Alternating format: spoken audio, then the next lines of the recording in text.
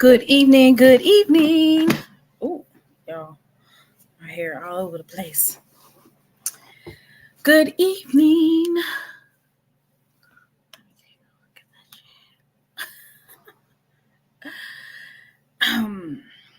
Well, as you guys are coming in, go ahead and let me know what you sipping on tonight. Water, wine, cognac, tea, hot tea, ginger ale.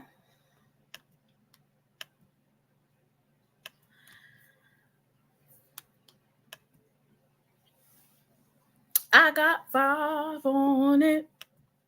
All right. I'm so excited to be here, right? I don't even have my sign right. Over here trying to rush and get here. It's not even focused in correctly. There we go. Hey, Miss Mary. Ooh. Lemoncello martini. Listen, don't Whitley having a martini, y'all. Ain't sipping on a nothing currently. Not even water, Mr. Turner. It's hot outside. It's hot. Hot. All right. So I'll have to admit, I've been drinking water all day, and that's why I'm able to have my little glass of wine. Tonight, the drink of choice is mango. Okay. The XXL mango. See this? XXL mango. Thank you, Brandy, for putting me on. This is what we call screw top wine. Screw top wine. You don't even need a something to get out of corkscrew, because all you gotta do is twist it. Oh, that's all you gotta do is twist it. Twist top wine.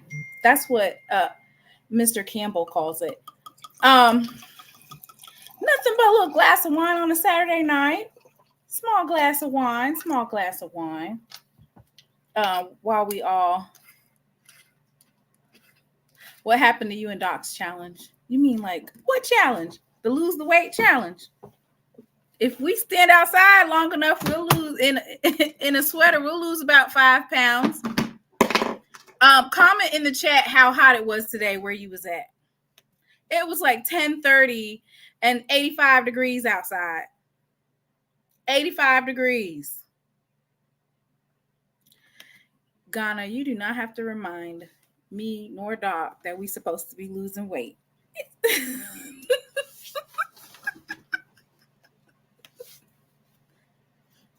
All right. I'm going to make a toast to great conversation tonight, right? We're still going to have fun, but we got some serious stuff we got to get out the way. Got some stuff that we have to talk about. 94 degrees, see? And sometimes it just depends on where you at. Some of this heat that they have going on out here is terrible.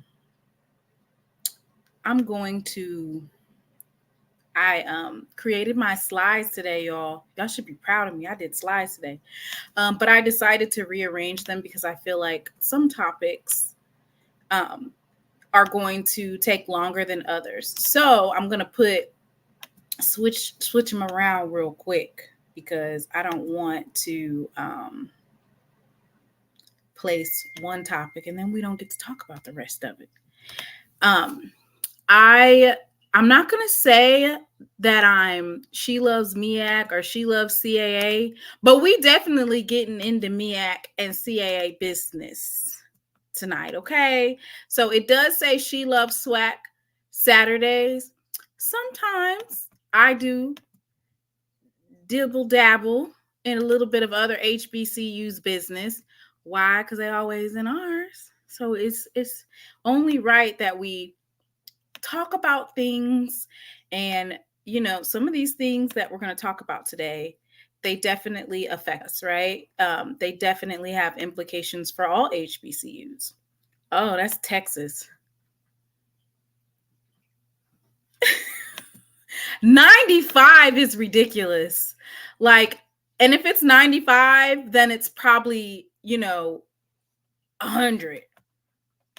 Dallas, okay, so Texas has the dry heat. Mississippi, oh Lord, that sweltering heat. I'm in Jersey right now. It was 90 out here early. And I'm sure like in places like Jersey, I don't know exactly how close you are to the shore, but I'm pretty sure like that type of heat is different too, right? Because you have yeah. Somebody get Mr. Haynes on the line. Somebody page Mr. Haynes, okay? We're going to be talking about the MEAC. And we're also going to be talking about the CAA HBCUs. Just a little bit. Nothing too major, you know. They're on the clock. They're on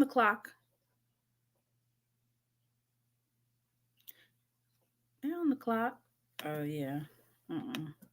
Uh-oh. Jay said he's at the movies, y'all. See, that's just disrespectful. You know what's disrespectful? You just got here, Summer. Slow your roll. You just got here, okay? We're not going to we're not gonna do, you know, we ain't gonna do too much. 103 is crazy. Okay, and so if you ever want to know why I wear I weave hair, or why I don't necessarily wear my natural hair, is because when it's hot outside, my hair, I can't keep putting heat on it to make it look decent. That's why I have weave. I should probably now would be a great time to go swimming though. All right. So, and I'm going to just drop this right here. I'm still thinking about the conversation that I had earlier today. Just talking about media rights and stuff like that. So one of these days we are going to do a media rights deal. We're going to talk about FBS, FCS. I'm going to do it, y'all. I've been kind of like shying away from it, but I think I'm ready now. I think I'm ready. See, 103 in Mobile. All right, so let's start off with the SWAC, okay? Commissioner McClellan's contract has been extended to 2032. Congratulations. Wait, let me see. I'm going to ask you guys a poll question. So,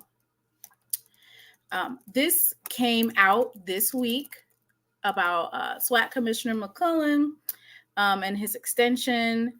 I'm going to just talk a little bit about that by sharing. I'll just share an article with you guys, okay? SWAC Athletic Conference Commissioner Charles McClellan has received a contract extension through the 2032 academic year. The SWAC Councils of Presidents and Chancellors announced the extension Friday. SWAC Council of Presidents and Chancellors, that means all of the presidents and the chancellors agreed that Commissioner McClellan should lead the SWAC. He was named the SWAC 6th commissioner during the summer of 2018. SWAC officials credited McClellan for helping the league increase its visibility through the broadcast of conference football and basketball games on the ESPN and HBCU Go platforms. McClellan also recently completed a 5-year appointment as a member of the NCAA Division I Men's Basketball Committee.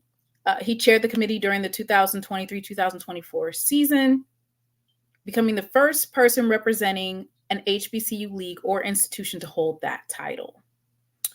So,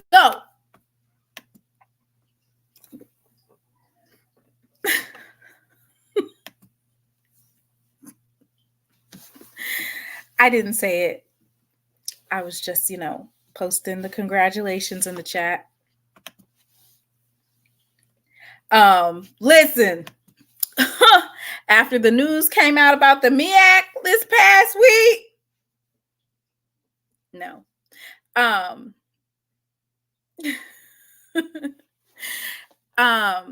So we're here, and it'll be interesting to hear what people have to say, which is, what do you want to see Commissioner McClellan do from now up until 2032? What are some things that you would like to do, to see him do? I do know that the HBCU Go contract with the SWAC, I want to say that it was also extended until 2032. So,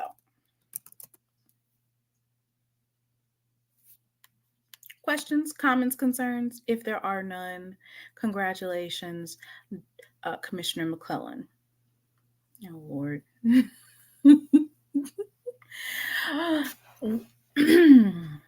Moving right along.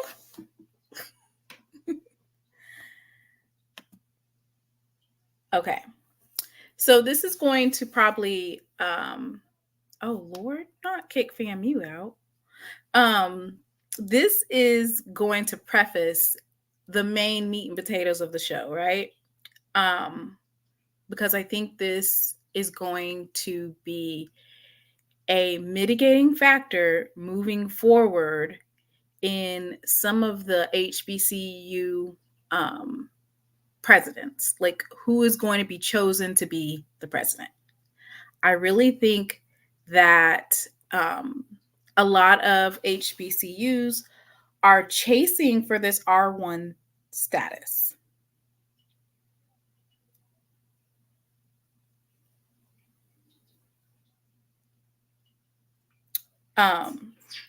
They recently they switched up on us, right? So you're trying to chase something, and then all of a sudden they switch it up on you. So I'm going to go over what they changed and why I feel like, I don't know. Sometimes I feel like they move the goalposts on how we get R1 status. They move the goalpost.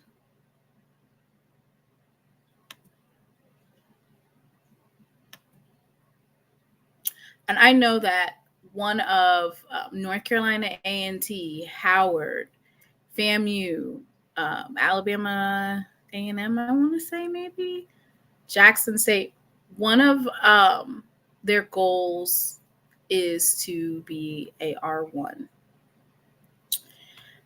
university. So we're going to go over what that is, and then we're going to talk about why does it seem like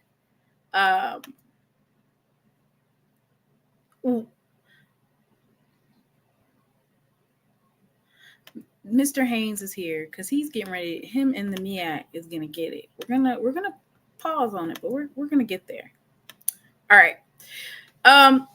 So R2 to R1 frequently asked questions. What is R1? So R1 is a term used by the Carnegie Foundation to categorize doctoral granting universities with the highest performance in key areas associated with research and development.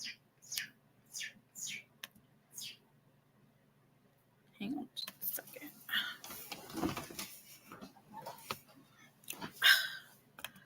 Okay, sorry. You know what? I think 8 years is long. I've never heard of an 8-year contract. Usually it's like 5 years. 8 years is a long contract. But I'm sure they wanted to lock him in. Maybe they didn't want him to go with the NCAA somewhere, which I guess even if he wanted to go work with them full time, he still could. I'm not sure. I would think 5 years, but 8, they're trying to lock him in. All right. So let's go over these R2 to R1 classifications. Which this is important, y'all. I know we're doing a little bit of legwork tonight. So go ahead and sip your wine. The juiciness comes later. We're just getting an understanding of what is transpiring and how it's going to affect not only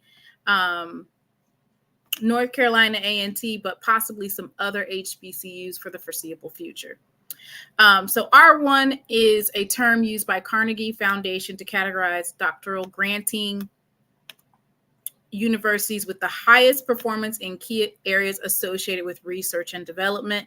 There are 3 classifications for doctoral granting universities. R1 is very high research activity. R2 is high research activity, and DPU is doctoral professional universities. A&T currently classified in the Carnegie classifications. A&T is currently an R2 institution. We are one of 11 R2 institutions that are HBCUs. There are no HBCUs classified as R1. What are the areas considered by the Carnegie formula to determine the research classification? For the 2021 Carnegie classifications, several variables are used. It depends on your research expenditures, number of doctoral degrees awarded in science and engineering, number of doctoral degrees awarded in other disciplines outside of science and engineering, per capita faculty research expenditures, number of research staff, such as postdoctoral employees, research associates, research facility, and research assistants. To become, for the upcoming classifications, so they actually did update their website. The American Council on Education changed the research classification methodology to only include 2 variables: extramural research expenditures and the number of doctoral research scholarships degrees awarded. To become an R1 institution, an institution must meet a threshold of $50 million in research expenditures and 70 doctoral research scholarship degrees awarded.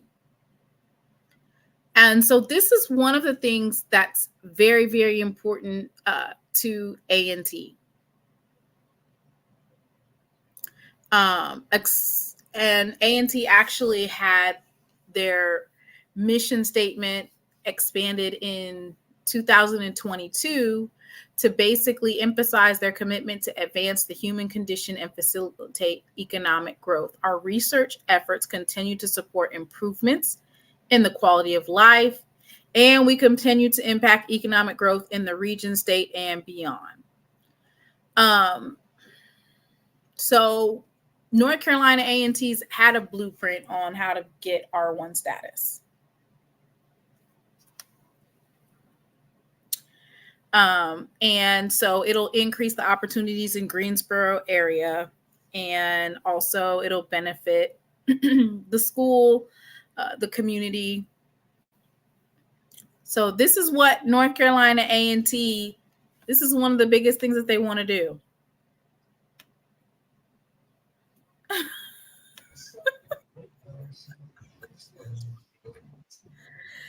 Why is Russell Haynes going in on the chat? We haven't even gotten down. Hey, Derek. He ready for he's ready for war. He ready for war. We don't talk about the MEAC so bad. It wasn't bad yesterday. Well, he don't gotta come over here.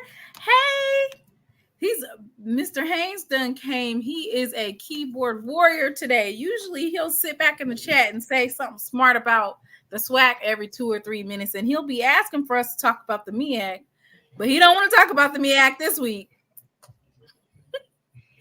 So I don't know why that says national champion, Lord.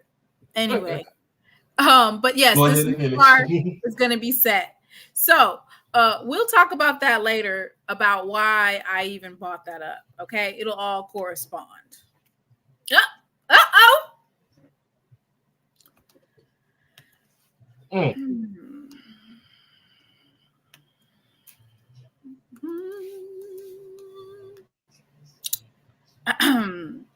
So I'm going to see if I can get Dave on here. Bad signal today.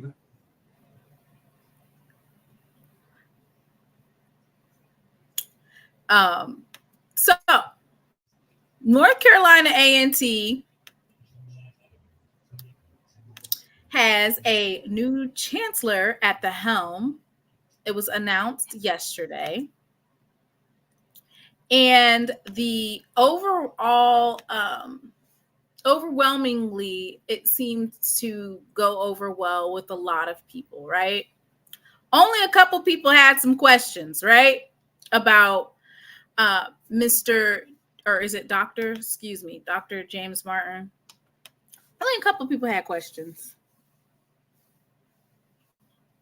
So I want to talk about it because weren't they trying to hire a non-HBCU president over at 1400 J.R. Lynch Street? I think that it was. I think they was trying to do that. They kind of switched it up though, right? Oh yeah, they did a full 180 after that. We was raising Cain.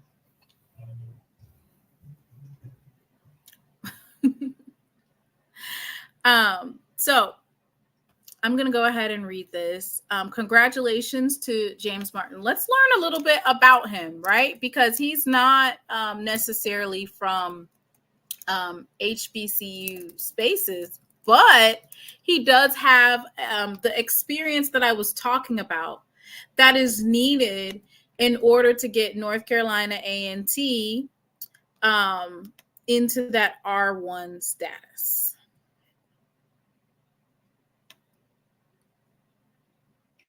And I'm going to read a little bit about where he's from. And okay, so James Martin II, he's an accomplished civil engineer. Uh-oh, shout out to the engineers in the chat. Shout out to the engineers in the chat. We got several in the chat who's led engineering and STEM initiatives at 3 large public research universities. He was elected Chancellor of North Carolina A&T by the University of North Carolina Board of Governors. UNC System President Peter Hands recommended Martin. Oh, really? He's the one that recommended Peter Hands? He did? Probably did, yeah. Vice Chancellor of STEM Innovation and Research at the University of Pittsburgh, following a national search that drew a highly competitive field, including 3 finalists endorsed by the North Carolina A&T Board of Trustees. So there were 3 finalists that were endorsed by North Carolina A&T Board of Trustees. President Peter Hands recommended Martin. But was he on that? Was he one of the people on that list? It says including 3 finalists, so I'm guessing. Okay. Martin's appointment will begin August 15th. He succeeds Harold Martin Sr., who will retire after 15 years as chancellor. James Martin, who served 4 years as the U.S. Steel Dean of Engineering in Pittsburgh Swanson School of Engineering, has decades of experience as an engineering professor, institute director, dean, and leader of science initiatives at major public universities, including Clemson University and Virginia Tech.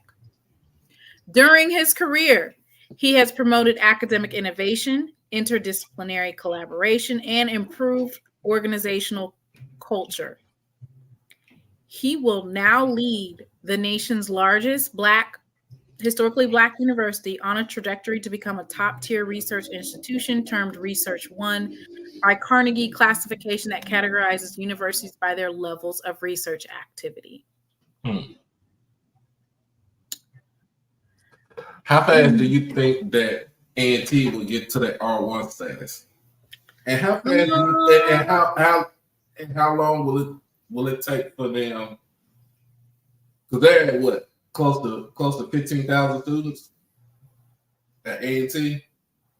They should be able to. I was told that they are on trajectory to do it next year. That's what I was told. They were already right there. They have to have 50 million worth of research. And they have to have 70 doctoral degrees. Another thing would be how fast would it be before they get to 20,000? Because I figured the R1 status might come within the next year or 2.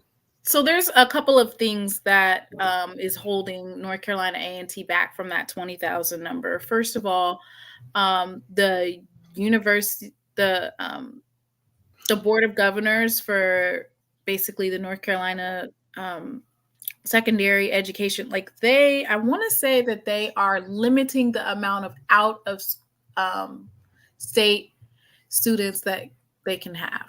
So limit that.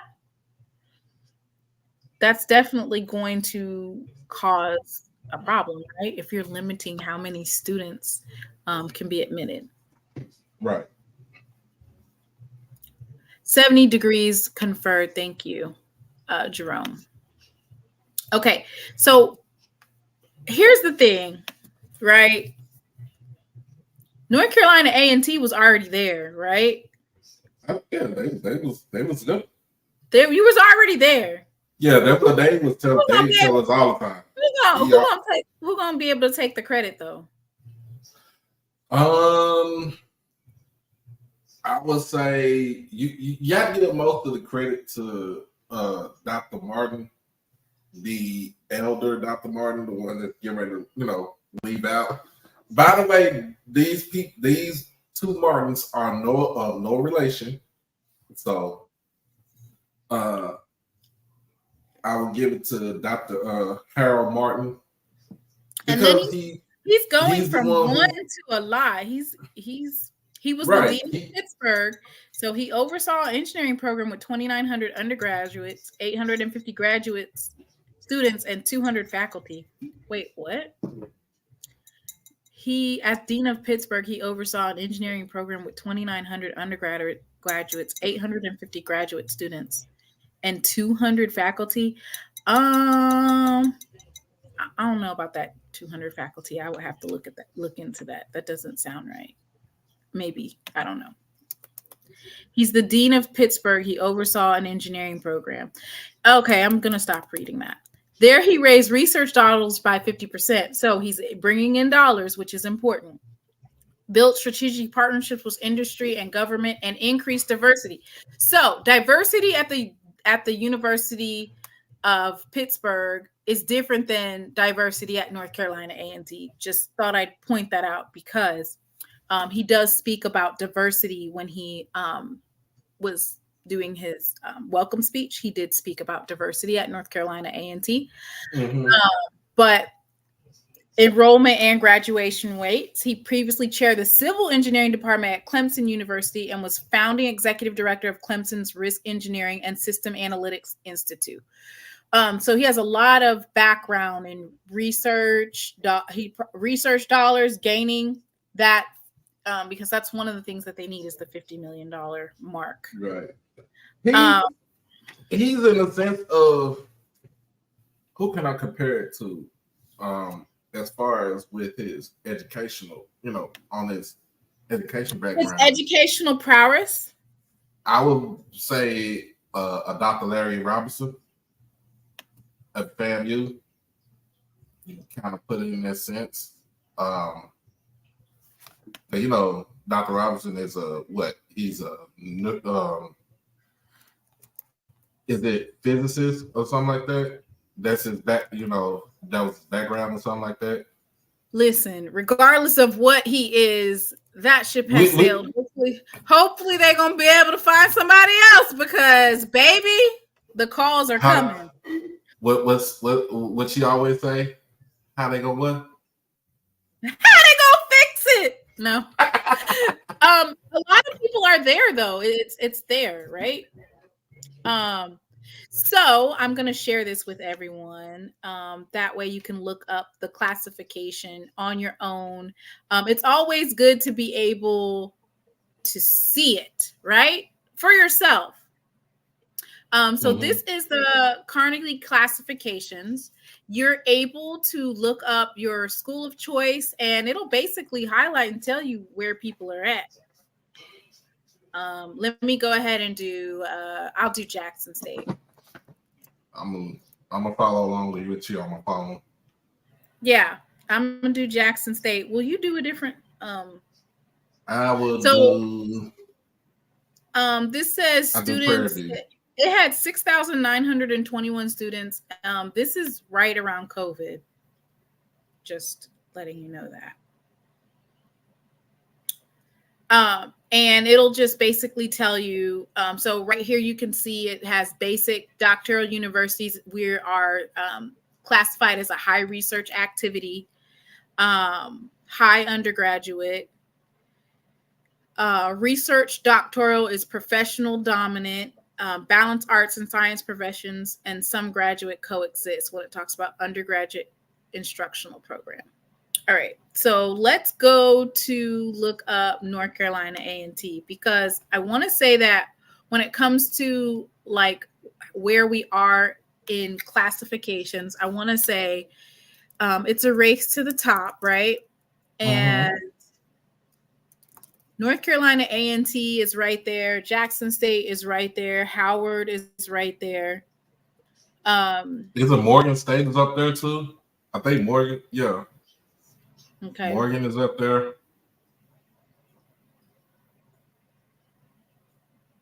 So it says that for North Carolina A&T, they are already classified as a high research activity. It does say under here, under community engagement, it says classified or reclassified in 2024, administered by the Carnegie Elective Classification Central Office.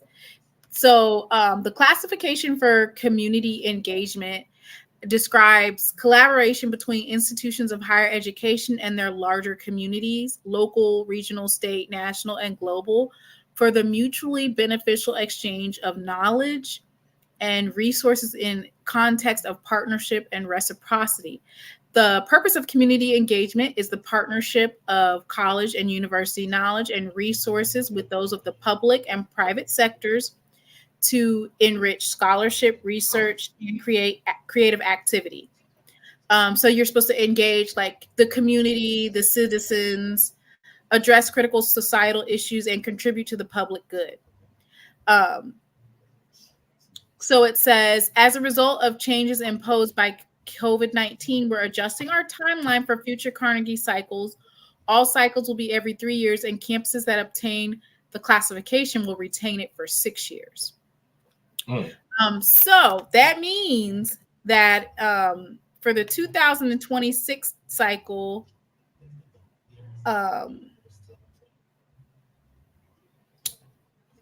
you can basically do the application, purchase or initiate an application by November 4th, 2024. Your application deadline is April 1st, 2025. And then you would be notified by December 2025. An announcement would be made in 2026. So hopefully some other HBCUs are applying for this, right? Right.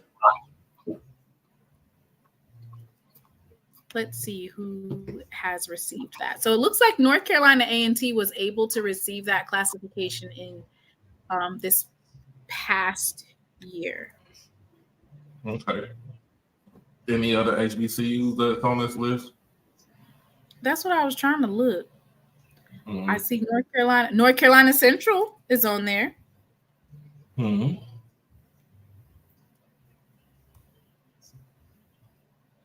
So we have 2 HBCUs that I see as of now that are on here, and that is North Carolina A&T and North Carolina Central. So basically, if you are an HBCU, then get in.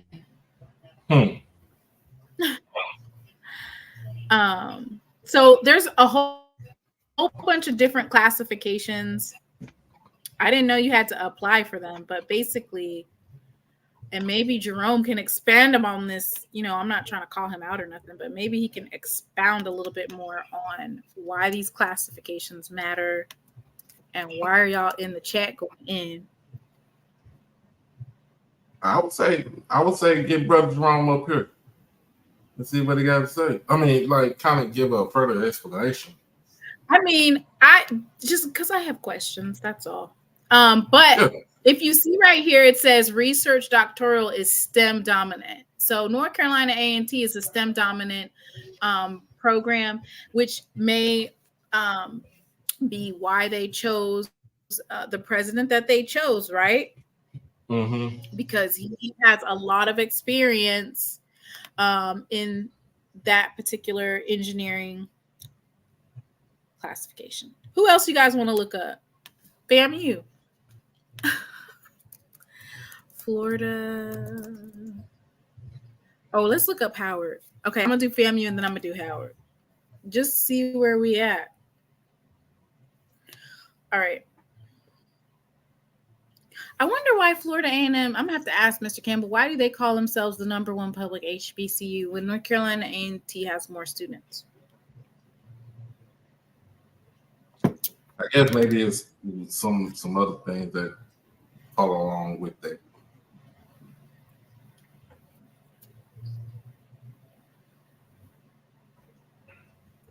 We should be having some.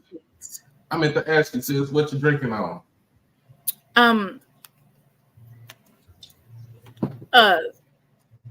XXL mango. You got another bottle? I had 2 bottles. I had 2 different kinds. I had mango. Last time I was drinking, last weekend it was pineapple. Yeah. Okay, so Howard has roughly 10,859 students. Their research doctoral is comprehensive programs with medical and veterinary school. So there's that.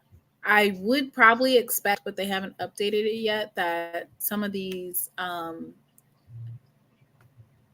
different numbers as far as the student enrollment will fluctuate because that was right before COVID happened.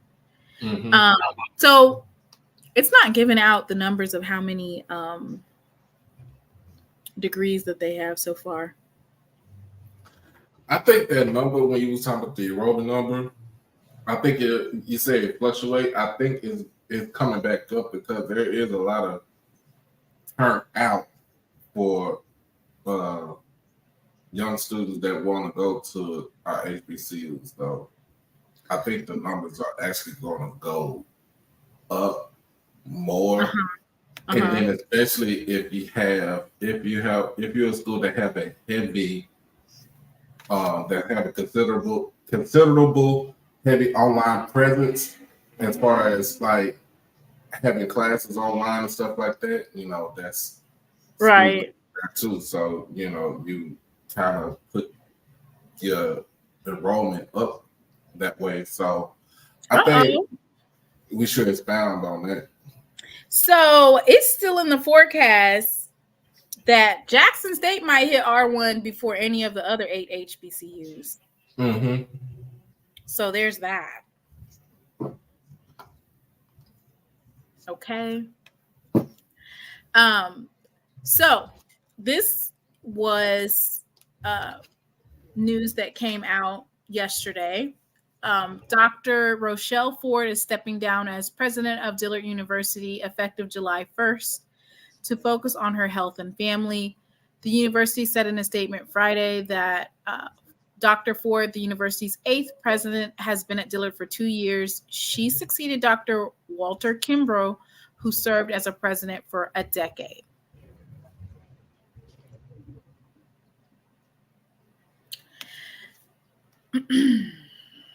Uh-oh. Mr. Arsenault in the chat, y'all. Let me throw my hat in the air. So,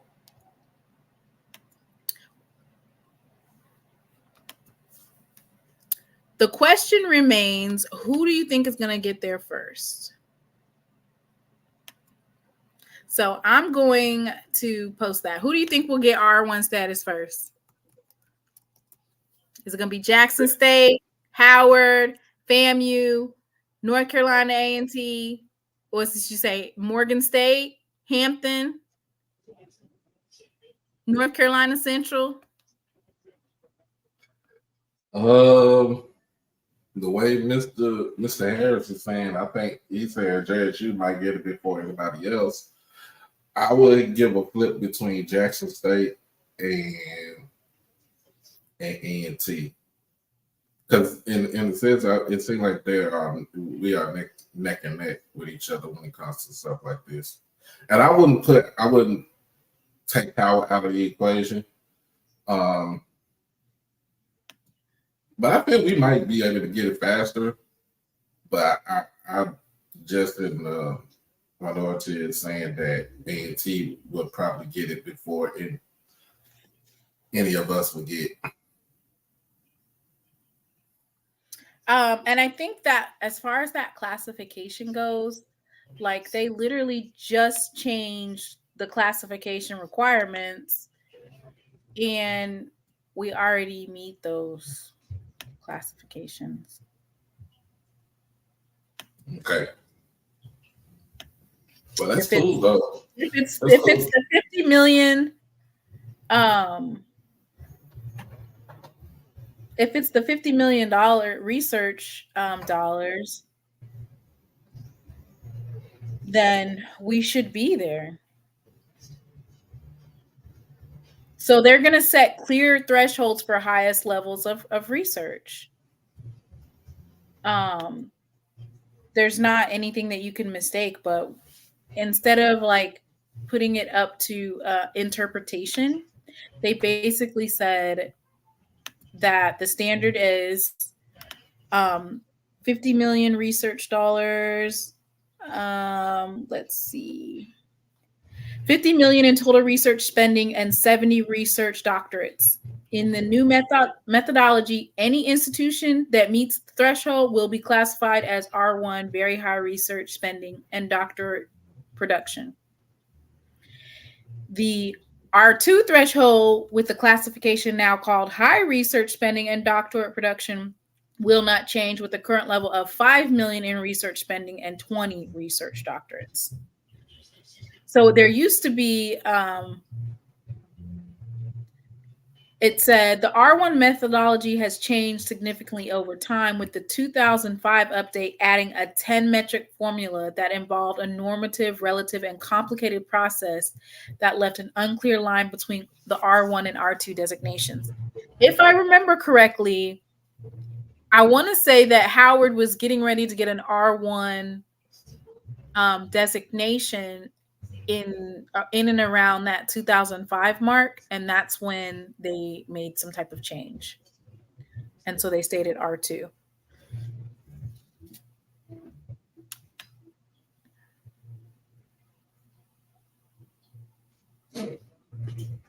So there we go. So we might see 3 or 4 HBCUs in the next 3 to 5 years getting classified. Mm-hmm.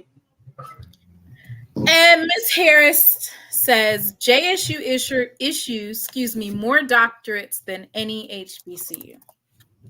And check that out. Jackson State. I'm not just gonna just say it. I'll look it up for you guys so you can see it in black and white.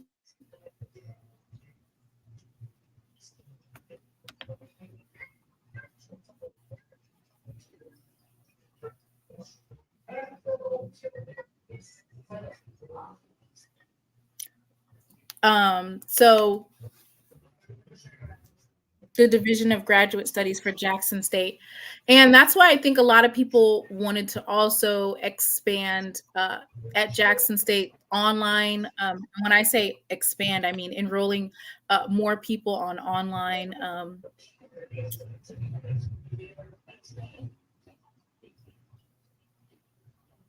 I was trying to a number. Hello, Jerome.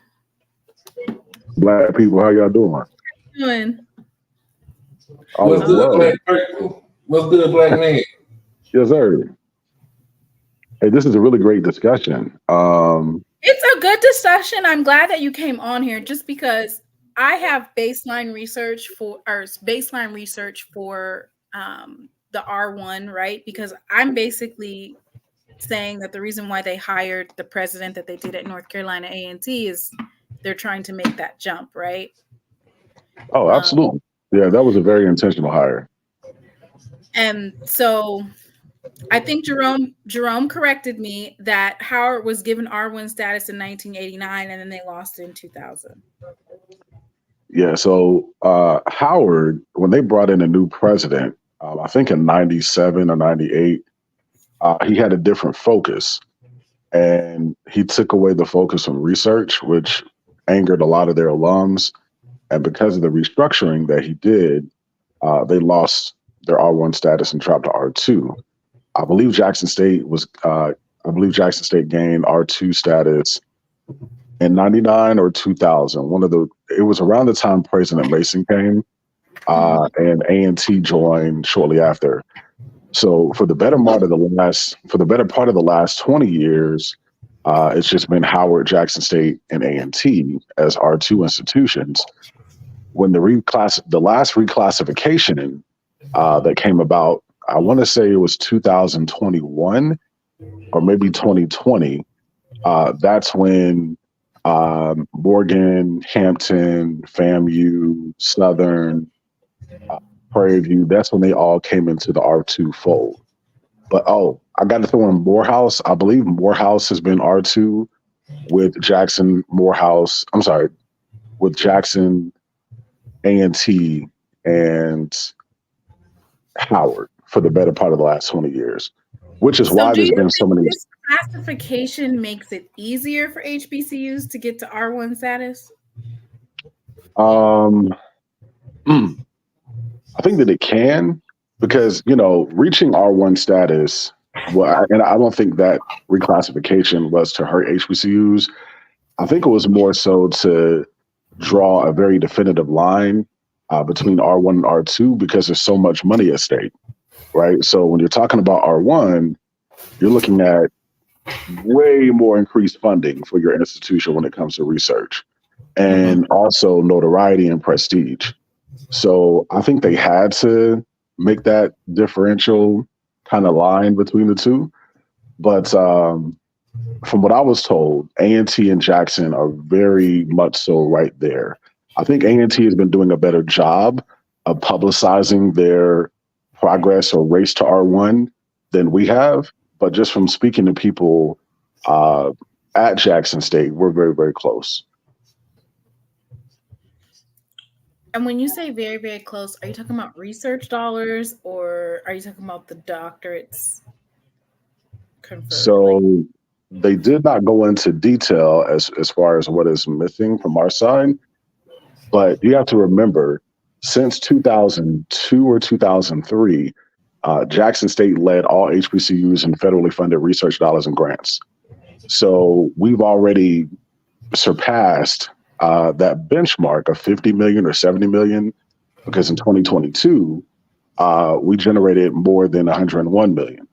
When you're looking at the number of doctoral degrees that are conferred, I do know that Walden, Jackson State, and Howard lead all institutions when it comes to conferring doctoral degrees to African Americans. I don't know what our number was for the last 2 fiscal years per the Department of Education, but we can actually look that up. That's like a simple Google search. Okay, so I'll be looking that up. Okay, so my next question is, degrees conferred. My next question is, with the R1 status, you were talking about how it opens us up for more research dollars. Is that correct? Correct. Okay, let's see.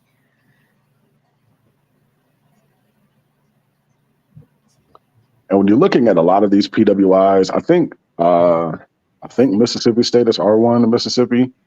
I definitely know NC State is, a lot of other schools. That's where a lot of their external funding is coming from. I know you and I, Timona, we talked about that before. How can we increase external funding from different avenues as opposed to, with what respect to, I guess, the state provides? These large PWIs have been doing that for quite some time. They were racing towards R1 because they knew there was going to be way more funding coming from the feds. What's the name of that agency? The National Science Foundation, et cetera. So that's why that race to R1 is so important, not just for Jackson State, but for any HBCU that's underfunded. because it's going to greatly help all of those research endeavors, which, kind of translates to productivity, more opportunities for job placement for your graduates, et cetera. So it says that, right. So it says that the Journal of Blacks in Higher Education data from in the 5 years from 2013 to 2017, the National Science Foundation reported 11,389 Black or African American students successfully earning doctoral degrees across the United States. The JBHE further noted that Jackson State stands out as a leading producer of African American doctorates, awarding 160 doctorates to Black scholars in the specified 5-year period, securing the 3rd spot in these elite rankings. Remarkably, among the top 20 producers of African American doctorates, the subsequent 9 institutions were all large, predominantly white state universities. So this is actually the Jackson State, a press release that was done on basically stating that Jackson State ranks 3rd among the top 20 doctorate granting institutions for producing minority doctorate recipients and holds the number 1 spot for public institution. This ranking is based on the number of minority U.S. citizens and permanent resident research doctorate recipients by ethnicity and race spanning from 2018 to 2022. Okay. And there's a video I'd like for you to play. The executive leadership in higher education, urban higher education program at Jackson State, they recently celebrated their 20th anniversary this year. There are, if I'm not mistaken, 8 sitting college presidents that either have a degree from Jackson State or came through that PhD program. There's one brother who is currently an administrator at North Carolina Central, who's going through that program right now. I'll send it to your DM, but it to me, when you're looking at the race to R1 among HBCUs, I feel that Jackson State definitely stands out because these other schools have way more funding, but to look at our level of productivity, it's astounding, especially, being in Mississippi, and we are educating the least of these. We are educating the underserved. And for us to produce, when you look at the Department of Education, right, and you stack it up against the schools in Mississippi, to see that, of course, Jackson State confers more bachelor degrees for Black women and Black men than any other, public institution in Mississippi. You're looking at the doctoral program, you're looking at all STEM, College of Business. It's really astounding the level of impact that we have. You talked about the community service aspect. I want to make a phone call to JSU on Monday, but that's definitely something that we should be applying for, because when you're looking at thinking about that, I was like, we need to be applying for that ASAP. Yeah, unless they have applied, but the website just hasn't updated the roster. But I remember, so it doesn't look like it gets updated until 2026. So the application is due. You have to apply or initiate by November 25. No, November of this year. You have to. November this year? Okay. November of this year, you have to apply.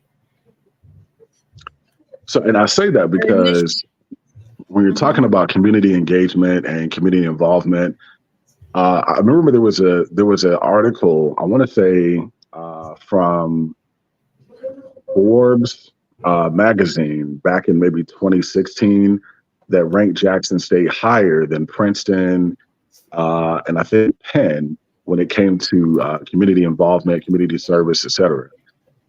That's one of the things that we've excelled in over the last 2 decades or so is, not just with community service on a basic level, but partnering with STEM and all the research and, compiling that within the city of Jackson and regionally as well. So that's something that we could definitely,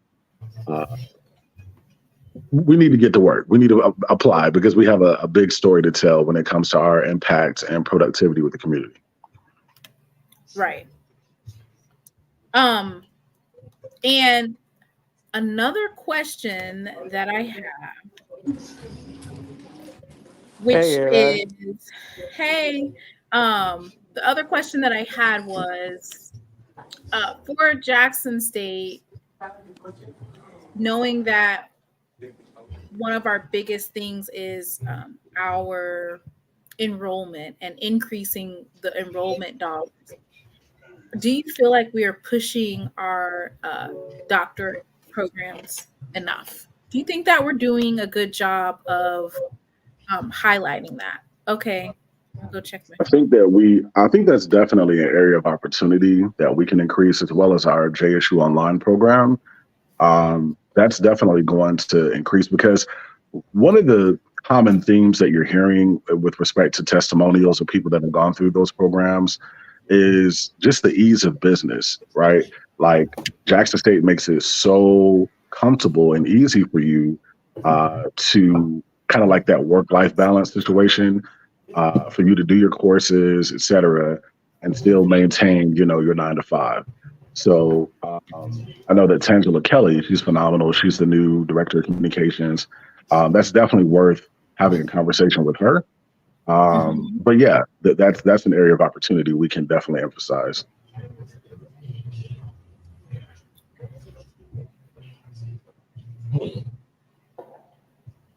Oh, Lord. Okay.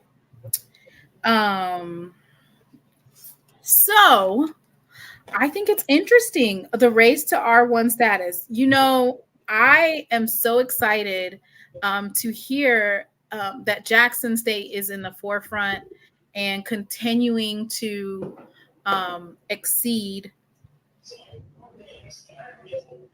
academically.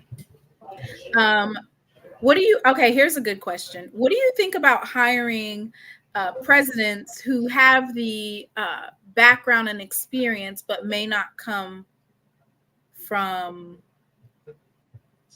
HBCU background? So yeah, that was, just from the circles that I travel in, there's a lot of A&T people. Quite a few of them were upset by that, and a couple of other variables that I'm not going to touch. But when you're looking at a lot of visionary and impactful HBCU presidents over the last decade, quite a few of them did not matriculate from an HBCU. And I think it's great to have a president that did not come from HBCU, because they're bringing in a different perspective. They're bringing in various resources from spaces that have a lot of resources and connections. So I don't feel as though, having an HBCU degree should be the end all be all. Because sometimes, I'm sorry, go ahead. No, but I'm about to say, Jerome, didn't Dr. Simmons, from when she was at Prairie View, she didn't go to no HBCU, did she? Well, Dr. Simmons, she did graduate from Xavier or Dillard. But to your point, yeah, she spent majority of her professional life at Brown University, right? Yeah, in those Ivy League spaces. So, and then you look at Dr. Sorrell, at in your neck of the woods, to see what he's done. He's a Duke University grad. Right. If I'm not mistaken, the brother who's up at Morgan State, I know he's from Tuskegee, Alabama.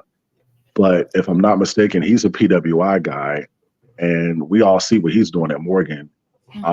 There's many other examples, but yeah, there's some A&T folks that are not pleased, with that aspect of his resume. But he's got what A&T's zhuzh is. Their zhuzh is, of course, STEM, engineering, technology, research. We gotta put his like when he does the Aggie Pride. You gotta don't do that. Don't do that. I'm gonna show you guys how to do it, and I am not. By the way, my Aggie folks are gonna have to tell me if I did it right. But you gotta. Don't do it, right? You gotta have that base. You see how I had it in there? See, Timona, you're gonna turn into a pillow of salt. I was just showing him, like, you gotta. Oh, yeah, you got to put some emphasis. Listen, Now put some bass in your voice. you gotta put some bass in your voice. Like that. You gotta sound like Rick Ross up in here. Oh. And that's what a lot of their alums have talked about. You know, they love the video speech that he did, but they were like, yo, that Aggie Pride needs to work. We had Chris. How did he do it, Doc? Aggie Pride. Aggie Pride. Aggie Pride. He had the Ivy League Aggie Pride. Aggie Pride is in me. Yeah. But you know what? They're gonna work on that. But you know what, Simona, to your point, you know, over the last 20 or so years, their culture has greatly shifted. Like A&T their culture has up, done what, Jerome? is greatly shifted. Like, you know, it has shifted greatly. And this is while they were in a MEAC. I mean, in the 90s growing up, A&T would have reminded y'all very much so of a SWAC school like Jackson, Southern. Their fan base, very lit, supportive, in your face, cussing, etc. But as they have, I think when Chancellor Martin came in, he changed all that shit. He did. And he's an Aggie, you know, and it shifted to a more kind of a corporate type campus culture. And you can kind of get that feel when you're on A&T's campus. It's not as lively and exuberant. You can tell the focus is very much so on academics. So, okay, so here's my only question, because you did bring up a good point, right? And that is that non-HBCU graduates that have that Ivy League experience, or they have experience working at some of those Ivy League places, they bring a different aspect. But to me, I'm going to go out on a limb and say that they're gatekeeping these things and making them available only for those Black presidents or chancellors or administrative positions, that they're gatekeeping it, right? Because are you going to get an outsider to run Harvard or Princeton or Stanford? They won't even do that. They won't even do that. I would say the last do they get outsiders to run their administrations?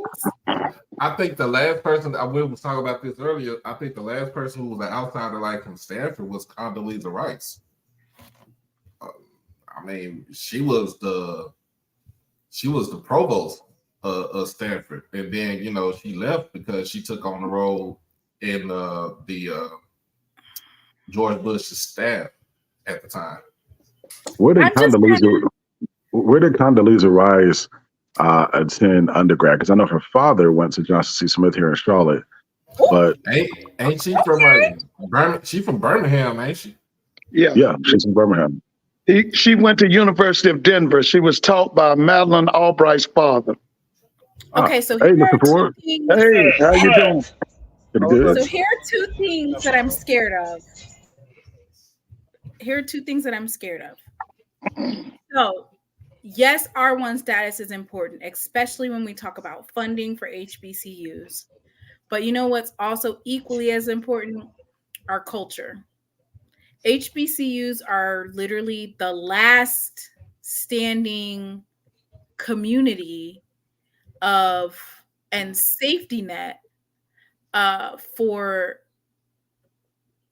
minorities. Do you know what I mean by that? So I'll say this, Simona. So as I've had some time to think about it, you know, as I've talked to quite a few of my classmates who went to A&T, they did see it.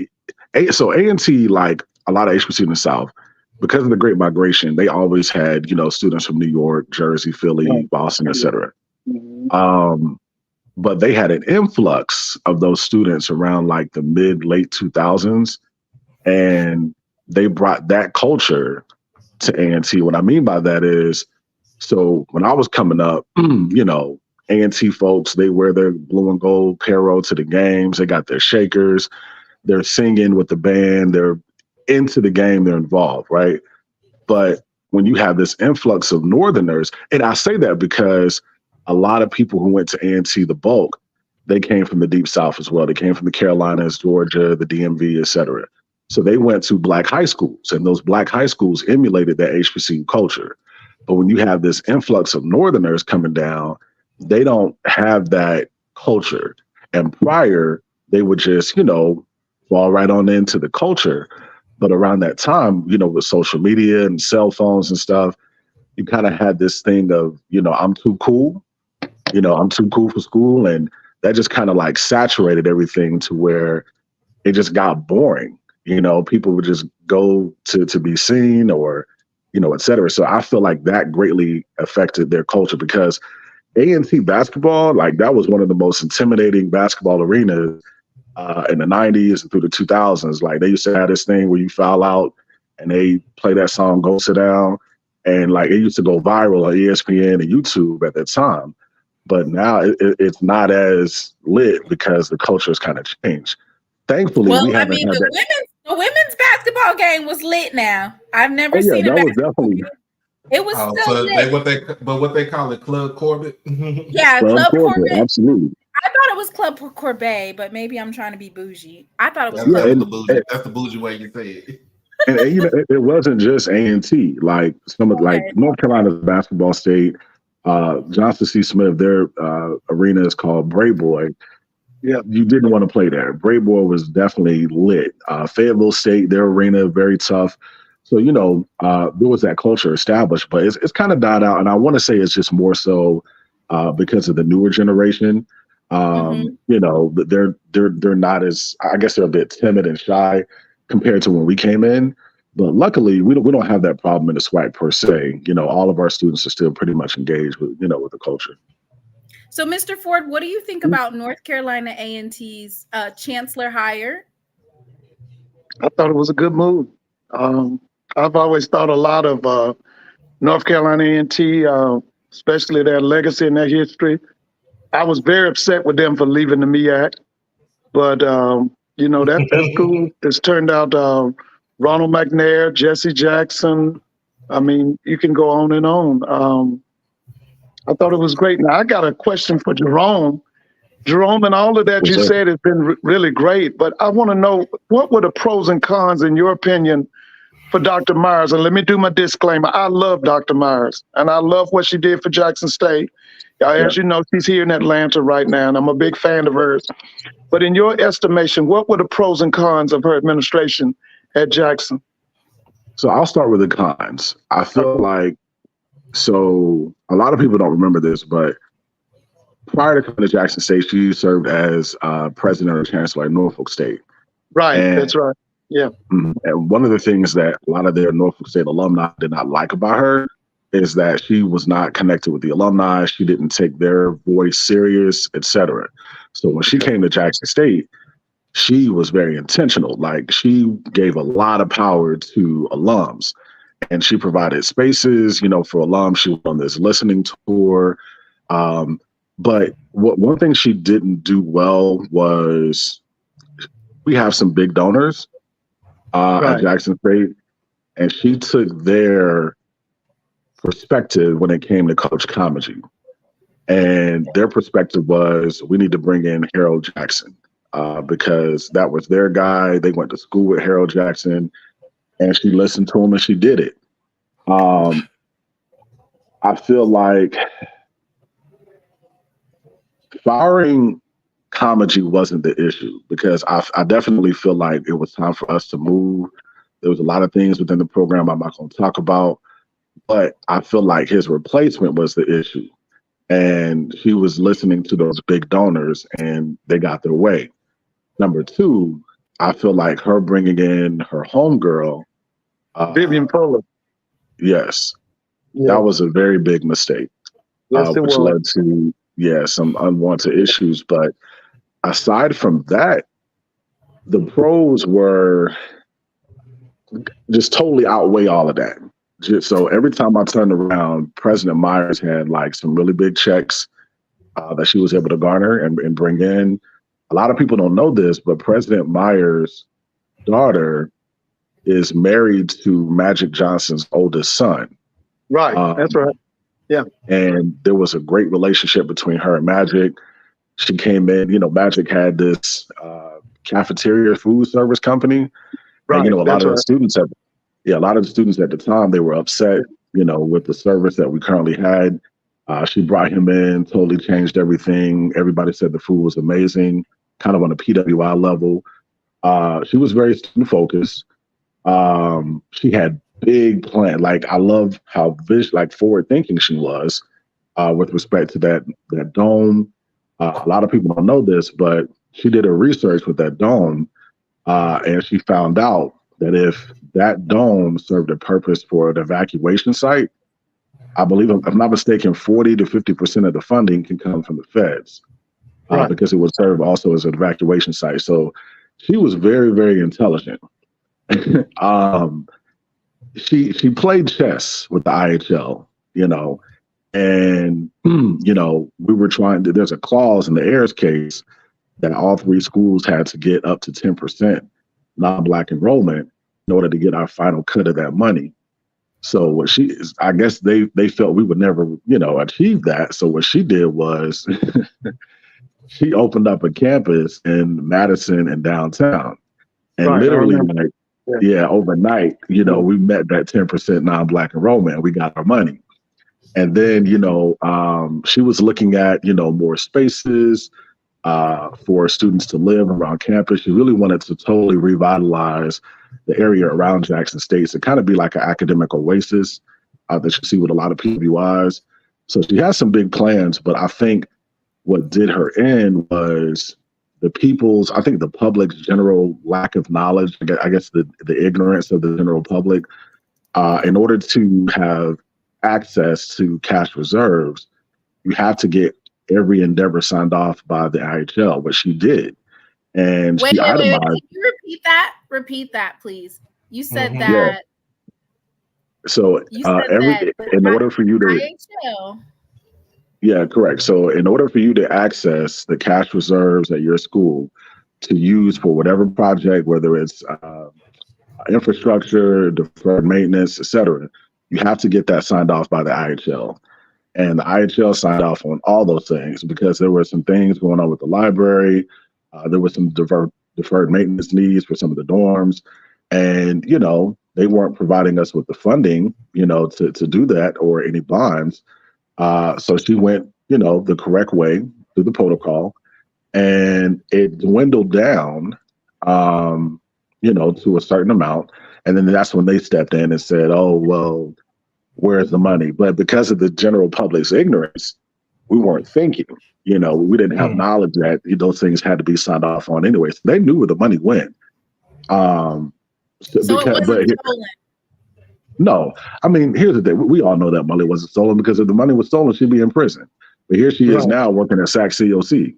Like, she works for SACs, So I think everybody now is abreast of what happened. It was just a power move, and they felt that Jackson State was moving too fast.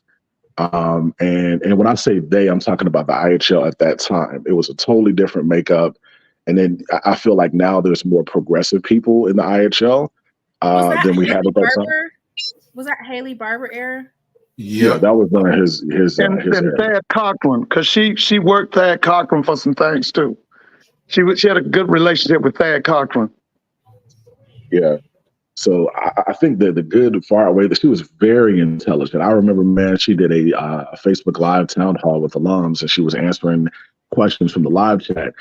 And someone asked her, what's the possibility of us being able to get a like a parking garage, and for the parking space issue or whatever. And she was like, she just pulled out a piece of paper and a pen, and she was like, well, the average cost per square unit for a parking garage is this, and she multiplied it by like 800 spots, and then like just threw out a number like 2-point-something million, so something crazy like that. And she was like, that money would be better served either revitalizing or building a new science building because she was like, John A. Peoples building, it was in desperate need of repair. So to see her so at put that time, it was over like what 20 years old at that time when she was there, right? Well, yeah, I think John A. Peoples was built in the 70s or late 60s. The 80s.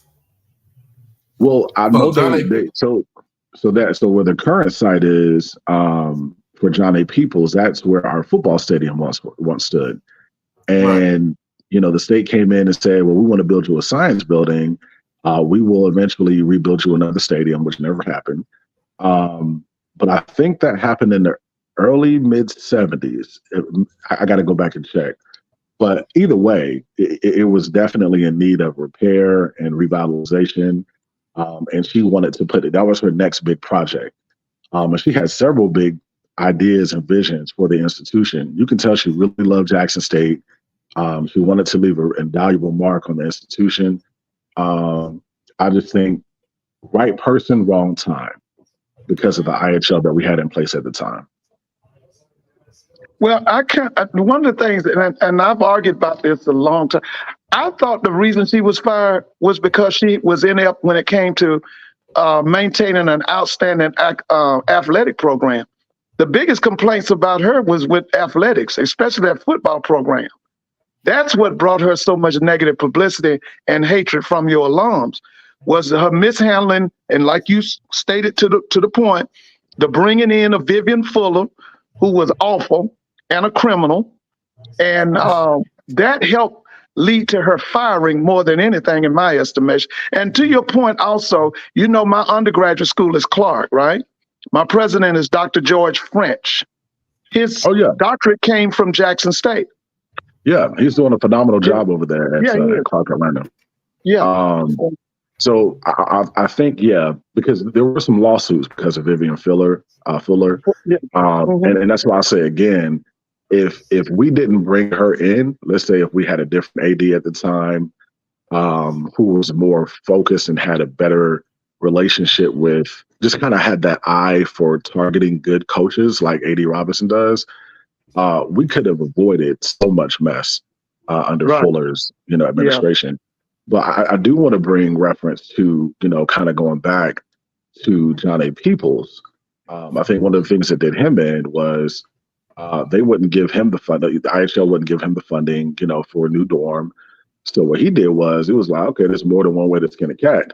He went through HUD, and HUD provided the funding for Whiteside. If I'm not mistaken, I think that's the name of the dorm. The one that sits there. McAllister.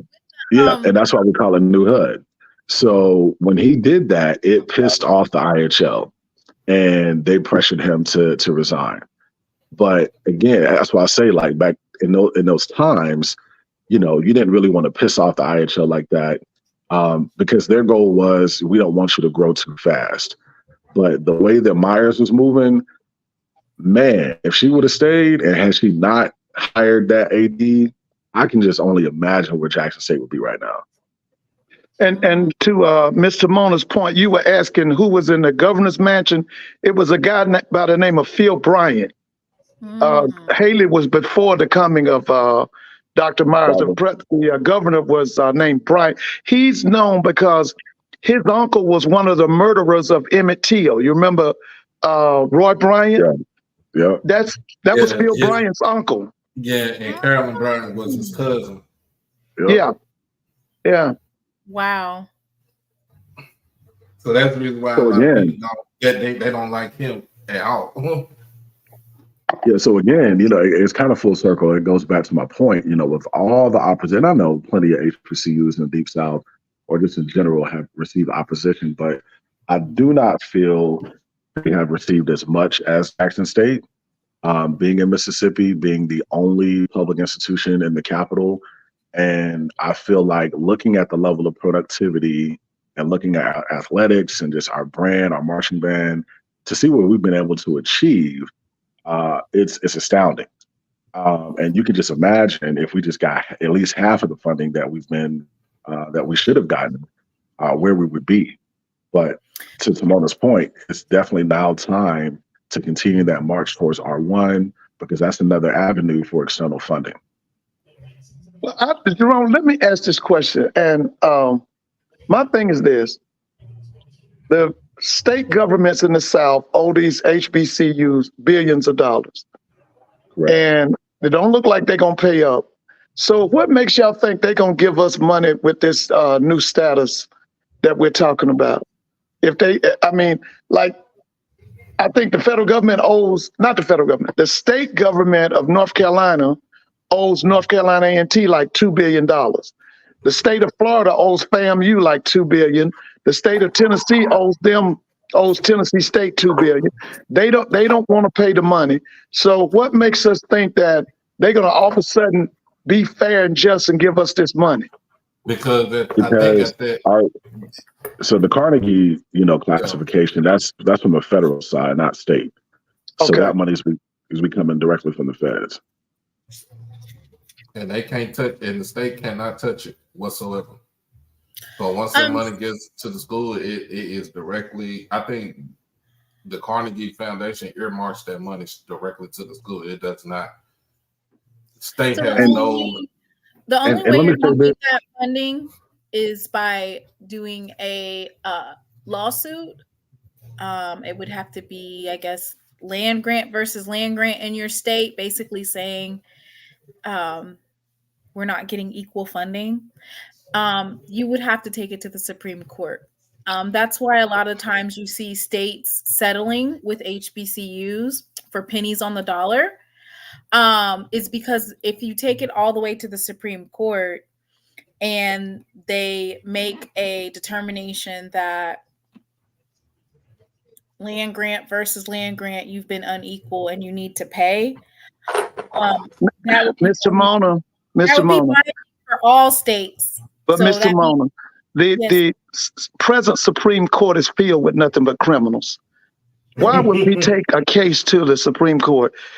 Clarence Thomas, Judge Roberts, all those people are criminals. Why would you take a case to criminals? You would take it to court now because it's not going to necessarily be in this particular Supreme Court. It took the Ayers case. Everybody knows that right now the Supreme Court rules on the side of the power structure. In other words, whatever Wall Street says, that's where they rule. Right. So that's what I'm saying. I think it's a waste of time to take anything before Clarence Thomas. It's obvious the man is bought off. Clarence Thomas is not necessarily going to be the Supreme Court justice in 10 to 15 years. You have to take that forward step and actually file the lawsuit. And instead of saying, okay, we'll settle, you have to take it all the way to the Supreme Court. You can't just say, we don't think they'll rule in favor because, number one, you don't use race. Well, let me ask you something. Okay, Kavanaugh will be there 10 to 15 years from now. What's the lady's name? Barrett? Jerome, what's her name? Yeah, Amy Comey. Is it Amy Comey Barrett? She'll be there 15 years from now. They're getting ready to undo Brown versus Board and take us to Plessy versus Ferguson age, which is what? Separate but equal. So technically, I think we're already there, aren't we? No, wait a minute. Isn't it the way that they treat Ole Miss compared to Jackson State and Alcorn? Isn't that separate but equal? It's not equal, though. What I'm saying to you is, but I mean, it's really Jim Crow. I mean, that would be a better name. But you can't. When you look at the money that the state gives Ole Miss and the money that they give Alcorn, isn't that Jim Crow? Isn't that segregation pay? Do you think that the Supreme Court is any more conservative or racist as it was when they were going through the Ayers case? No. When they were going through the Ayers case, wasn't Thurgood Marshall on the Supreme Court? He was, because I was in the 70s. I think that here's my viewpoint. I feel that we can walk and chew gum at the same time as a people. If there's an outside entity, like an alumni association, or in the case of Jake Ayers, a parent who wants to file a lawsuit, and there is a legal team that is willing to assist with possibly going pro bono, because we're talking about, man, that's pretty expensive. You're looking at over the Ayers case lasted 30-something years, Right. So they're going to need the funding for the legal side. On the other, so that's something that we could do, but also we got to do our due diligence as a people to get into more external funding. And there's a lot of money out here. Hell, Black people, as a, you know, I think there was a recent study that said that Black Americans, if we had our own country, we would be like what the 14th richest country in the world. You know So why? You know why the Mr. Jerome, listen, if we take the money that we spend on dope and give it to the Black colleges, they wouldn't have any more monetary needs. Or the money that we spend on prostitution and give that to the Black colleges, these Black colleges would be self-sufficient. And you also look at entertainers. You cannot make right donating to your alma mater or like the government theft by these states. You cannot cure it by taking your own money and helping out the Black colleges. You have to. Isn't that what the Mormons do? Isn't that what the Catholics do at Notre Dame? Isn't that what the Jews do at Yeshiva? Jews got money, right? Who did they get it from? The government. You got, listen, like to Mr. Jerome's point, one of the things they said, after Black people pay their bills, we got trillions of dollars in discretionary income. We just throw it away. It doesn't, listen, the latest one they said about Blacks is this: Blacks get the money, get paid, 30 minutes later, they put the money into another ethnic group's community. Okay. So wait. So let me say this as well. To the person Unstoppable 25, donating is not the only avenue with respect to what I'm speaking of. There's so many different areas where we can get external funding. One of the things that we can do to transform our HBCU culture with some of these schools, because you're looking at A&T, you're looking at Prairie View, they've been ranked some of like the top HBCUs whose grads go on to earn the highest income, right? Right. And the reason why you're looking at these land grant schools that have a culture and a history and a tradition of their students majoring in programs that are going to get you paid, like engineering, like technology, like architecture, et cetera. So for a school like Jackson State, though we're not land grant, those are some programs that we already offer. We definitely need to shift and place emphasis with these students that are coming in to major in programs that have a high earning potential. Because oftentimes we're seeing with a lot of these schools, a lot of the students are majoring in one thing that's not going to get you paid. And I get it. It's a passion. You got it. That's awesome. But at the end of the day, when we're talking about increasing HBCU funding and viability, et cetera, when you're looking at the A&Ts and the Prairie Views, et cetera, one of the main reasons why they have a lot of alums, like a lot more revenue coming from alums, is because most of their alums are high earners. So we got to look at that aspect as well. So there's just so many different avenues where we can get external funding outside the alumni base. Like we talked about R1, we talked about getting into the private sector. It's all about building those relationships, doing a better job of telling our story, and just kind of tackling those issues in different ways. Because look at the ex-wife, I forgot her name, Jeff Bozo, whatever. Mackenzie Scott? Yeah, Mackenzie Scott. For her to throw out all this money like that, I mean, so that's my point. There are a lot of big donors out here in the private sector that we can tap into. We just have to form that relationship. We also like talking to alums from Howard and Spelman and Morehouse, when they talk about how they're able to garner these big donations all the time, is because when their alums go to Wall Street for these jobs, because Jackson State has alums on Wall Street, right? But when they're going into these spaces, their alumni and the university are training these young alums how to be a top performer and to develop a good personal culture.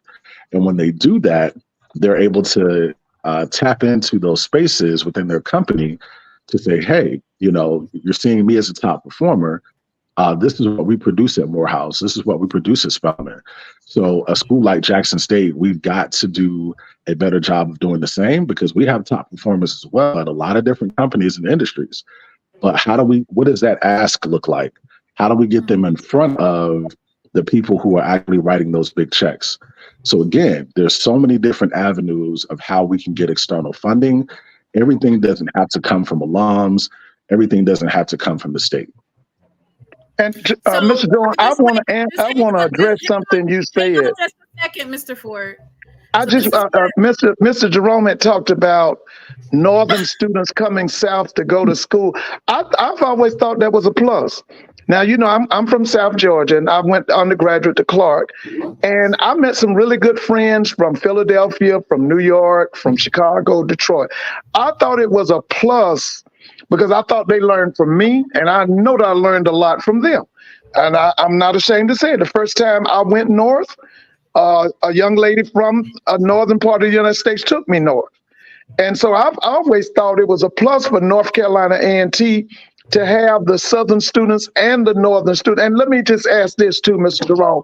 What is the percentage of out-of-state students at Jackson State? Because aren't you a national campus? Yeah, that's a very good topic. I'm going to answer, but I know Timona wanted to say something. Timona, did you want to go now, or we want me to answer? Okay, so I just want to say this quickly, because Jackson State has been, of course we can always do better, but HBCUs as a whole, we've been searching in those different places, finding a way to get the funding, finding a way to replace those funds that are missing. At some point, you have to go after what's yours. They're not going to give it to you. The reason why Tennessee State was given $500 million was because they filed a lawsuit. The reason why, I want to say, is it Bowie State in Maryland? Yeah, Bowie. It was Bowie, Maryland Eastern Shore, Morgan, and Coppin State. The reason why they got their money is because they did what? They filed a lawsuit. Yeah, you got a point there. But you have to look at the we culture. are looking at the fact that they're Democrat, like the Maryland and their right. But here's my thing: if they would have, like Tennessee State is in a Republican. So the reason why they settled and gave them some money is because they know that if you take this to court, it's not about race. We're not taking race into account. I think a lot of people think when we go to the Supreme Court, we're going to say we're not getting our money because we're Black, and that's not what it is. But Mr. Mona, isn't all southern states under Republicans? In Mississippi under Republicans? In Texas under Republicans? In Alabama under Republicans? Georgia's under Republicans? North Carolina's under Republicans? Right? It's not about that. It's not about that. But you made the point about being under Republicans. But you're not letting me finish my point. Okay, my point is this: when you're in constitutional law and you look at the Constitution and you look at how the Supreme Court is going to take your case and what they're going to look at, they're not going to look at HBCU is Black and the PWI is white, because that's not what you're going to go and say. You're going to say, I'm a land grant institution. They only gave me $50 million.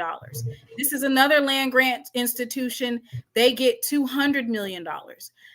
I have money that's missing and it's not equal. It's land grant versus land grant, which means you don't take into account race at all, which means that when the Supreme Court, if you get it there to the Supreme Court, when they determine, you know what, this land grant is owed money because it was unequal. So you know what they're going to say to Mona? Wait, Mr. Mona, let me say this.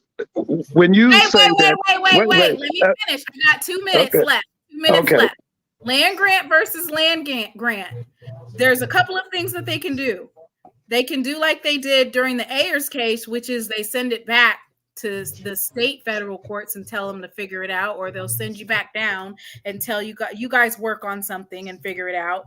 Or they can make a determination that it's not fair and you need to fix it. If they make that determination, then it's binding for, it doesn't matter if it's Mississippi, if it's Florida, if it's Maryland, it's binding for the whole country, which means land grant versus land grant, you have to fix it. That's so all that I'm saying. Well, let me say this. Let me say this. Listen, this country was built on racism and on classism. And there's no way any major decision is not going to be based on race and class. I know you might say it's about land grant and all of that, but everything in America is about race and class. If you don't believe that, then you don't understand American history. Now, that's what it was built on.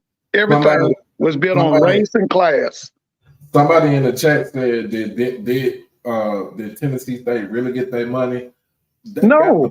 They ain't really get their money. They got some money to say, well, here you go, be quiet. And we're gonna tell you what you can do with your money. That's they owe Tennessee State $2 billion. That's because whoever was in power at Tennessee State settled, which they shouldn't have. No, they gutted. Listen, they gutted Tennessee State with a decision called the what was it called? The 4 days. I'm gonna have to give it to you. That was a case in the 80s where they basically gutted Tennessee State. Because what the deal was, they built a University of Tennessee in Nashville. That money should have gone to Tennessee State. So when they did go to court, what they ruled was they would keep the name of Tennessee State. They would lose the title of an HBCU. That case had a name. I'm so sorry. I can't think of the name of the case. I can't even think of it. There's a name to that case. So let me say this as well. Before I answer your question, Mr. Ford. Sometimes what they do is, they base their rationale for lack of funding off of enrollment. And I know that's something that's been going on with the Georgia Board of Regents when it comes to Albany State, Savannah, and Fort Valley.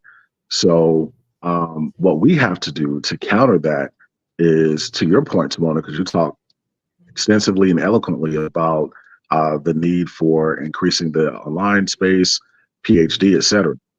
We've got to find alternative ways to increase our enrollment to have a standing, like a leg to stand on when it comes to that argument. So they can't come back and say, well, it's based off of, the enrollment of Ole Miss compared to Jackson State. But I do think, maybe if we, if there's an attorney, a civil attorney. They've already done the research, right? And I don't know if you know. So let me ask you this, Timona. What Ben? What is his name? Ben Carson? No, Ben. Is it Ben Carson? Ben Crump. No, Ben Crump. Right. So he said, I'm getting ready to file a lawsuit for Tennessee State if you guys don't do X, Y, and Z. He made that statement public. I don't know who called him and told him to let it go, but I ain't heard nothing about it since. The research has already been done. And I know you said something about enrollment, but we're not talking about how many students that we have now. We're talking about a remedy for 40 plus years of underfunding. The federal government already knows HBCUs are underfunded. They've already done the data to support it line by line. They've already done the historical background. You already have everything that you need. And people are saying, well, lawsuits are expensive. You have to wonder why there's a lot of civil lawsuits that talk about Black equity. They talk about economic favor. You have a lot of civil rights, Southern poverty of law, all these different ones. They never touch the underfunding of HBCUs ever. They never touch that. The Southern Poverty Law Center was basically to fight against what we call today anti-Semitism and racial oppression. That was not about the Southern Poverty Center. Had they never talked about colleges. It was all about anti-Semitism and racial oppression. That's what they were formed for. All I'm going to say is this. I hear a lot of excuses as to why this lawsuit isn't being funded, but it's a slam dunk case. Slam dunk. They already have all the research. The federal government at each turn acknowledges. I mean, if I was Black and I have Biden in office again, I would be talking to Biden and getting the AG, what is it? Is it Merrick Garland? Yeah, Merrick Garland. Yeah. I would be filing a lawsuit and getting him to be an interested party on getting the funding owed. That moves it up for the Supreme Court. Like, okay, he's an interested party. That pushes it up. So Timona, who would you prefer to lead that charge? What brilliant attorney? And listen, it doesn't have to be someone Black. I wish to God I was an attorney. I really do. I know I don't have an answer for that because we have civil rights lawyers and nobody's biting at it. And I think it's sad because do you know how long people have been fighting the NCAA for what they have now? NIL. Pertaining for them 17 years. Decades. They've been fighting for decades. And now what did they get? $1 billion lawsuit. Guess who's not included in it? HBCUs. You have to start somewhere. Even if it comes in, even if the money doesn't come until 10 to 15 years later, $2 billion in 10 to 15 years, you're going to need it then. $2 billion in 10 to 15 years, that number was going to go up because it's going to go up with, inflation. Well, Mr. Ford, I definitely wanted to answer your question. So yes, there's been a lot of, students that have gone down to North Carolina A&T, but conversely, for Jackson State, we've always had a large amount of students from the Midwest, right, and as well as the West Coast to attend JSU. To answer your question, I don't know the ratio of out of state to in-state, but I can say that every Southern state has that one HBCU with a large amount of out-of-state students. For Maryland, it's Morgan State. For DC, it's Howard. For Virginia, it's Hampton. For North Carolina, it's kind of a toss-up between A&T and Johnson C. Smith. South Carolina is Claflin, and Florida is probably FAMU. And in Alabama, it's probably a mix between Tuskegee and Oakwood. And Alabama State has a large contingency of Midwestern students, especially Detroit. And Ohio, they do. Yeah, they do. For Mississippi, definitely Jackson State. In Louisiana, I would say Xavier. And for Texas, not sure, but I'd probably say Prairie View because I know they have a lot of students from California and Arizona. But yes, to your point, a lot of out-of-state students have been awesome when it comes to creating the culture and adding value to the tradition of Jackson State. And I've always said, I remember I was on Ken Clark's show, it's never been a thing at Jackson State when it comes to like out-of-state versus in-state. It's always been a story of we. And even going back to our founder, he was not from Mississippi. He was born in South Carolina as a slave, etc. You're looking at the woman who came in to Jackson State and created our meteorology program, Dr. June Bacon something.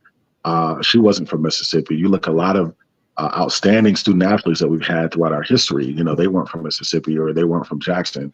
Look at this panel. Hiram Rebels was not a Mississippian, was he? The guy who started was he from Mississippi? No, he was actually born. He was born in my hometown of Fayetteville, North Carolina.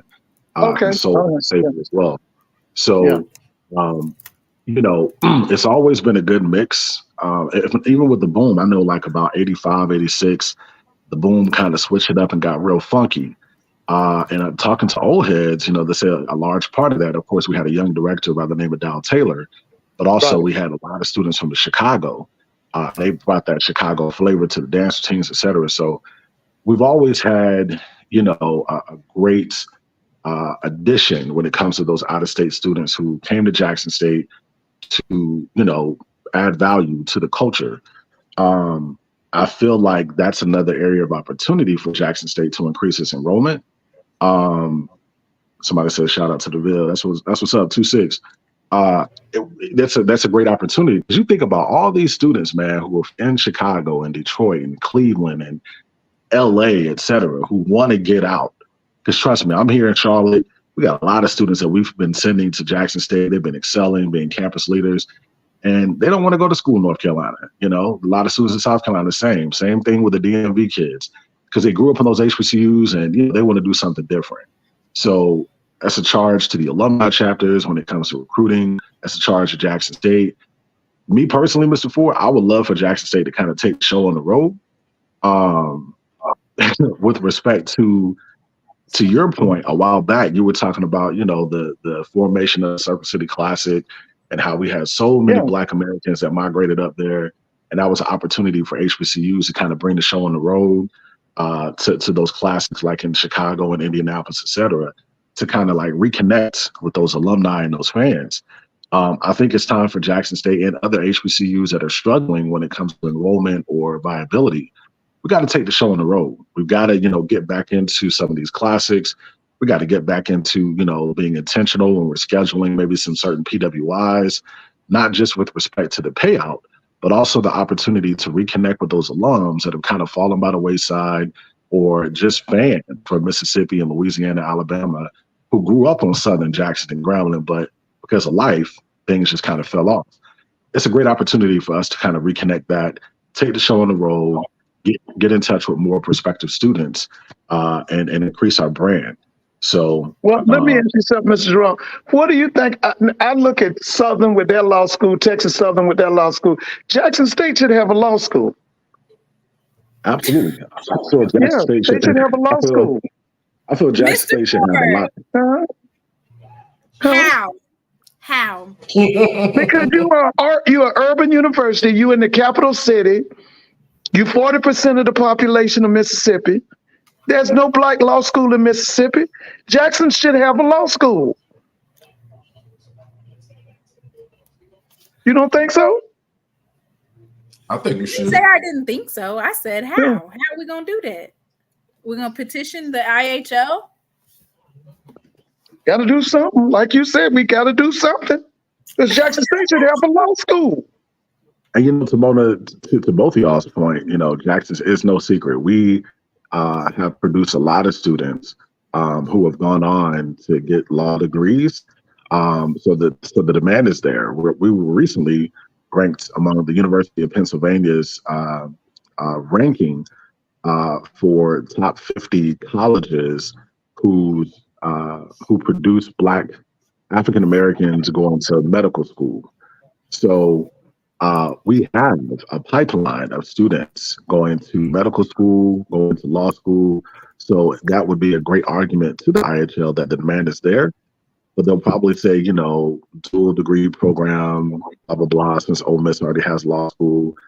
What we could do is be more intentional and maybe get some other type of program, like a school of dentistry or maybe a school of optometry or something like that. I think that's a, you know. But don't you have a big medical center or something in Jackson? Hold on. Who's that? Tyra Lynn, Jerome, are you from the Ville? What high school? Hey, Tyra, I am a very proud graduate of the #1 historically Black high school in North Carolina, D.E.E. Smith High School, and I was in the Magnificent Marching Machine. Absolutely. Okay, Jerome, picking up his high school like he does Jackson. But don't you have a big medical school in Jackson? We do. What is that by the stadium, by the vet? That belongs to University of Mississippi. Okay. That's the University of Mississippi Medical Center.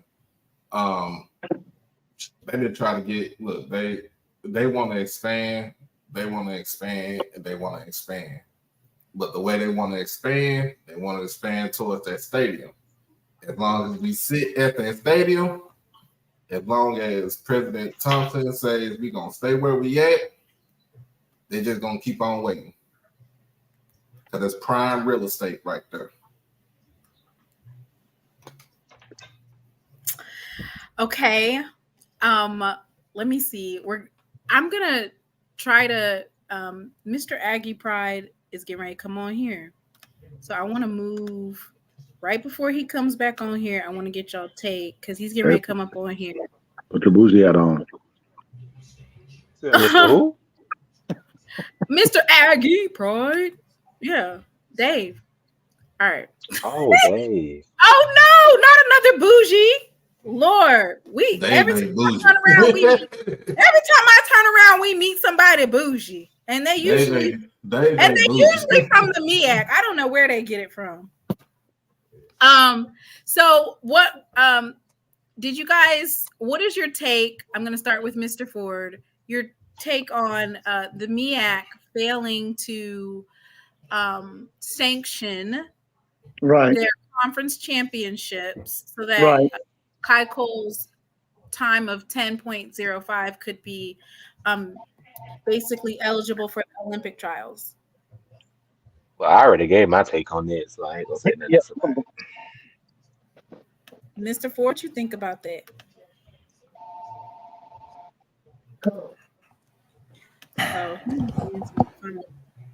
Jerome, what do you think about that? Got to handle that paperwork and that business, huh? Business side of things. Yeah, so I mean, it's really interesting because listening or reading the statement that the MEAC put out, I believe yesterday, it kind of contradicts some of the things that the student athlete brought to the table. So it's kind of like it's not like the MEAC was pointing fingers at him. They were more so pointing fingers at the U.S. Track and Field Association. It's kind of like, whose word do we believe? Because I will say, there have been some amazing individuals that recently migrated over to the MEAC front office, and they've been doing their due diligence and doing a good job. So it definitely gives me pause to say, okay, who's telling the truth? Well,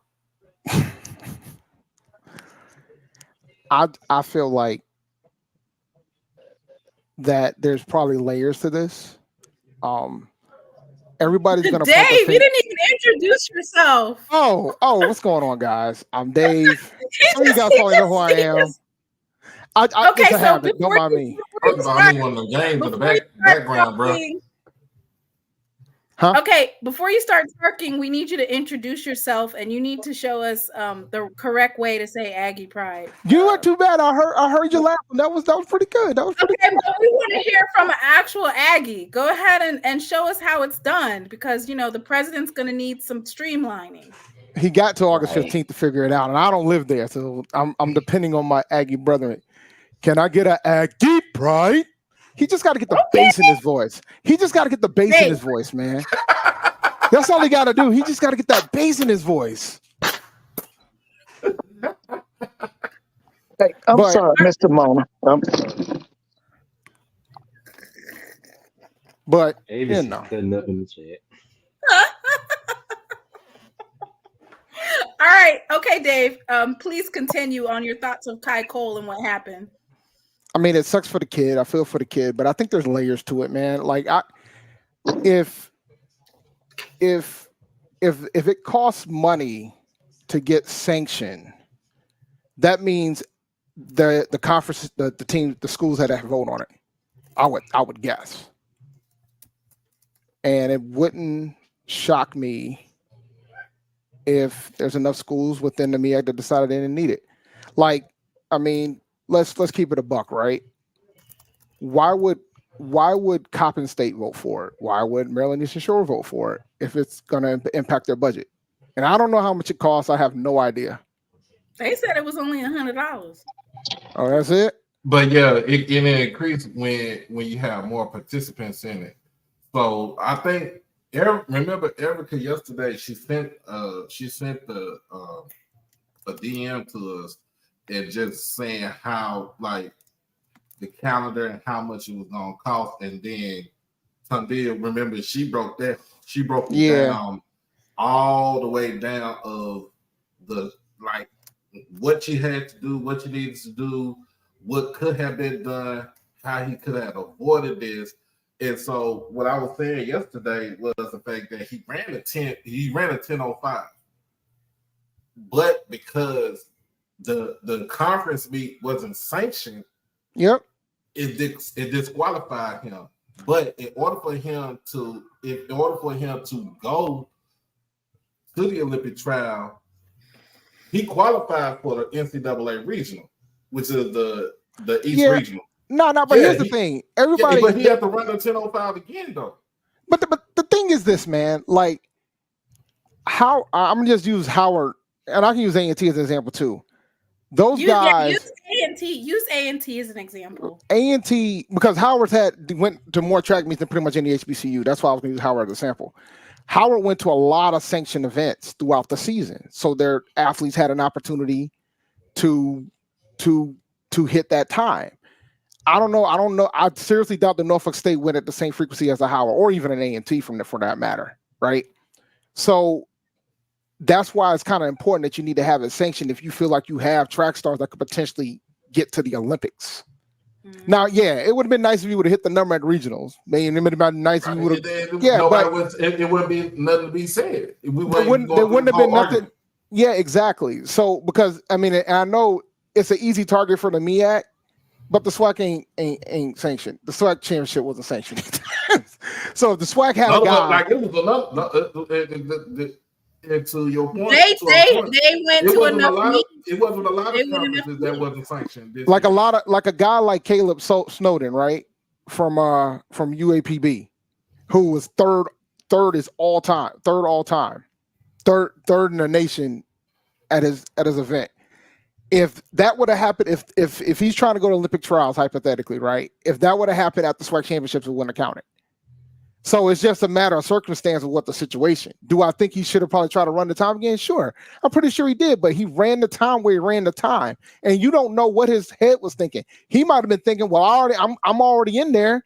I'm good. I might not need to go wild in regionals. He probably just coasted instead of or something better. He got a 10.24, which is to me, to most people who are avid track people. I ain't running no 10.24s. So. Right, but it's still fast. In 100 meter dash, that is still fast. A 10.24. Like I said, I know kids. I know high school kids that run almost sub 10s or 9s and stuff like that. Like seriously, it's ridiculous. And so, we were talking about this, like the Texas high school, like our track meet, our Texas high school track championship is the only high school that's sanctioned by United States America Track and Field and the World Athletics. You get special guests too. Mm-hmm. You could have, depending on what it is, right? Like depending on the type of event, you could get folks that are trying to hit their times at the event if they're allowed to. Hey Dave, let me ask you a question. Since you're on A&T representative, what is your feeling now that you have a new chancellor with respect to possibly moving back to the MEAC? Because I know there's a lot of alumni that would love to come back and take part in all the festivities and the growth of HBCU culture. What percentage? With this new chancellor? 2. Yeah, you're right. 2. Didn't he say he wants to diversify the campus more? But the thing is, and I said it on Twitter too, man. Like, when Chancellor Martin became chancellor in 2009, he did his preeminence 2020. That was on the list. And I think a lot of folks who don't, Timona, you know Greensboro probably better than most. You live in the area, maybe Jerome does as well from Charlotte. But the thing that folks got to realize about Greensboro is that it's pretty much a college city, right? You got a decent chunk of colleges in the area. Guilford County. Guilford You County. you got Guilford Tech, you got Greensboro College, you got Bennett right across the street from A&T. You got A&T, and you got UNC Greensboro, which is still the largest, right down the street, which is still the largest school in the city. And their enrollment is declining. And their enrollment is declining. They're still the largest. A&T, I think, based on the way things are going, based on the trends, A&T should pass them in about 5 years. So, and they got a lot of UNCG has a lot of Black students, close to 30%. Yeah. The joke I always say is that the school down in Durham don't have as many Black kids as UNCG. And to your point, you look at UNC Charlotte as well, man. When I was coming up, UNC Charlotte was not anywhere in the same stratosphere as where it is now. And I often compare UNC Charlotte to Georgia State. And I think it was calculated. I think it was systematic.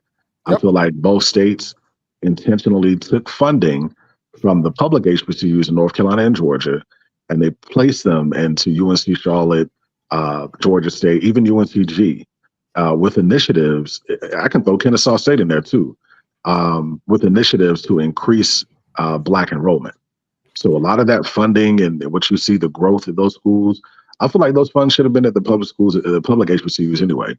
That's a NABRIT, a president like in Howard. Like, do you think that's a NABRIT type of thing, Dr. NABRIT, where they're trying to basically diversify the HBCU with non-minority enrollment? Yeah, I mean, and the thing is, I think everybody, when Chancellor Martin first had it in his plan, folks were worried. But I'm like, guys, you're gonna have to compete. You got UNCG up the street, and and my theory has always been that UNCG, a part of the reason UNCG's decline in enrollment happened too is because they had a lot of Black kids going to that college. Because the way that they recruited them pretty much would say, oh, well, you can just come to UNCG and you can just go to GHO. Right. You can go to UNCG and just go to GHO. And you can get the best of both worlds going to UNC Green. That's how they recruited a lot of the Black kids there. So, I mean, A&T is still close to 80% Black at the school. And a lot of their diversity is from Hispanics. And you know what, Dave, to your point, because I was talking to some alums here, A&T is no longer really recruiting or competing for recruits from a lot of the HBCUs. They're not. They're more so, they're competing against like George Mason and UNC Charlotte and Georgia State, and like a lot of those kids that traditionally would have gone to an A&T, they're choosing those kind of second tier PWIs now. Yeah, a few months ago, A&T showed the data from a survey of the kids that they're losing to. And a lot of the kids that are losing to are kids that decide to go to Howard, Morehouse, Spelman from the HBCU side. But from the PWI side, we're occasionally losing to North Carolina State, Harvard. So, like, these are the schools that we're losing to. Like, I think if it's us versus Georgia State, they're probably going to come to us based on the data that's been. Especially with the elimination of DEI, you're going to see an influx. Okay, so what is North Carolina A&T going to do about the fact that the Board of Governors limits the amount of out-of-state students? We're one of the highest. I mean, A&T is 35%, and they don't have a cap on engineering. So, but now they're going to increase the out-of-state cap for all their schools. Elizabeth City State University is at 50%. But like us and the school down the road, down in Durham, is 35, which is high. I mean, when I was a student, it was around like 15. So it's been steadily going up because A&T's argument has been, we want to be able to compete nationally and globally, and we can't do that if you guys are giving us a cap. So they've never had like a cap on engineering students because the engineers are bread and butter. We still graduate more Black engineers in the school in the country. But, I think from the standpoint of when it comes to enrollment, is the competition is getting more stiff. The grades that are required to get into A&T now, I wouldn't have been able to get in when I got in 2000. Yeah, a lot of alums say that. I would not have gotten in. So I think the average of GPA is like what, 3.5, 3.6? Out of state, 4.1 weighted. In states, like 3.8. Wow. Yeah, nah, it's like, and it's funny. My daughter, she's a rising senior, and I told her grades are good enough to get into A&T, but she got to apply early because she could get the fade. She might not get in, but she plans on applying. We're gonna start getting the list down very soon about what school she's gonna apply to. But man, I'm sorry, y'all. I got my phone in front of the laptop, and I'm looking at Shakari Richardson, and she just smoked these girls. I mean, she freaking ran a 10.8. She just ran a 10.7. Yeah, she's gone faster every time. So, you know. Yo, she got another late jump too. All the races, she stumbled at the beginning of all the races too, and still ran a 10.8, 10.7. Ridiculous. Mm-hmm. Yo, don't do that. Yo, Really? Yeah, she's from Dallas. Hey, look, man, I like to shout out for the Agricultural and Mechanical University. You know, thanks to them, you know, A&T still got the largest endowment for a public HBCU. You know, since that money was not money. since you know, I'm gonna tell y'all a quick story about that. So, the weekend that happened, their graduation happened. I was down at A&T for an endowment event, and it was a big deal because it was Chancellor Martin's last public event, other than the gala that he was gonna do, and he talked about how A&T is on pace to hit $200 million for the endowment, which would be the largest. We are the largest, but it'll be the largest for a public HBCU. Next day, that damn check showed up. I was furious. I tell you, furious. And then it wasn't real, and I was like, well, furious. Hey, Dave, let me ask you. So, from your vantage point, because I know I come from the era of Dr. Rennick, and he kind of ditto. I'm a Rennick kid, man. Yeah, he definitely laid the foundation for what we see today. And of course, I think Dr. Martin, when he came in, he just kind of took the reins and ran with it. But for A&T to almost hit 200 million, that's amazing for a public HBCU. What advice would you give to us Jacksonians on how to maneuver? Because I know you guys have had some amazing capital campaigns. I saw a promo video from like 2019 you guys did, wonderfully laid out. But what advice would you give us Jacksonians that are looking to increase our endowment as well? Give no matter what it is. Like I think there's this perception of, oh, you got to give like thousands of dollars. Nah. Just give what you can give and have more alums do it. Because I think one big thing that's important when you talk about a state HBCU is that you got to show data to the guys that fund you guys that, hey, we have value here. And I think A&T's done a phenomenal job with that. Like when you talk about economic impact of the state, of the city, when you show the data, because at this point, all right, we know you don't want to fund us, but however, we would be kind of stupid not to try to get you guys where you need to be. Right.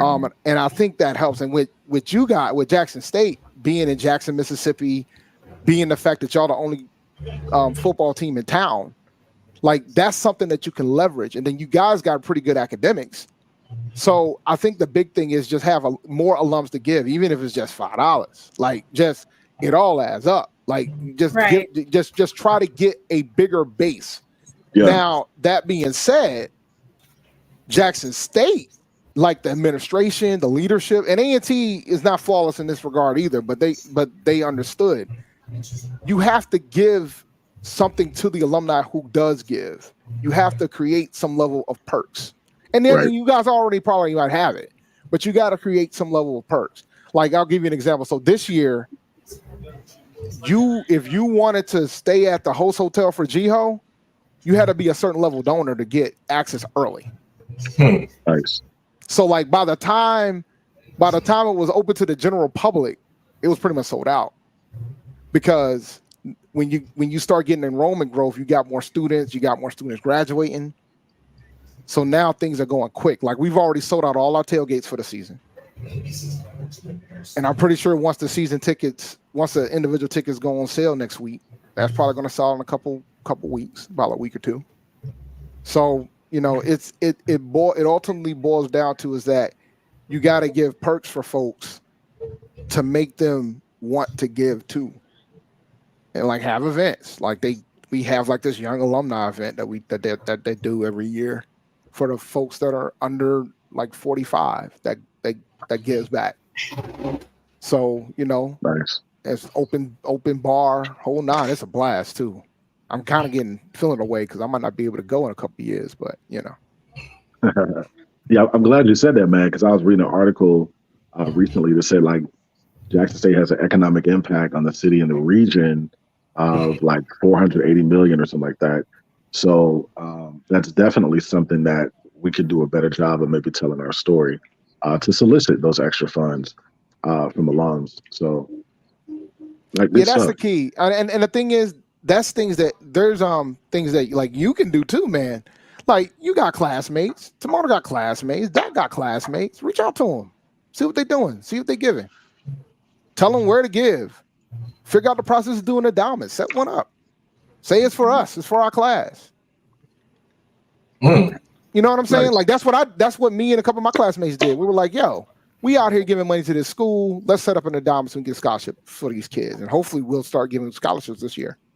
Because we've already hit our numbers. That's a good thing though, right there.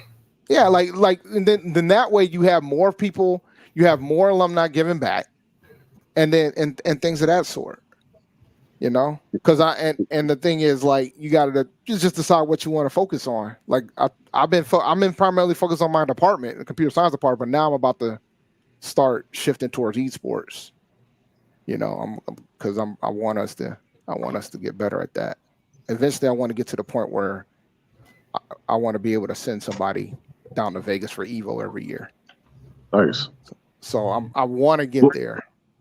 What is the amount for it to? North Carolina A&T does find a way to make the poor givers special. I mean, you gotta, because the thing is, like, what's the alumni giving percentage, right? Like, I think A&T is around a little over 10%, but like you got schools like Claflin at one point was over 50% of their alumni gave back. Oh wow! Yeah, like you just gotta push, and it's not the solution. Obviously, it's not the only solution, right? The state's got to give us our money. But I think how are you gonna get your money? How are you gonna get your money, Dave? Chancellor Martin. Wait, hang on just a second. Let me get that. I have to play that. Hang on just a second, and then I want you to answer how you gonna get your money. You done messed me up the jobless vision. 2.7. How you gonna fix it? You done messed me up the jobless vision. I done called the police because I'm doing refund. So how you gonna get your money? Refunds. Chancellor Martin was under the impression of the expectation for them to pay us back all our money in one fell swoop isn't realistic. So he felt like that it was more of a matter of you need to just start funding us the way you should have been funding us in the first place. And that's been a process in itself, particularly on the agricultural side because of all the land that we have as a land grant institution. So that process is already going. And like, because and the state of North Carolina is very concerned of A&T suing us, A&T suing them. But the alumni is going to have to do it. And right now, like Chancellor Martin didn't want the alumni to do it. He kind of asked us not to. He did. Dave, to your point, I tuned in to you guys' alumni session with the chancellor, and he specifically said that by suing the state, it would sever a lot of relationships and a lot of ties that you guys have. So it would probably have to come from maybe a parent or a group of parents or some type of collective to keep those relationships. Yeah. I mean, it's a tough spot. And like the running joke I had was, well, but maybe once Chancellor Martin retires, he'll get involved because now he's a citizen. But I mean, it's tough, right? Like we look at Maryland as the example because they got that settlement. But when you think about how long it took them to get that settlement and how much they ended up getting, they only got like a quarter of what they asked for. And is that because they settled instead of taking it further? Well, there's been over 15. They were in court for 15 years. Like they were in court for 15 years. So and the joke and Bank, shout out to Markham. The joke I always give him is that I was like them trying to not pay y'all was bipartisan because Maryland had different types of governors throughout that entire run. Mm-hmm. They had different types of governors. They had different folks running the state. Like it was bipartisan that they didn't want to pay the HBCUs. It wasn't a red or blue thing. Matter of fact, the red governor was the one that settled. I finally got the dang on thing settled. But okay, and then my point to you is, what happens if they never filed that lawsuit 15 years ago? Where would they be now? I think Morgan would have been fine. Morgan's got money. Don't let folks fool you. Morgan ain't broke, man. Morgan got money. Well, them cocaine bears ain't. Morgan got money, man. When I heard how much they paid a chancellor, I was like, what? Yeah, Morgan got money. Paying like an NBA coach. They're paying. I think the only chancellor in the state of North Carolina that makes more than the Morgan State chancellors might be NC State. That's it. Like they're paying him. Bear down. Yeah, they're paying him. Oh, I got a question. I know it's not HBC related, but how do you feel about? No, don't ask him about that Laker stuff. No. It ain't the Laker stuff. It ain't the Laker that's stuff. a pretty good picture. I'm not gonna ask about JJ Redick. I was gonna ask about Monty Williams getting $85 million just not the coach. Reparations is a beautiful thing, man. Bear down. $85 million over two NBA teams. He don't have to work another day in life. He don't want to. He got life-changing money. Okay. So now that I'm glad you guys are on here because we can have this discussion. Let's keep the MEAC going. No, because we are talking about our R1 status, being research dollars. And I know North Carolina A&T was streamlining to become an FBS team before they decided to defect to a PWI conference in the FCS. Do you think that that's in the cards for you all to go FBS anytime soon? I'm gonna be honest. Like the plan has been 5 to 10 years, but there's a lot of things I need to see before I feel like A&T serious about doing it. I mean, it ain't even about the fact that the football team 1-10. You know what I'm saying? It's not even about that. It's about other things that I need to see. Because it ain't just football. You're making a decision to go up to a power or a Power 5 or a G5 conference. Well, you're not getting invited to the Power 5. Nah.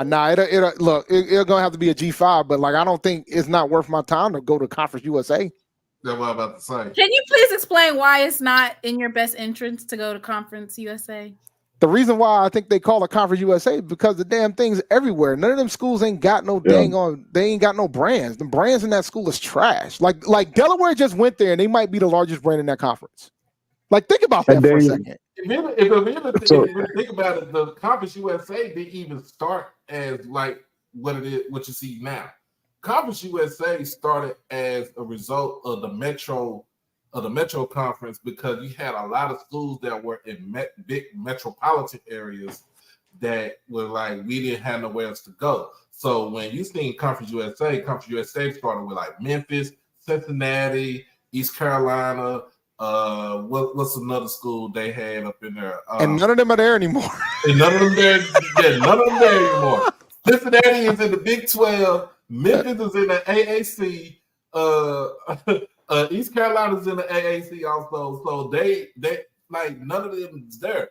And so what you see now with Conference USA, it's like they're getting all these like leftover scraps as far as from FCS. I'm serious. Like, that's what it is. No, I'm with you. What it is. I'm with you. And Sam Houston State going to Conference USA makes no damn sense whatsoever.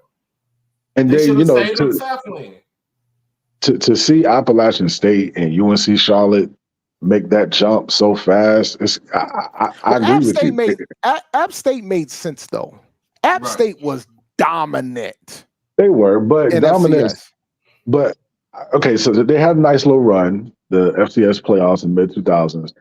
But from a fan base standpoint, maybe I can see your point as far as being hesitant and to say, okay, I want to see what this looks like. Because aside from their football team, you didn't really hear a lot about, App State athletics or UNC Charlotte or any other. Yeah, well, UNC Charlotte didn't have a good football team like that anyway. But they didn't even have one until like 2013 or 14. Yeah.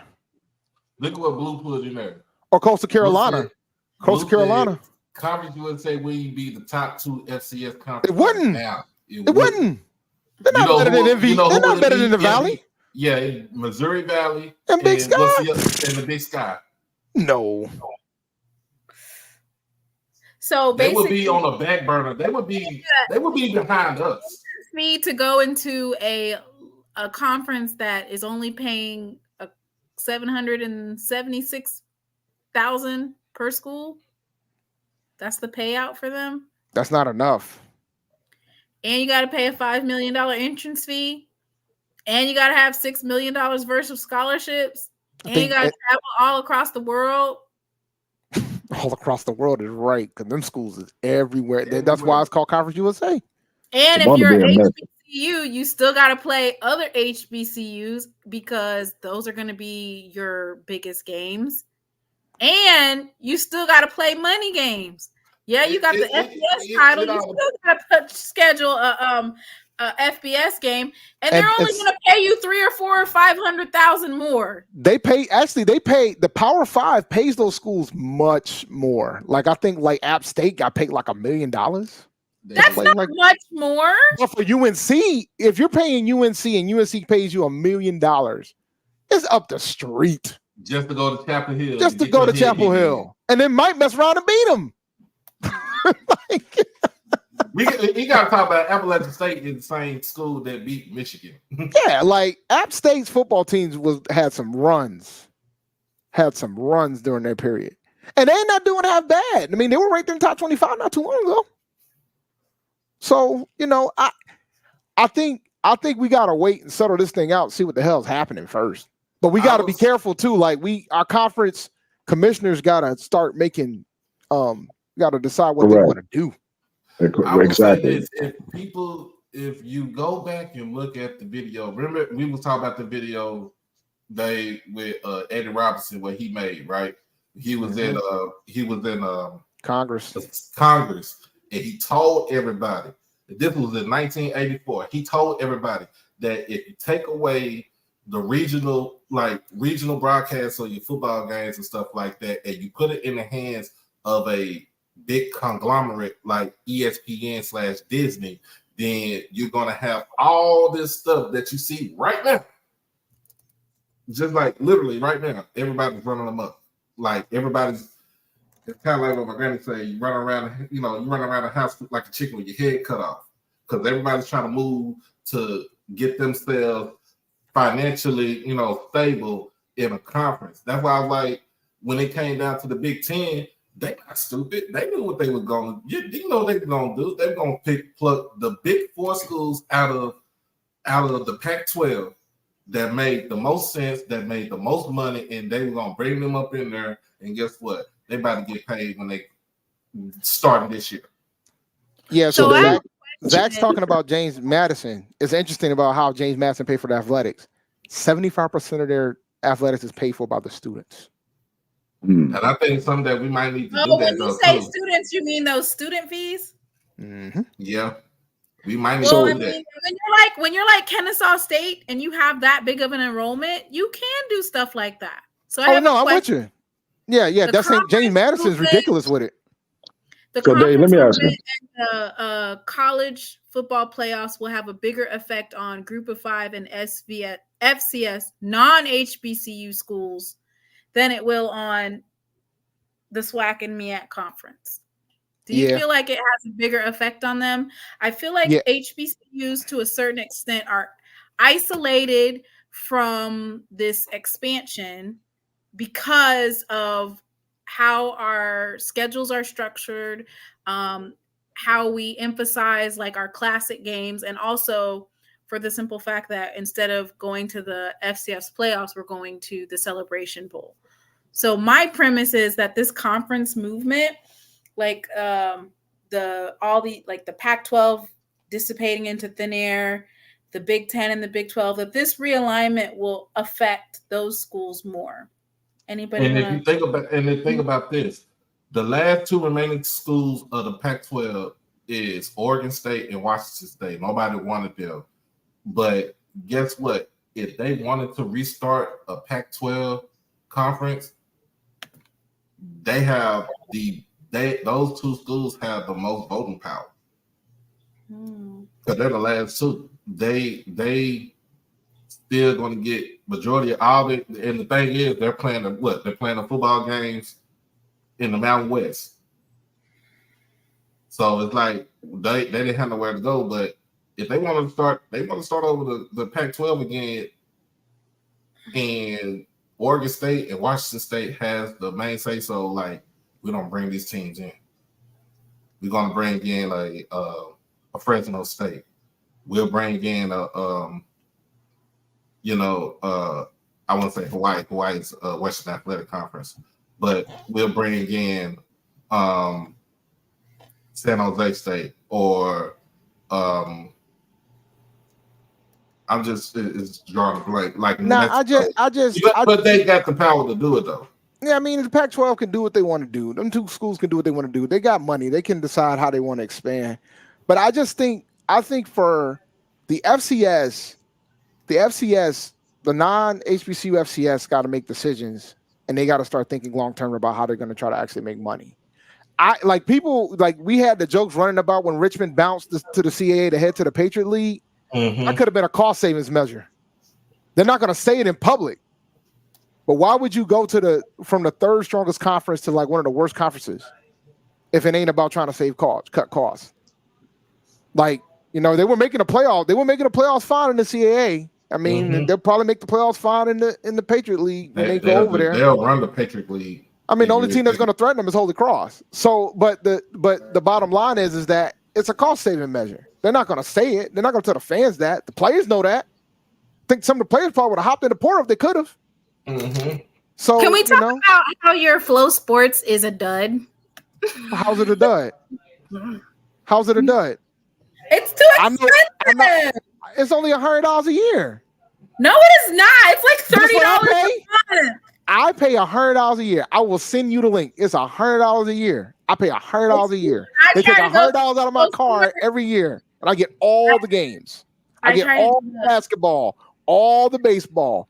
What do you have? Like a student link or something? No, it's the conference link. I can give you the conference link. You just log in. When I clicked on it, it was $30 a month. I said, "What? I'm not paying $100. I pay $100 a year. I pay $100. That's you gotta pay the annual. Is that what it is? Nope, $100. I pay $100 a year. But that's still good. I mean, if you think about it, I ain't seen it. Price. Like I said, send me the link. I will post the link. Hold on, I'll post the link right now. Put the link in the chat. It said $29.99 a month. Let me see. CAA Flow Sports. So you gotta do a search CAA Flow Sports. And then you just take this right here. I want to be like North Dakota State. I want to be an FBS program disguised as an FCS program. Might as well be. When they beat Colorado, I'm looking forward to it. I will say that. They was a D2 school disguised as an NCS program, though. For a while. Man, we're gonna be social media gonna be on shambles that day. Trust me. What? Oh God, I can't wait, man. I cannot wait. You don't understand. It's game. The thing is, the game on that is it on TV? It's on national TV because if it's on national TV, it's going to be on national television. Everybody's going to watch that game. Hey, they've been getting some recruits lately too. I think, and it's just for the opportunity to beat Prom. So that's going to be a really good game. Did the link show up? Because it wouldn't let me post it earlier. So hopefully it'll work. Man, you better put that link in the chat and stop playing. I threw it in the chat. It rejected it. It rejected it. We don't reject links in the chat. Did you put it in the general chat or did you put in the I'll let you do it then. I'll put in a private chat because they don't give. I heard that Flow Sports don't do anything for CAA. They don't get no money back to the schools. What's your payout? Nah. So it's the way it works is that, and this is why the football schools hate it, right? The ones that play football only, they hate it. There it goes, T. There it is. All right. The way it works is that a chunk of the money goes to the CBS Sports Network, so they can get the national. What you mean? You're paying them? Yeah, of course they're paying. Yeah, they're paying them. But even not all of the money, but most of the money goes. So that most of the schools end up getting close to about $120,000 per school or something to that effect, and they get ad back, and they own the linear. They still own the linear rights to their games, so you can get a local TV deal like Drexel, for example, for basketball. All their games are on one of the regional cable networks, so you can and A&T, they have a deal where they're nationally syndicated, so they some of their football games end up across the country. So Hampton too. So only 120,000, and y'all over here complaining about SWAC still. I don't complain about SWAC. I'm talking about the how much money they get back from Well, ESPN ain't paying y'all that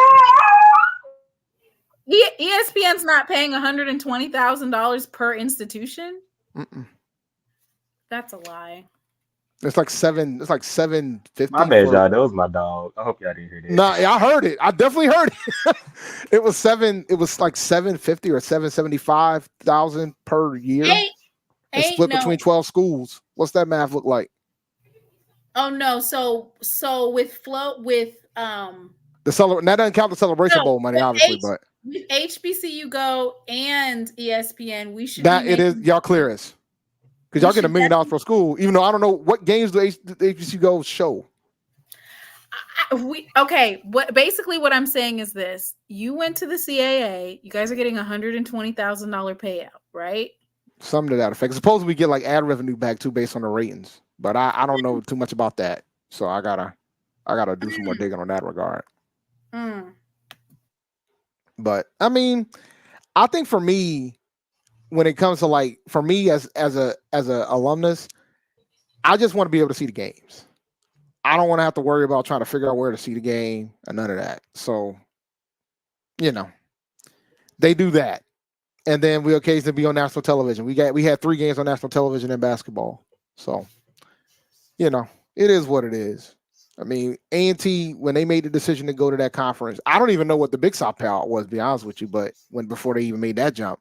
When they made the decision to go to that conference, they weren't thinking too much about it, So I just know from an athletic standpoint, we got to do more investment. We probably got to up our athletic budget by probably another $5 to $10 million if we want to be serious about being competitive. Yeah, I need to look at the FCF's conferences and what they're getting paid, because we always hear about these media rights deals, but I feel MEAC and SWAC's among the highest. I mean, I think that's well known. I think when you take into account the Celebration Bowl on top of what you guys get for a payout, you guys tend to be the highest. I think there's probably a couple individual schools that might have the MEAC and SWAC beat. Like I think North Dakota State's probably making a boat ton, but they also got their games locally on ABC. Right. So they local. Like in North Dakota, their games go on ABC. The local network there, so they still got their linear rights. Okay. So whatever games ESPN doesn't show, HBCU Go show. That means HBCU Go ain't gonna show no FAMU games. Probably no Jackson State games too. No, they will show some FAMU games. All the games gonna be on ESPN except for like one. So yeah, the game against Valley, they'll show that. They probably won't even show that. That's the only game that isn't on ESPN on FAMU's schedule. Blue says the SWAC championship game is the biggest conference, has the biggest payout. Did anybody hear that who had something negative to say about the SWAC and their championship game?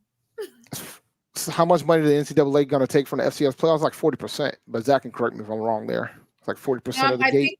I think that they 60. Okay, so they're going to switch up on that.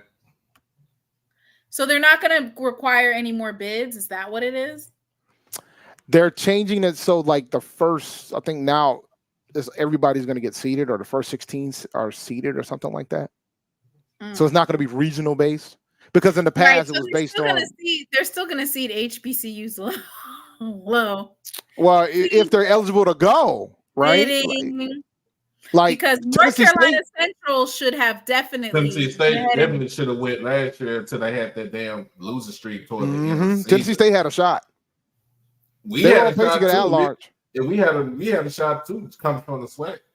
Yeah, all we had to do was just win our last 3 games. That's all we had to do.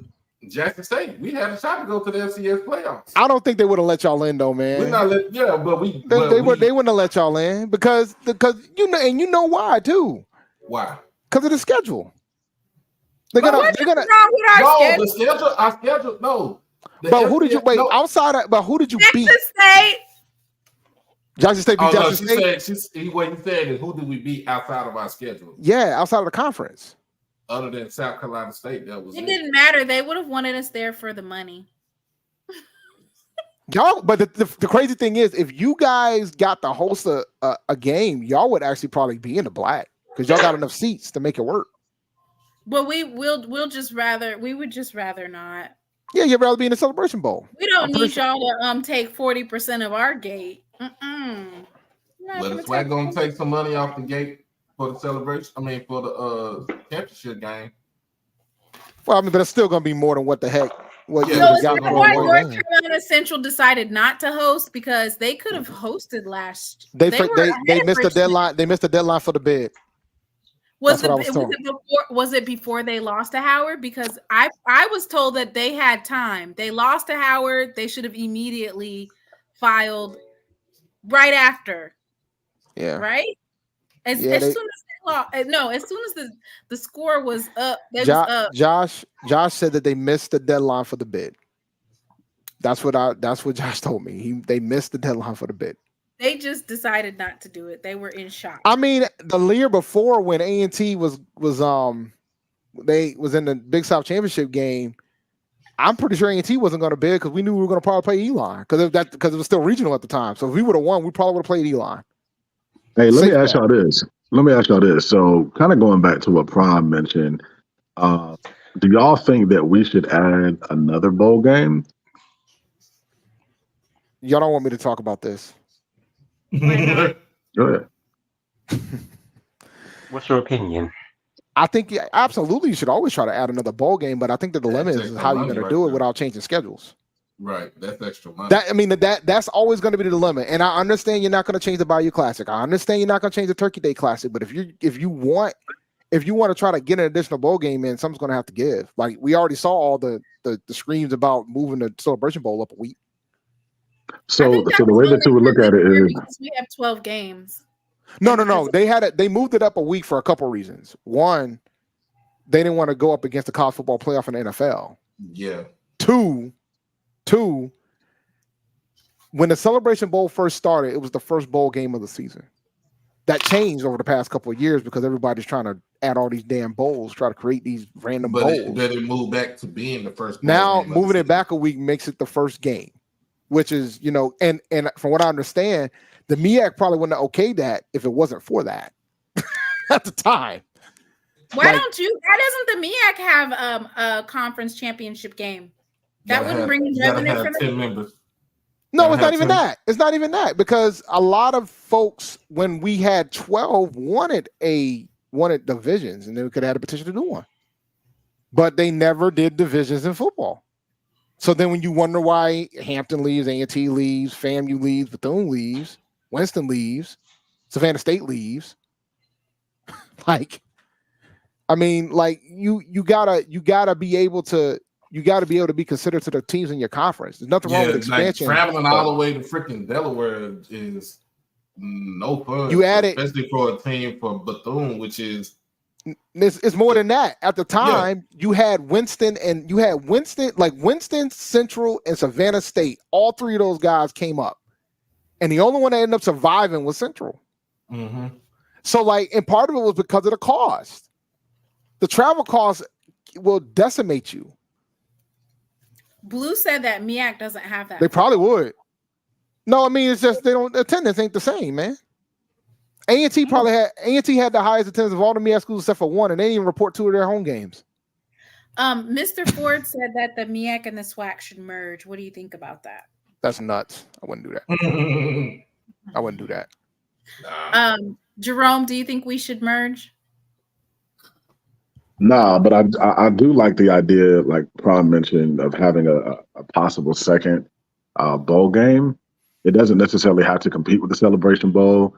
It could be like mid-December or like a little later, but I think it would be well attended if you had like the top 2 teams, the top second place teams from the conference, just basing off their record. I think it could work. I think it depends on the brands. It depends on the brands, man. I think it's one thing, and I see, man, I don't want to start naming schools because then they're gonna please name schools. You see, you here for the drama for no apparent reason. If it's Delaware State versus Prairie View, as an example, those 2 are the 2 second place teams. Who's going to that game? Nobody. It all depends on where you had it at too. Yeah, location. That's why, like, when you think about it, when in Division II. And I'm not trying to knock. And I got friends at both institutions. So I'm not trying to knock, but I'm just trying to be realistic about what we're talking about here. So instead of basing it off the record, can we base it off of invite only? Yeah, similar to what they're doing, that bowl game that D2 does. Yeah, the Florida Beach Bowl. They do about we're gonna have Jackson State and Southern every year. we got like because the thing is, when you think about, like, Norfolk got a fan base, Norfolk State got a fan base, South Carolina State got a fan base, the school down the road got a fan base, Howard, they got a fan base. They'll go. I think Howard will go. They said that they had 2 people at the Celebration Bowl. Nah, they had more than 2 people at the Celebration. I was at the Celebration Bowl last year. They had more than 2 people at the Celebration Bowl. It was FAMU. There's a lot of FAMU, but FAMU's got a base. FAMU's got a base. And then Howard was sprinkled. They said that Howard did not show up. They were there, and a lot of them flew to Vegas the next day because they had a team in Vegas too. See, they got that type of money at Howard, man. They can just show up to Atlanta, go to the game, and then fly to Vegas. What? Oh wow! They get to some MEAC stuff.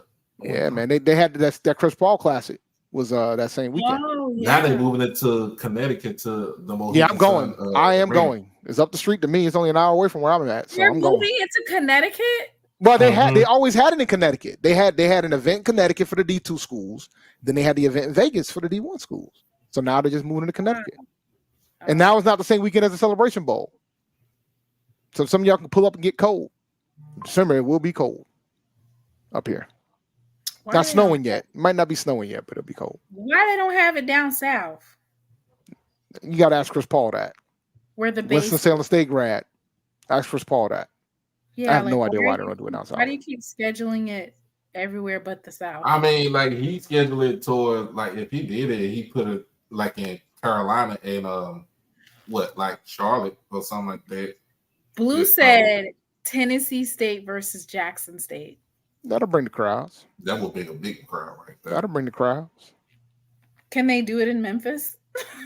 Stop. Nah. See, you. Nah, so that would be too much of a home game for. I'm pretty sure they have some clauses in the Celebration Bowl contract that probably keep certain games out of Atlanta. You know what I'm saying? Like, you ever notice you do the SWAC MEAC challenge and then you do the Celebration Bowl in Atlanta? There's probably some clauses in there that would keep the schools from participating in other games in Atlanta. It might be.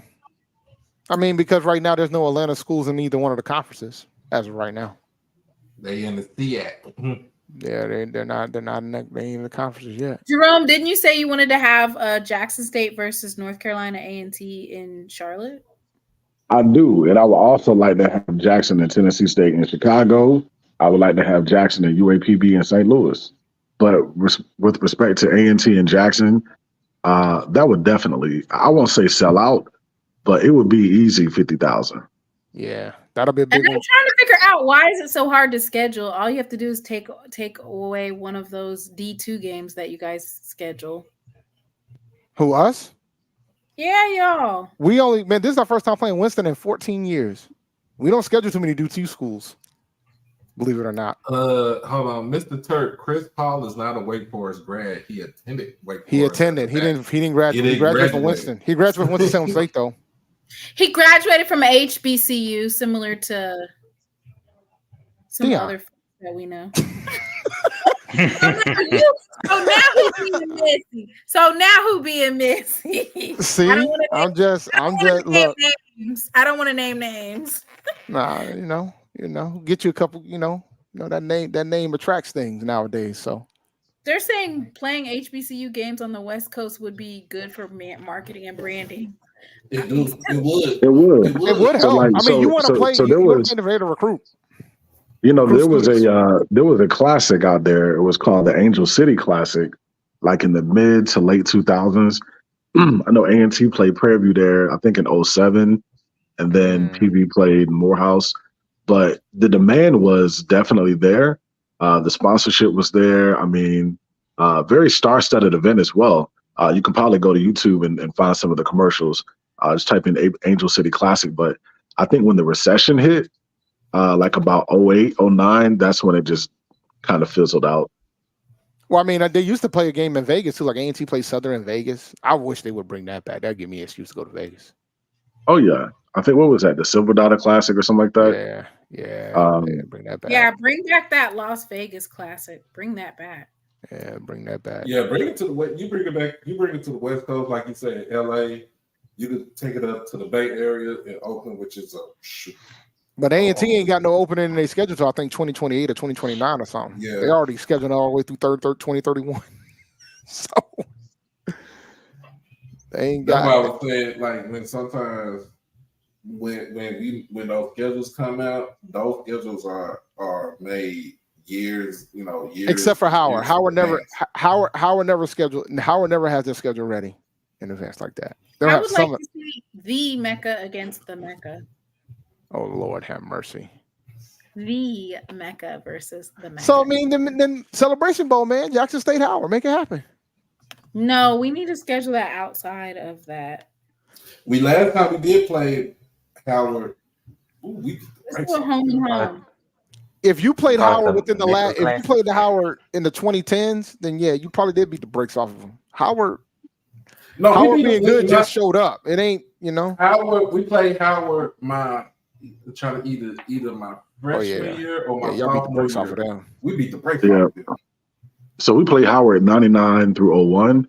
Played them once in DC, and then we played actually 98 through 01. We did a home and home 98, 99, and then we did them twice in Chicago. They have a classic in DC, if I'm not mistaken. They used to play Morehouse in that soccer stadium. They play Morehouse at MetLife now. Yeah, and I think they played Hampton last year. They play Hampton at Audi Field. They play Hampton at Audi Field and down in DC. So, and I think the capacity is what is it less than 20,000? Close to it, I think. Yeah. What? Well, I mean, they can't play. They can't play. Huh? At Audi Field, it's like 22,000 because it's not okay. I mean, it's a big rivalry, man. I mean, the Real HU Classic or whatever they call it, or Who's a Real HU, whatever they do. I would love to play Howard in DC. We got a lot of alums up there. I think it'll work.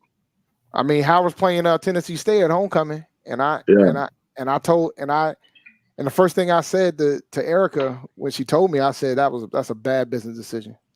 That game would have drew outside of homecoming. Absolutely. You know what I'm saying? That's why I said this when our schedule came out. I'm not happy that we're playing Hampton at homecoming. Cause that would have sold out. That would have been a big game regardless. Like whoever we play at homecoming is where we play at homecoming. We're gonna sell that out regardless. Don't be booking the for lack of better word. We've already played Monmouth and Campbell. We beat listen. It don't matter who we play at homecoming, it's gonna sell out.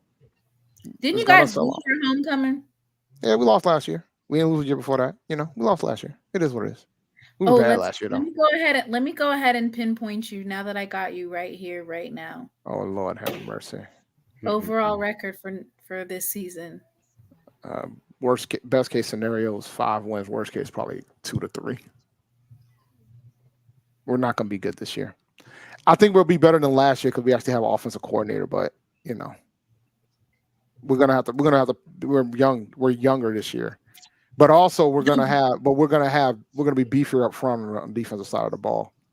The brand of North Carolina A&T football, day in and day out, getting your ass kicked. Nah, I mean I think we'll be more competitive. How you gonna fix it? You done messed.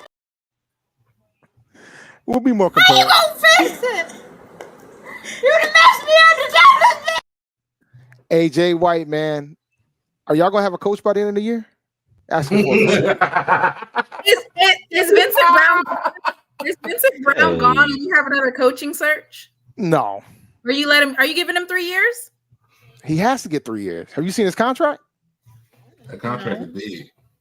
He makes like $370 a year, and it's fully guaranteed. Ooh, you better not lose to both South Carolina State and North Carolina Central. I ain't worried about that. I'm not worried about that. Josh I ain't worried about that. Josh gonna be on your head. I will say this: if we lose to Winston, I'm gonna start a campaign to try to get that money filled, get that money up. We got to find the $1.6 million because if we lose to Winston, he's got. All right, pull up that schedule. Oh, you want to do his schedule real quick? Let's do the MEAC. Since we are. No, that's not MEAC. That ain't MEAC. I know. I'm just saying, but we only gonna do. I mean, we MEAC and bowling. We MEAC and bowling, though. You know, we got more championships than some of the schools that are full-time members in that conference. So. No, this man did not just start talking about bowling. Bowling, yeah. Top 5 of the country, baby. Top 5 of the country. We ended up 4th in the nation at the end of the season. Okay. You know? That's what's up. We are. You know? That's what I said. Might as well just do the MEAC. How you gonna fix it? A&T. We about to do schedule predictions. We're gonna do North Carolina A&T. Our schedule's brutal. I know it is. I've seen it. It's brutal. Since we got Mr. Aggie Park, since we got him over here. Yours was better than the chances. I'll give you that. That chance one was rough.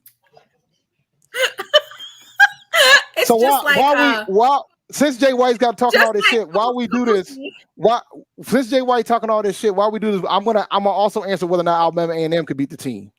All right, so let's go through the schedule. So let's go through the schedule. All right. Oh, Wake Jesus. Forest. Fade.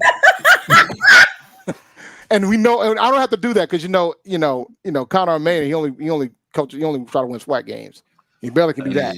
So we know right there. So you know, baby Jay White need to come up here and you need to come up here and defend your coach. They done already sent your coach a U-Haul last week. Oh yeah, Mr. Kevin got his U-Haul. Mr. Campbell got U-Haul coupons. Are you serious? Bro, I told y'all Maynard is not getting on that bus in Birmingham after I think all jokes aside, I think Maynard will survive the season, but he ain't getting another year. I can tell you that. Ain't gonna be he done. He done. All right, so you got to go. Winston-Salem State. We're gonna blow them out. Their only win.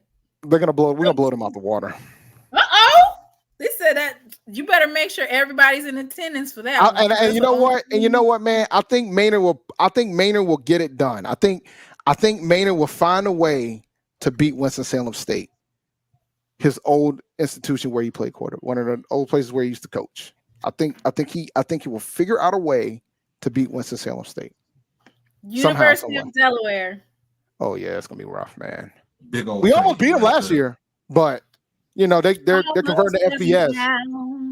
They're converting to FBS, so they're gonna have more scholarships. So Yeah. Almost doesn't count. We'll probably lose. There'll be another close one. But you know, Okay, what A&M will about get blown out. Alabama A&M will A&M? get destroyed. So I ain't, A&M Hey, won't have a chance in hell. North Carolina Central. This is the Eagle Aggie Classic, ain't it? Aggie Eagle Classic, and we're gonna beat them boys. We're gonna restore order this year. That's what you said last year. Nah, And well, look, and you man, said it so confident too. I was confident. And look, man, if we had an offense that could throw more than 50 yards of passing, maybe we could have beat them last year. Where's the running back? Y'all passed. No, that pass game was they got the running backs. The passing offense was atrocious. I mean, the only quarterback that's left on the roster that was there last year threw for 500 yards last year. It was bad. Like, it was bad. It was bad. Like, I was more amazed that we stayed competitive in a lot of these games compared to Hampton. Like, even though Hampton got more wins, when Hampton lost, he lost. No. Take the notes, Zach. Take the notes. Take the notes. Oh, All right. So, what would Alabama A&M do against North Carolina Central? I hate those buzzards in Durham so much, but somehow they're gonna beat them. I think they could beat Durham that. this year, right? It's in Durham, right? Yeah, it's in Durham. Yep. I mean, it's been a while since A&T since they've beaten us in their field. So I think 20. It's been like 20, almost a decade, close to 6-7 years since the last time that's happened.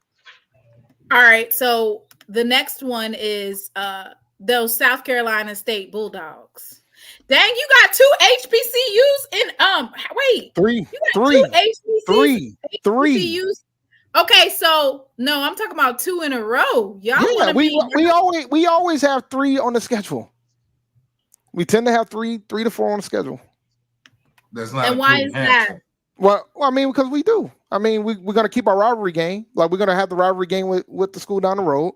And then we'll occasionally play another MEAC team, whether it's South Carolina State or Norfolk. But the Norfolk game is more about the band battle.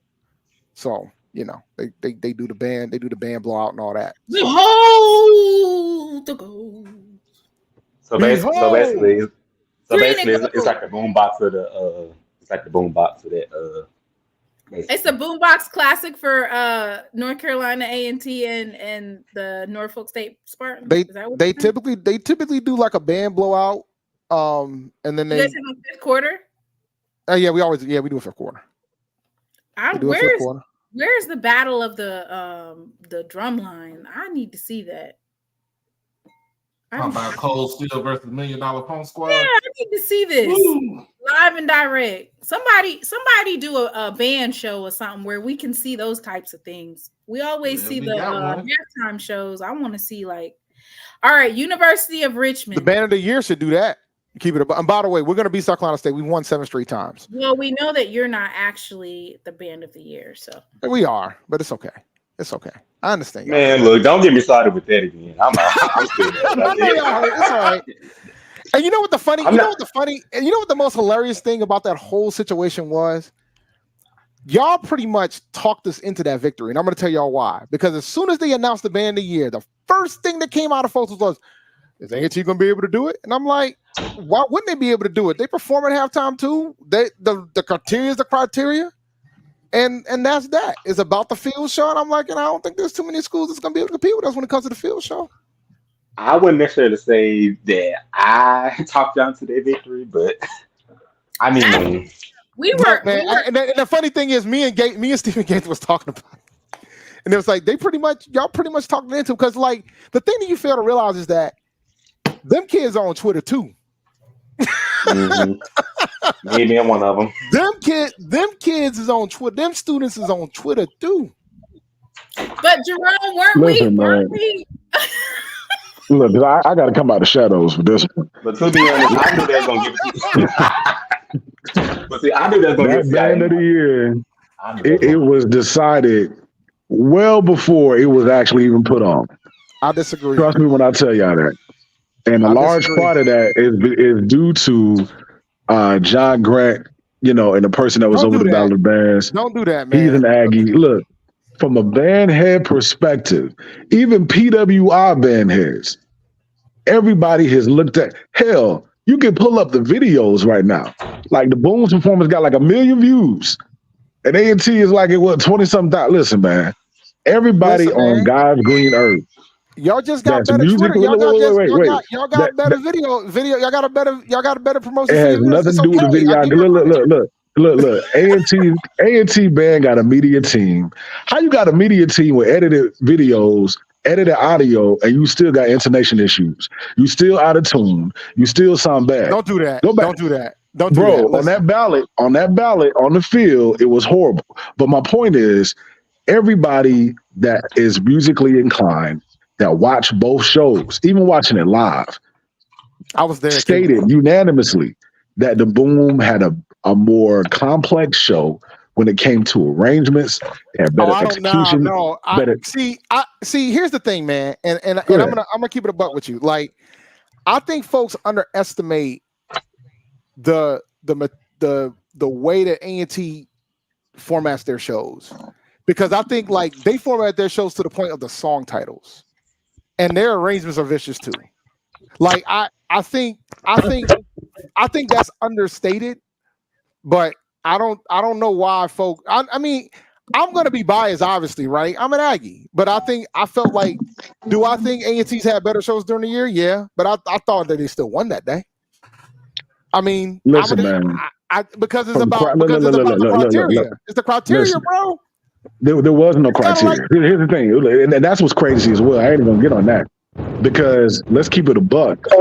The organizers of that event reached out to the Boom staff and Southern staff, and during that June-July era, and both of them had mad questions regarding the adjudication of the event, and none of the organizers can answer the question. Even so much so, when the Boom got there, they couldn't answer the questions. But when you're looking at criteria on Anscape and I forgot what they're called. They're undefeated. They've been using that same criteria that entire ride. Like they've been basically okay. When you're talking about Anscape, they basically talked about auxiliary. So how do you judge Jackson State auxiliary? They don't have flag squads, and we got a dance line. But here's my point though. When you're talking about crowd participation, when you're talking about there wasn't too much of a musical dexterity. There wasn't too much of a crowd there. I was there, man. It was night and day, bro. It was night and day. You talk about musical dexterity listen, when you talk about projecting your sound, we're talking about arrangements, we're talking about field show. Listen, y'all have never been in the Sonic Booms even. We're not even in the same tax bracket or listen. Jackson State, it's okay. It's okay. Listen, it's not okay because y'all over here throwing out lies like y'all even on par with the Sonic Boom. I'm not the judge. I don't make the calls. I didn't call the shots. You may as well be a judge with that A&T shirt on because the founders are Aggie too. How you gotta bring the flag, man? Look, man. Look, listen, I'm gonna keep it a buck with you. Like I felt, and this is just me, somebody, because I was watching this whole thing transpire throughout the entire season. I felt like, and this isn't a knock to y'all. I felt like Norfolk State should have been there. But I knew that Jackson was going to get the second slot because Jackson was more consistent throughout the year. And I think at the beginning, Norfolk was near the bottom of the rankings. So Norfolk had a lot of ground to cover. But I thought Norfolk's band was ridiculous last year. Dave, I'm going to tell you like this. The only thing that'll settle this, man, is if Jackson and A&T meet outside in an outside stadium. You ain't even got to be head-to-head. It could be an Aggie stadium. And let them both go at it. And matter of fact, I ain't even gonna do that.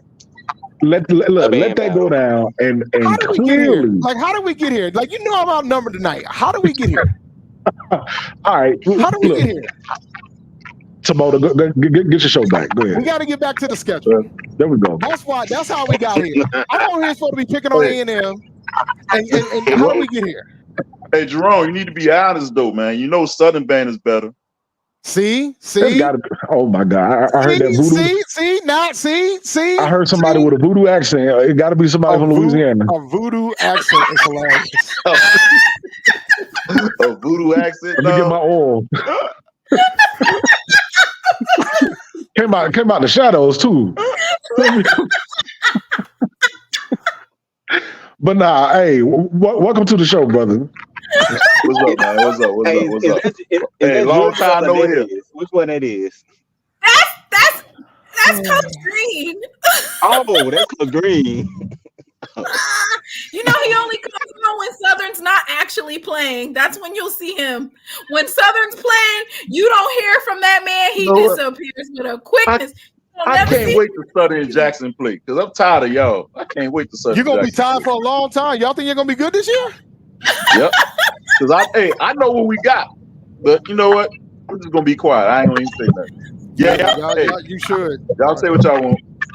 All right. So on the schedule, we're at University of Richmond. They played North Carolina Central and beat the brakes off of them. That was terrible. That was terrible.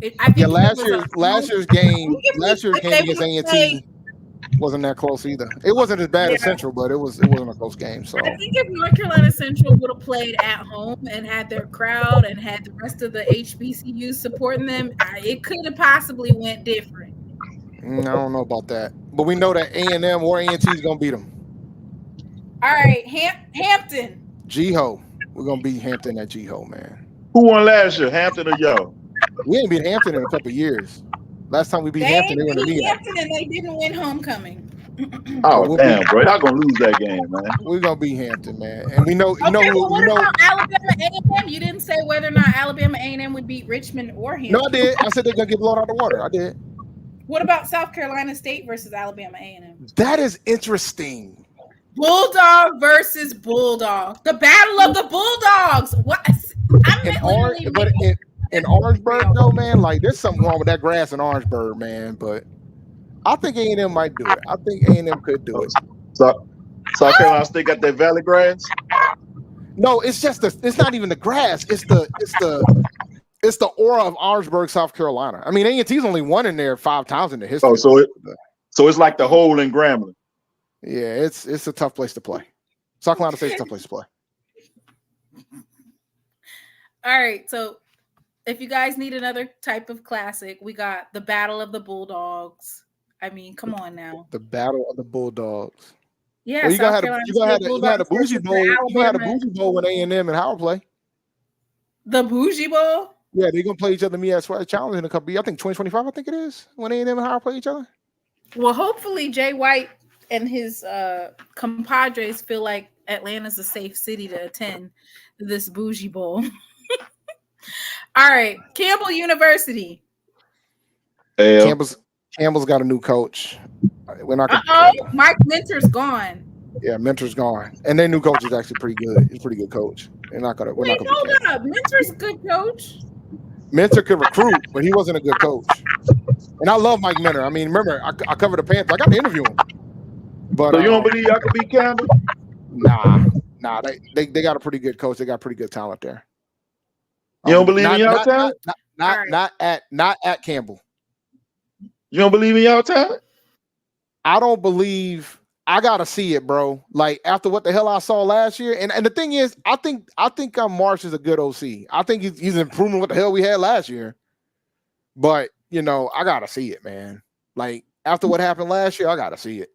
Yeah, y'all did win one game, so yeah, I understand. Last year, I gotta see it. Yeah, Braxton Harris. I couldn't remember his name, but Braxton Harris is a hell of a coach. So okay. So have they been doing? Did they do good in recruiting this year? Yeah, I mean the recruiting ain't falling off. I'm still trying to figure out how they able to get kids to go to Bowie's Creek. Have y'all ever been to Bowie's Creek? Is it in the country? I ain't never even heard of it. It's like in the country, right? Ain't nothing there, man. So they like Alcorn. There's nothing there. I don't know how. Like I found it always amazing that Mike Mentor was able to recruit the players that he was able to recruit in that town. But there ain't nothing there. Nothing. Not a thing. He probably was handing out checks. It could have been. Now they can legally do it. But and I say this all the time, Mike Mentor is beloved in Carolina. Like he's like one of the beloved Panthers, right? So it wouldn't shock me that his aura would help. Where did he go? He went to the NFL? No, I don't think he's working at all, to be honest with you. Nah, but Campbell does have facilities. They got a nice campus, but ain't nothing there. And they got a really expensive. It's a private school. Yeah, really expensive tuition. So I mean, so is Elon, right? Elon costs $70,000 a year. I think what they charge at Elon right now. So I can recall last year that Campbell played North Carolina Central, and I was trolling North Carolina Central because they were losing by like 20 at halftime.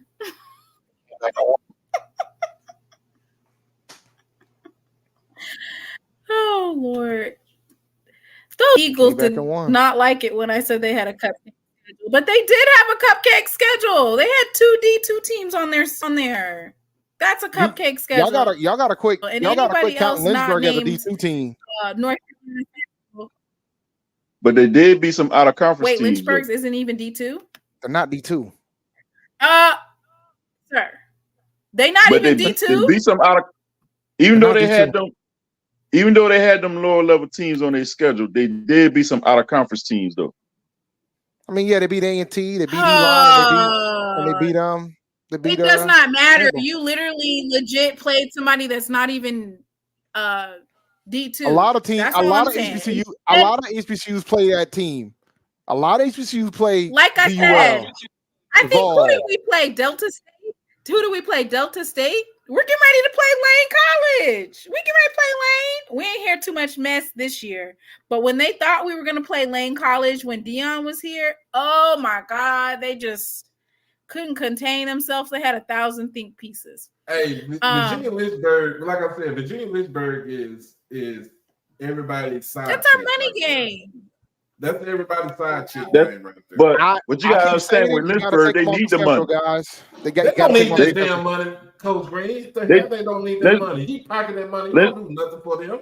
Come on, man. Lynchburg need the money. That's why they be doing it. Dave, you need to be scheduling Virginia Lynchburg so you can get your win. Like it's funny. A decade ago, we used to schedule them. When we were bad, we used to schedule them. That was like the get back. You guys are bad now. Nah, you guys not are bad that now. bad. Start putting them back on the schedule. Nah, we're not putting William and Mary. William and geez. Mary. You can go in and catch face with A&M for the next couple weeks, bro. Nah, that ain't nah. No, I think we'll beat Elon though. We'll beat Elon at home. Villanova University. Absolutely not. November 2nd to November 23rd. Woo, tough. Yeah, Towson I think University. we'll beat Elon. We're not gonna beat it. Not at Townsend. They got a pretty good coach too. Okay. Not at, so is Alabama would Alabama A&M win any of these games? Not a damn no. Not even an Elon game. Elon might be their best shot. Elon lost a lot of folks. I think we'll beat Elon. Not even Townsend. So with a new coach. No, Townsend. This is the second year. And Townsend beat our ass. We played Townsend at homecoming last year. We lost by 10. We almost came back and won. Guys, that means you're predicting that your team will win 3 games. Winston-Salem State. No, 3. Winston, North Carolina Central, which you know that you're not going to win that. We are going to win that. We're going to win that. South Carolina State. Elon. Nope, South Carolina State. I said we'll win South Carolina State, and I said we'll win Hampton, and I said we'll win. Oh, you just picking all of the HBCUs. No, I said we'll win Elon because I think we got to get 2 conference wins this year, man. So we gotta get 2, and those are the only 2. Dave, I'm gonna tell you this now, Dave. If y'all lose to Central and South Carolina State back to back, I'm gonna get the heat regardless. I'm starting a petition to bring back Coach Washington. Go ahead, but does Coach Washington want to come back? You thought about that? Y'all think you guys got that video? You got that video, Simona? You guys want to come back? Bring me my money.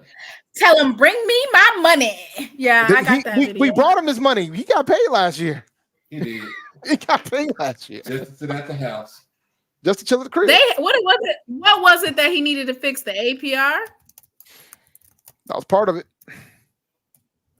How's that his fault? You better get some compliance in there. All I'm going to say is this, and this is the best way to put it. When the new coach showed up, he had a lot of things he had to clean up because folks weren't going to class. There was a lot of other things going on. They just doing whatever. Yeah, there's a lot of things going on. The APR. So you got to remember, right? When we were having all those losing seasons prior to Broadway showing up, the big problem was the APR. Talking about the 0-27 years. Yeah, when we lost 27 straight games, the APR was like in the 800s. Damn, I would never want to be a part of that. You lost 27 straight games. 27 straight games, and had a 1-10 year. We had a 1-10 season too before we hired Broadway. And you know what the crazy part is? You know who the offensive coordinator for that 1-10 squad? Man. Chennis Berry. Chennis Berry. He's come a long way, hasn't he? He did good at Southern. He did. He absolutely did, and he killed it at Benedict. Yep. Tell him to bring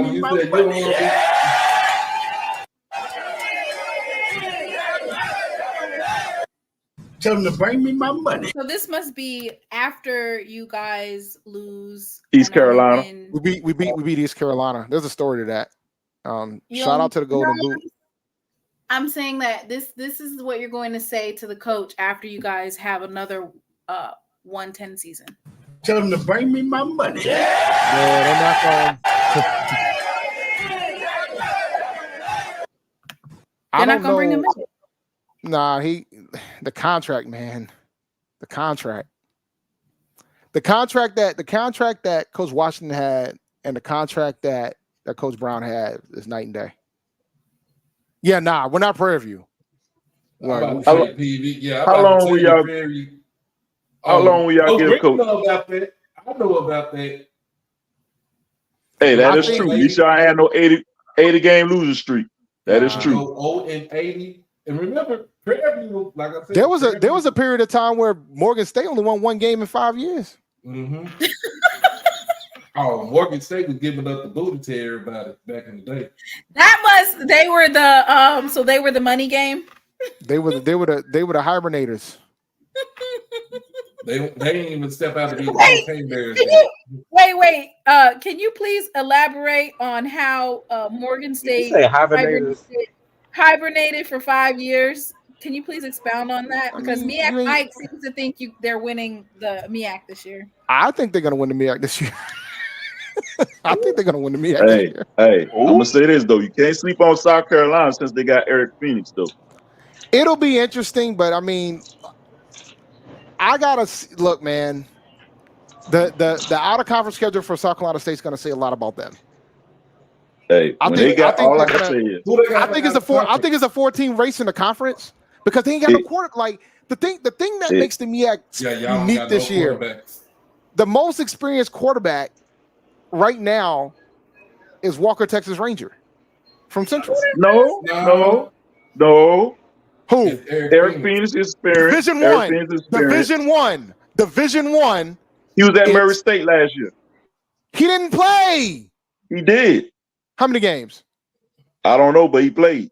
I saw the game. I watched the game he played in. A&T's quarterback got more starts than pretty much all the quarterbacks in the MEAC, with the exception maybe got experience.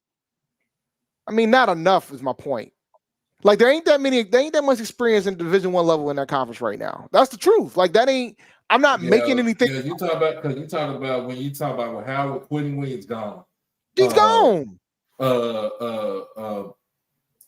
And Morgan, they coming up with a sophomore as a quarterback with Central. Davis Richards gone, so you got Walker.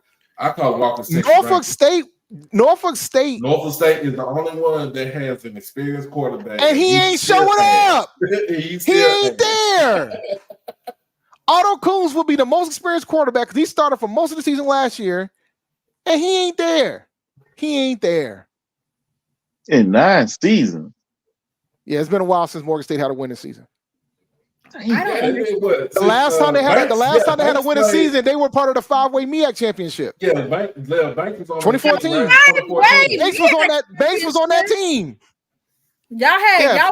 Did y'all cut 5 co-champions? 5 pieces? How did Did MEAC Mike play football at Morgan? Or he was just a fan? I don't know. I doubt it. I don't know. I can't speak to that, Mike. You wrong. Eric Phoenix only played in 2 games last year. He did not play or start. You wrong. I did say I don't know how many games he played, but I say I did see him play 1 game. You wrong. That ain't enough. Wrong if I said that. That ain't enough. He seen him play in 1 game. He ain't said he really didn't say But my point is my point. There's a lot of inexperienced quarterback position in that conference. It is. Morgan State got the quarterback with the most starts. Oh, okay. I guess what you're saying is the South Carolina State quarterback, because he hasn't played at D1, it's supposed to be different for him. It's gonna. I mean, I think it's gonna be fascinating because he knows the offense, but he hasn't really played D1 ball like that.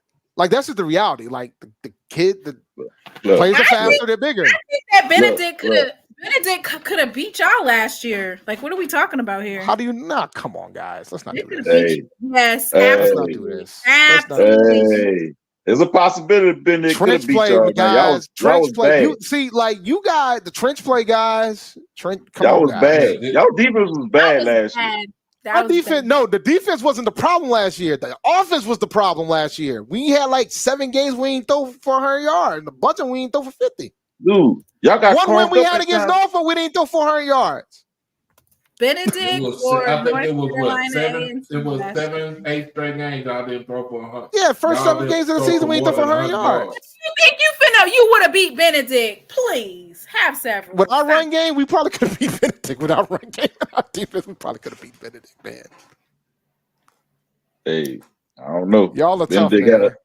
Benedict had a big old line. A lot of folks think that Benedict, like with South Carolina State bringing all these Benedict transfers, and South Carolina State can win the conference. And I'm like, if South Carolina State wins the conference, it's going to be because of the quarterback play. And Phoenix and what Chennisberry did in the SAIC works in the MEAC. And if that happens, guys, let me tell y'all something. If that happens, guys, I'm going to have a lot of questions about the MEAC. Oh, yeah. We forgot about Marquis Adams from Delaware State. He's coming back, too. But it's Delaware State. Delaware State. No, wait. All the quarterbacks. Delaware State didn't win a Division I or Division II game last year. I thought they won 2 games. They won 1 game against VUL. Oh, so y'all was in the same boat. Nah, we beat Division I team. See you out here. Listen, man. I know it's been a while since Southern's won a SWAC championship, but you gotta relax, man. But we won more games than y'all though.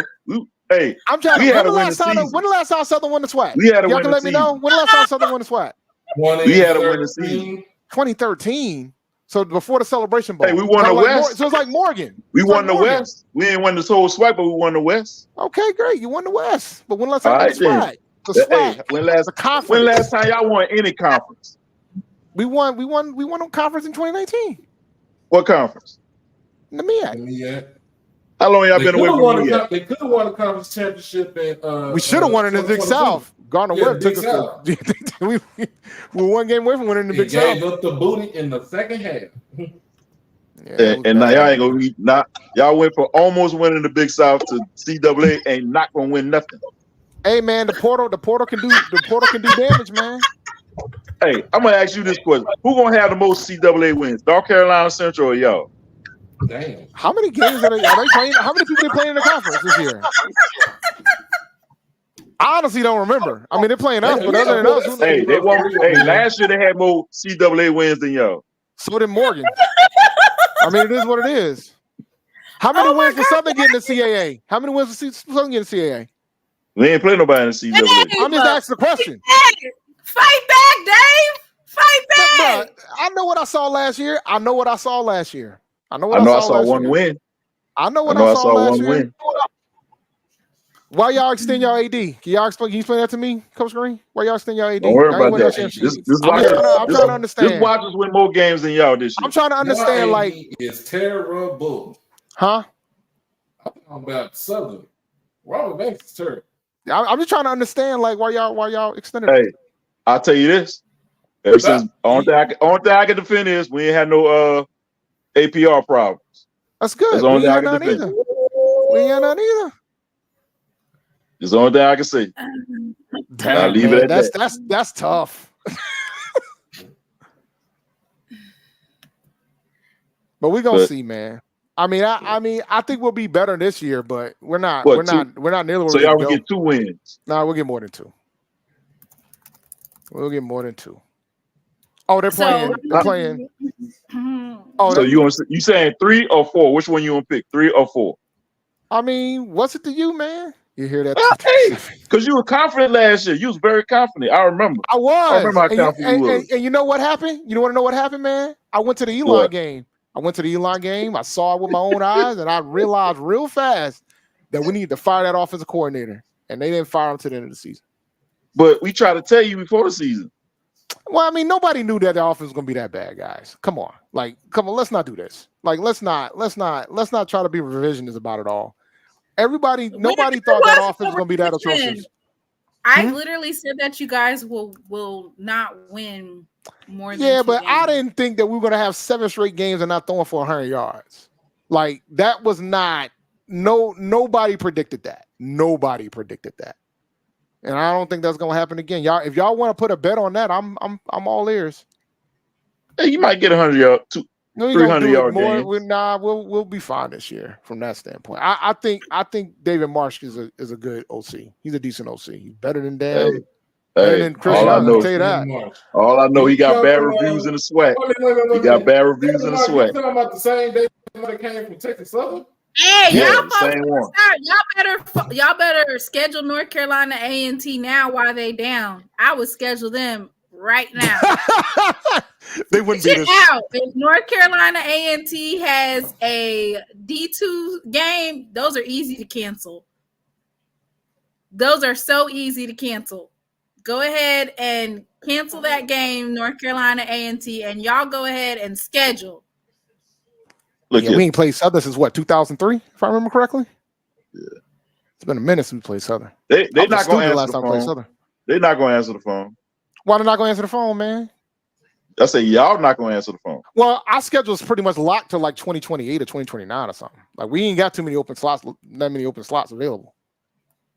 Like I could pull it up right now. I could tell you the next time you could play somebody else because we got games scheduled through 2031.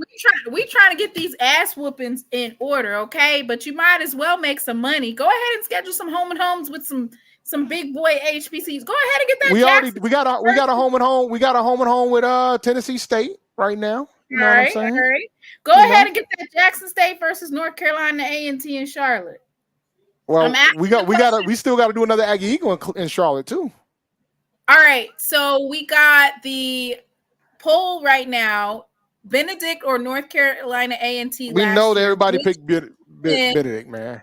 Go ahead and vote, and while you're voting, go ahead and hit that like button. Okay. I know who got my vote. So yeah, we know. I know what the answer is going to be, man. It is what it is. The next time we got available slots is 2029. Well, Dennis ain't there no more, so y'all can beat them now. As non-conference games.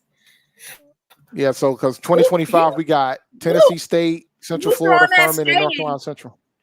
Huh? We keeping that Boombox Classic on the schedule. He said that Southern schedule's locked up with conference opponents as non-conference games. Hey, it's true. You could hate all you want. I'm not hating. But I'm not hating. I like Southern Jackson. I like Southern A&T's in black. Game, we make money. That Southern Jackson game is Anybody big. wonder why I say sudden? You hear Coach Green. Stop that. Jackson and Southern is very big, so it's not going to go away. I mean, I get it. I understand it, but I'm going to say what I always say. Don't complain about, if you guys don't go to the SWAC championship, you feel like you should get a slot in the FCS playoffs. We don't want to go to the janky ass playoffs. Dude, we play in the Bayou Classic, so no matter what. Oh yeah, y'all ain't gonna ever play in the playoffs. Exactly. The sudden Jags is hilarious. The sudden Jags. Yeah, laugh it up.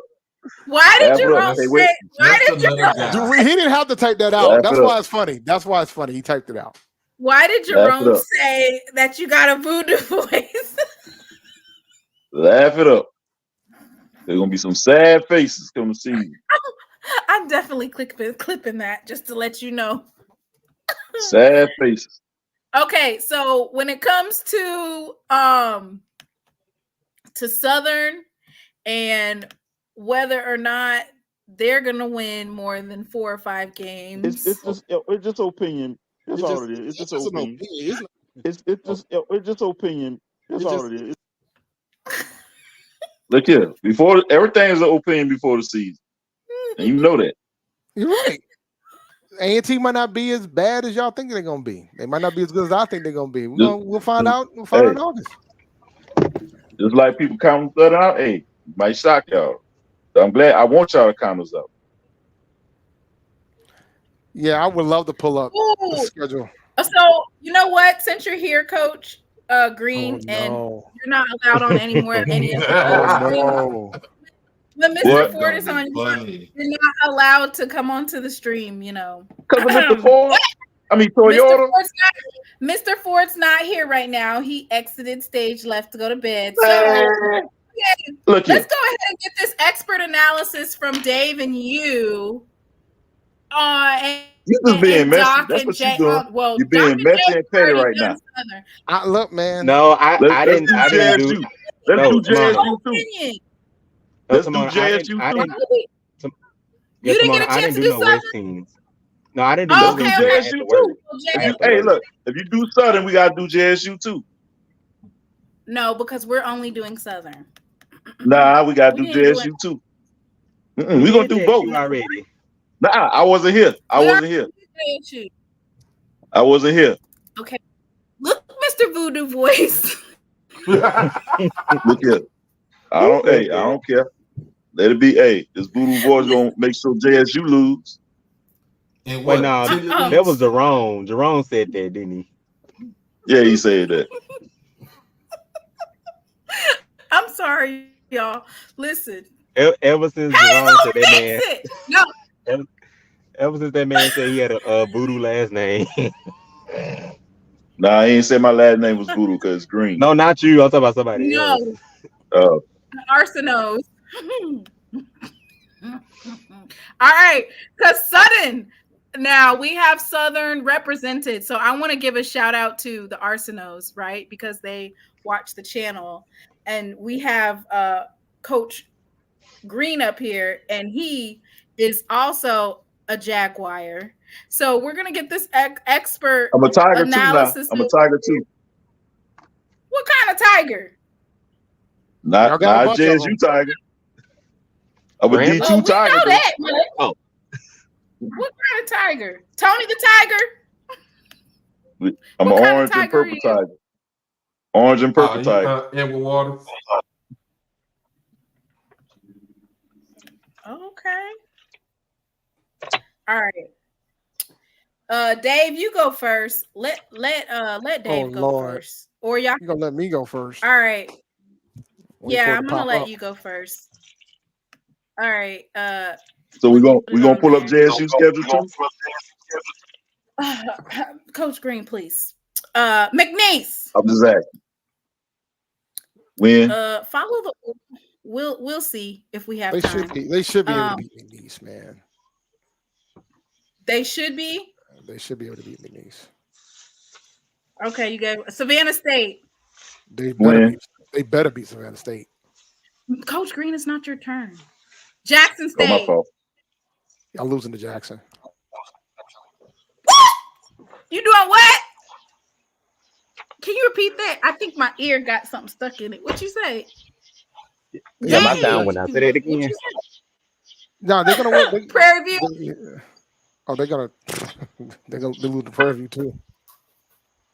Nichols. They gotta beat Nichols this year. It's in Baton Rouge. They gotta beat Nichols at home this year. They have to. Texas Southern. They'll beat Texas Southern. Oh wow. They'll beat Texas Southern. All corn. I'm gonna tell you something about Texas Southern, man.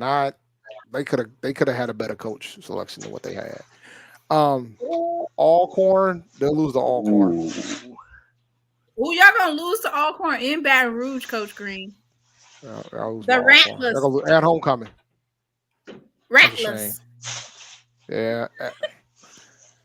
Y'all gonna lose a fam too. This is bad. Worse than I thought it was gonna be. Who do you think? Alabama A&M. They'll beat Alabama A&M.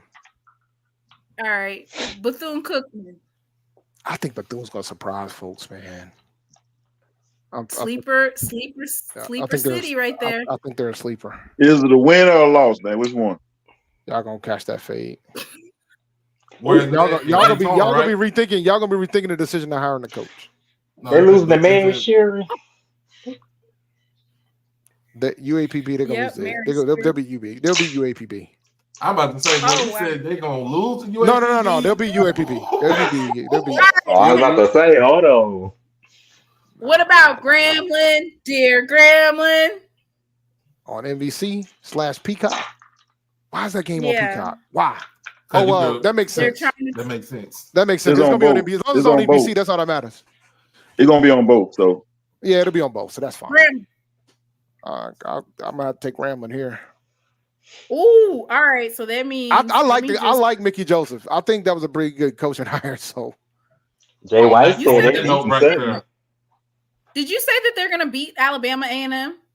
Yeah, they'll beat Alabama A&M. Okay, 1, 2, 3. I know you mad, Jay White. It's okay, buddy. It's all right. 4. You got 5 wins on here. Okay, 5. You got 5 wins. 5-7. You said that they'll beat Savannah State. They should beat Nichols, or they need to. They better. You said they'll beat Texas Southern. That's 3. You said Alabama.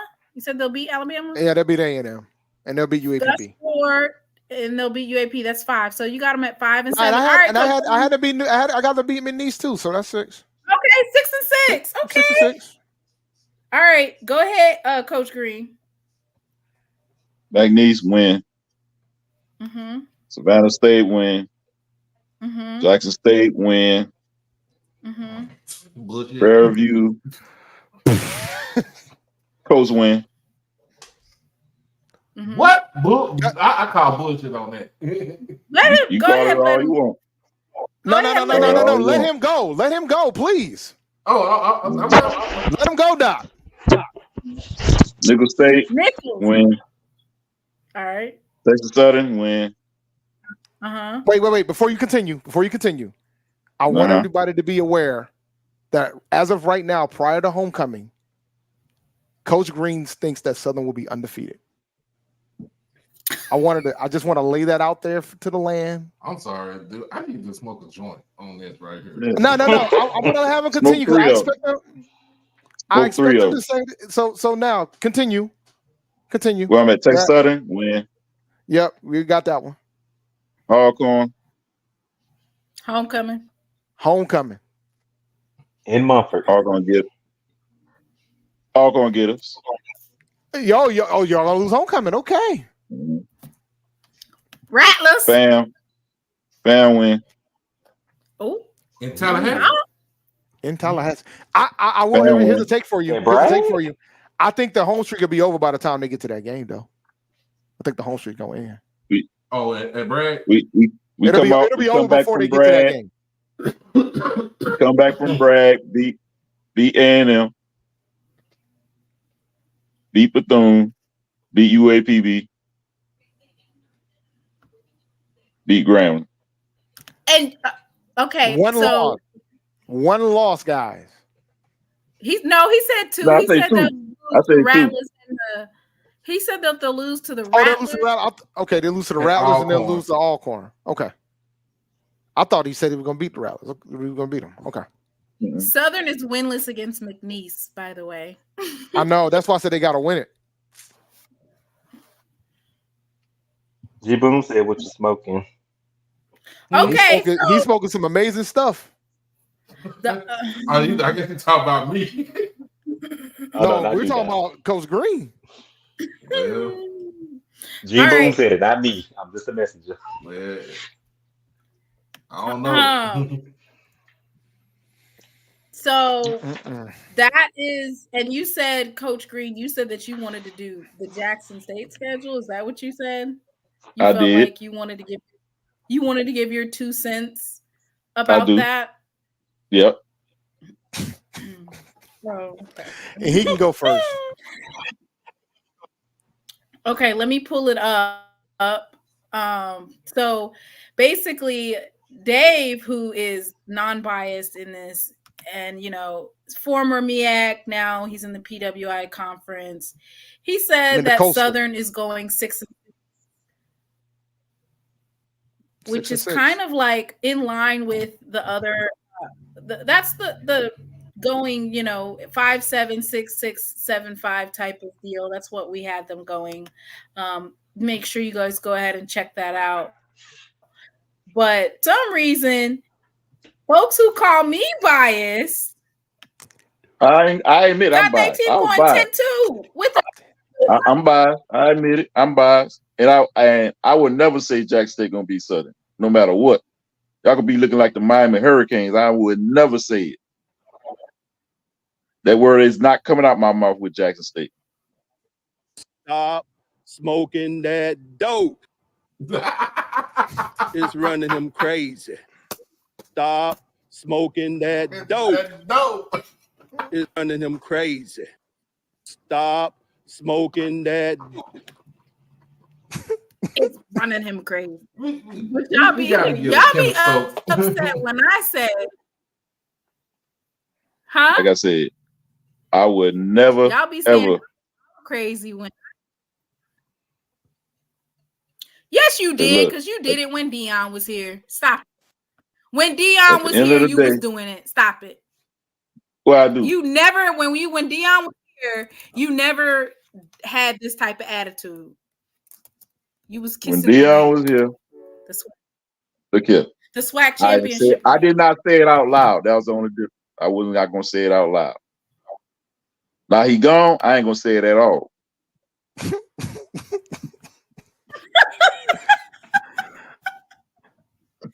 All right. I'm gonna let Coach Green. You can go first.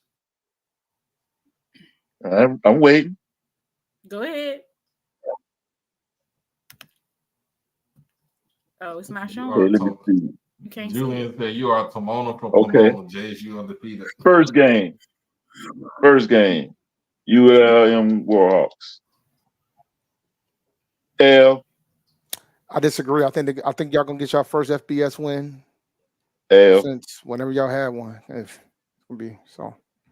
L. Lane win. I concur. Southern. Oh, y'all already know. Southern winning that one. That's an L for y'all. I had to think about it. You had to think about it for a minute. You had to think about that one, didn't you? Ooh. Y'all got to go to the hole. Shit. Ooh, strange things happen in the hole. Well, we won last time we went to the hole. Y'all want to let? That was with Dion. Y'all won. That was with Dion. Still. I'll give y'all the win. I'll give you the win because they got a new coach, so I'm gonna give y'all the win. Texas Southern win. Alabama A&M win. Martin getting fired at that game. Nah, if they gonna get fired, it's gonna be after the Magic City. They can get fired during the season. It'll be after Magic City. Damn it, Jackson! Fam. I don't agree. You gonna pull up to that game? Talk about that? Jackson gonna win that game. Pull up to that game? Jackson gonna win that game. I don't agree. Bethune-Cookman win. Ooh, we beat Bethune-Cookman. Yeah. Right. UAPB win. Mississippi Valley win. That game right here against Alabama State. That is the L. I got Alabama State winning the SWAC. So nah. L. Alcorn State. Ooh, is that Norman? L. Okay, so you got us losing to Alcorn State, Alabama State, Florida, A&M, and Southern. No, he also got to lose to ULM. So you got us going 7-5. Yeah. And then Dave, you said we might do an upset against ULM. I think if there's gonna be a time that a SWAC school's gonna beat a FBS program, it's got to be that one because ULM ain't got nobody. They're terrible. Y'all should be able to finally do it. All right. I believe it when I see it. I mean, When are it's not an easy thing to do. I mean, but y'all are Hey, y'all if are they do winning it, against Lane. hey, if they do it, it's great for the SWAC. Oh yeah, it definitely is. What did you say we were gonna do against Southern? Yeah, I told y'all gonna beat Southern. So Hell, Gremlin in the hole. you already did y'all yours. won Coach that. I say Green. y'all won that one. Y'all gonna beat them. It's my turn. You already did yours. Oh, my fault. But Texas State wasn't that bad last year, so that's not a fair comparison. ULM is horridly bad. Grambling, that's gonna be a tough one, but I think y'all probably pull that one out early in the season. So the coach is still probably trying to figure things out with the team. So y'all pull that one out. Y'all beat Texas Southern. Y'all beat A&M. Keep going. Ooh. Hello. Rattlers. Y'all will beat Fam. Hello. Yes.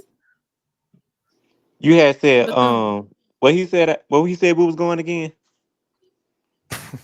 He said we was going 5.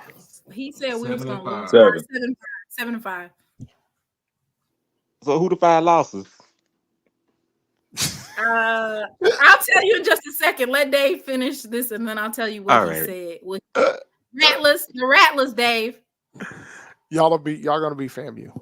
Bethune-Cookman in Daytona Beach. That's gonna be a tough game, man. And it's their homecoming too. That's their homecoming? Yep. Oh man.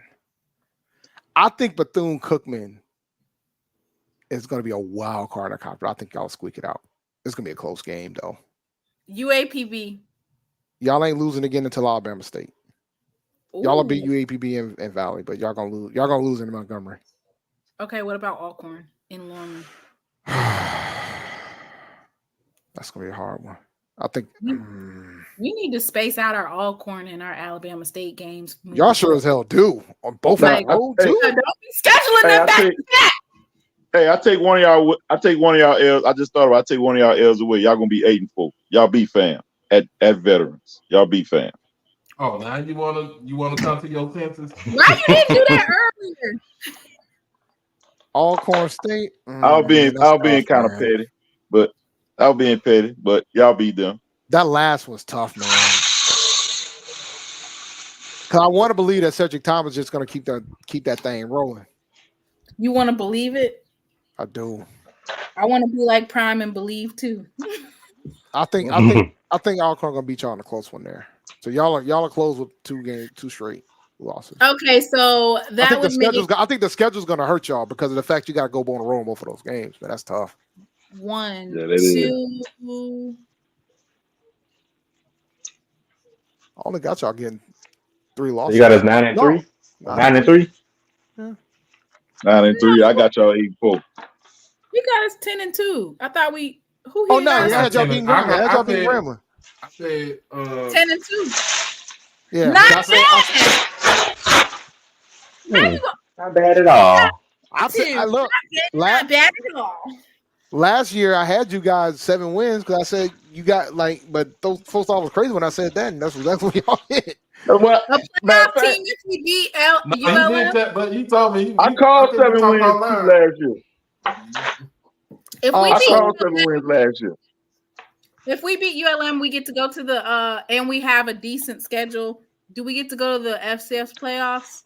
I'm gonna be honest with y'all. ULM is gonna be terrible. So unless ULM, if y'all clip ULM and ULM is better than what they anticipate, there's an outside shot.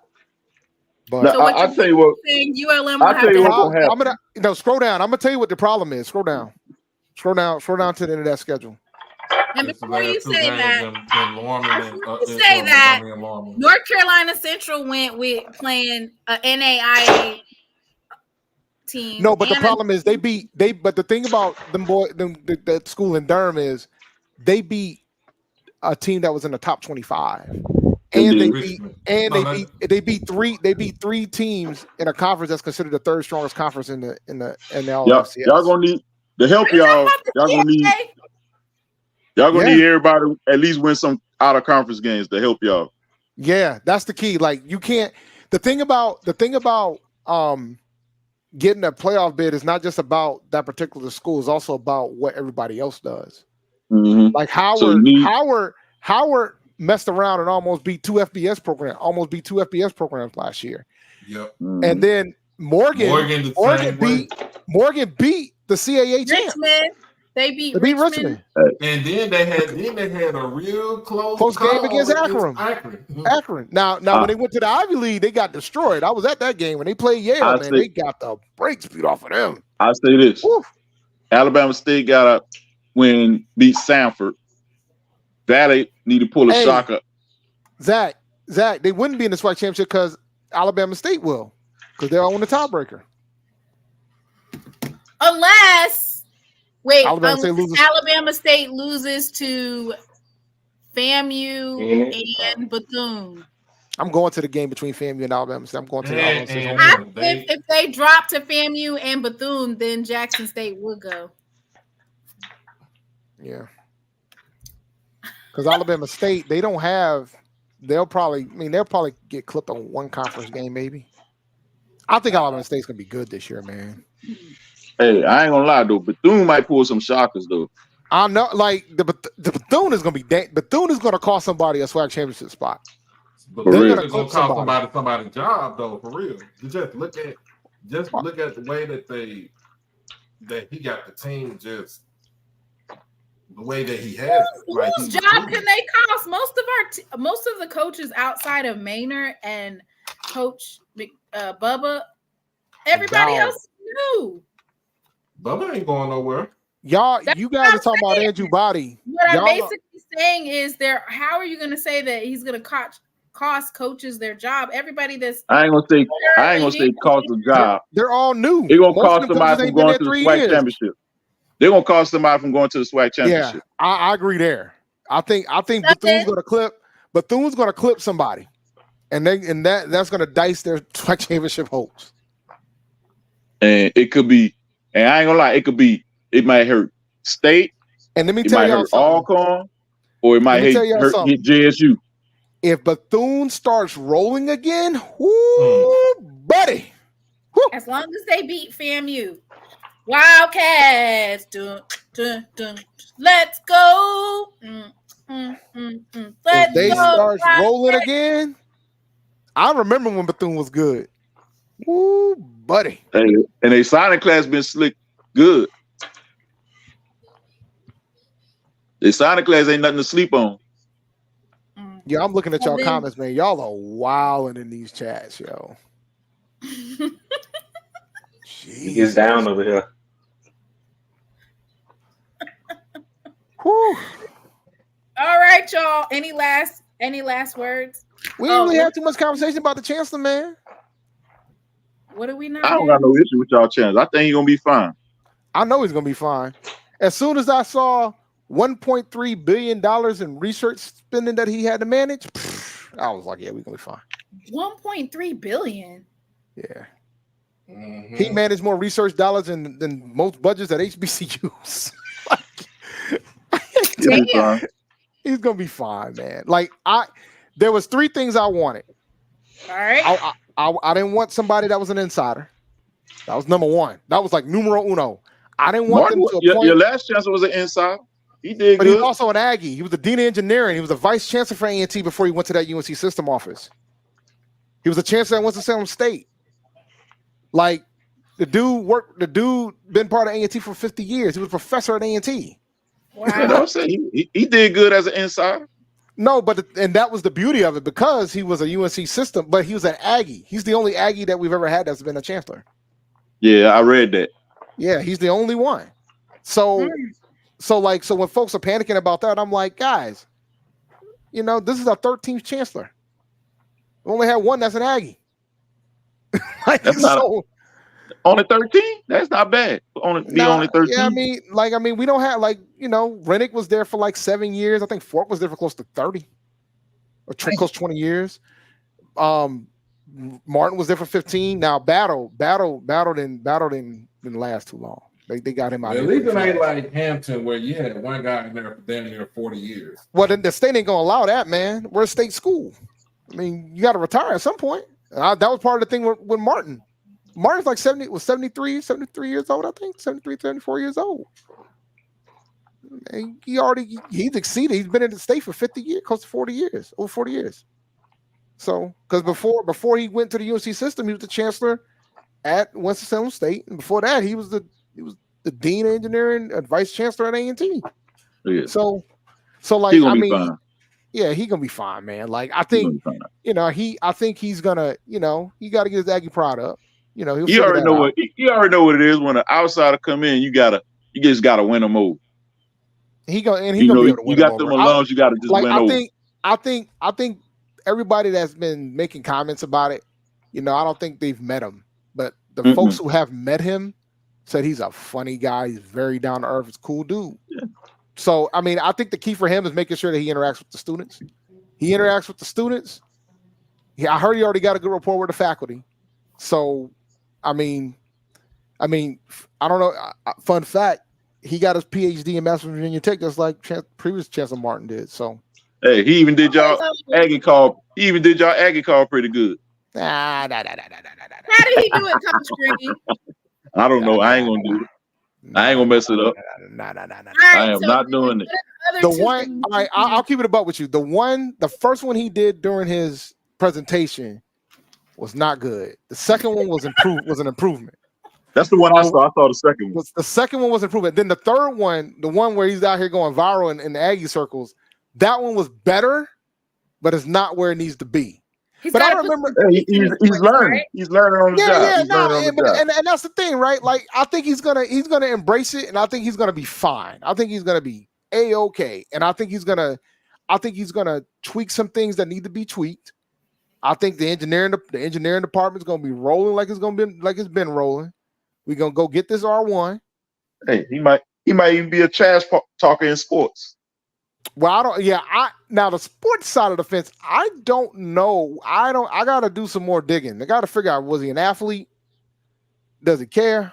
We'll find out if he cares. Hey, he don't have to necessarily be an athlete. He might be like nobody asked during the presser, nobody asked a question about athletics. Nobody. They didn't want to? I don't know why. Well, it all depends on who was in the room. Like, I think they got to ask like 5 questions, I believe, but nobody asked about athletics. And the thing is, he hasn't. We've heard more about the band than athletics so far with the rollout. So we don't know yet, but he doesn't officially become the chancellor until August 15th. So he got a couple weeks to figure out the Aggie pride. He's got a couple weeks to get settled in, and then we'll figure it out. But he's very accomplished. So I think credential wise, I either wanted a dean of engineering, a former chancellor, and I didn't want an insider. And I got a dean of engineering, and he also was a vice chancellor while he was at Pitt too. So I got a question for all y'all. What's up? Do y'all think Miles eventually have a chance to buy Birmingham Southern? I hope so, man. Miles, I thought it was A&M that was going to buy the school, though. Nah, they say Miles up for it too. Miles want it. As long as one of them gets What's cool? Birmingham Southern. They don't pay full price for it. I could do like Delaware State. Delaware State bought a school. Yep, they sure did. Turn it to downtown, DSU downtown. They over there trying to make you guys pay full price for it. Better wait till it goes into foreclosure. Get it for it. They already auction off with everybody else getting money. Auction off though. That's the thing. UAB wants Miles to buy it because they don't want Alabama A&M to buy it. That's right. It's a competition game. Yep, we know that already. So you already know. If A&M buy, A&M will creep right in the backyard of UAB. Yeah, because word on the street, Miles got a leg up on it because of UAB. That's a fact. Like, it's always chess when it comes to those type of things, man. Why don't UAB buy it? Because UAB ain't trying to buy it. They ain't trying to. They don't need it. They don't need it. If A&M gets that, UAB is gonna be furious. But then, I mean, these PWIs tend to play those games. You saw, I don't know if you guys know, but Chapel Hill's trying to have an engineering school. They're trying to get approved for engineering school. Mm-hmm. I thought they were not letting folks duplicate certain things. Yeah, I know, but you know what's the fascinating part about that? If they get approved for an engineering school, I'm pretty sure A&T is going to put in for their veterinary school again. Yep. Because they rejected us years ago. Yeah, y'all had one with the other. Years ago. So we're gonna be like, well, if you're gonna let them have that engineering school, then we want to go in and we want to get this NC State veterinary program going, and you just bring me my money.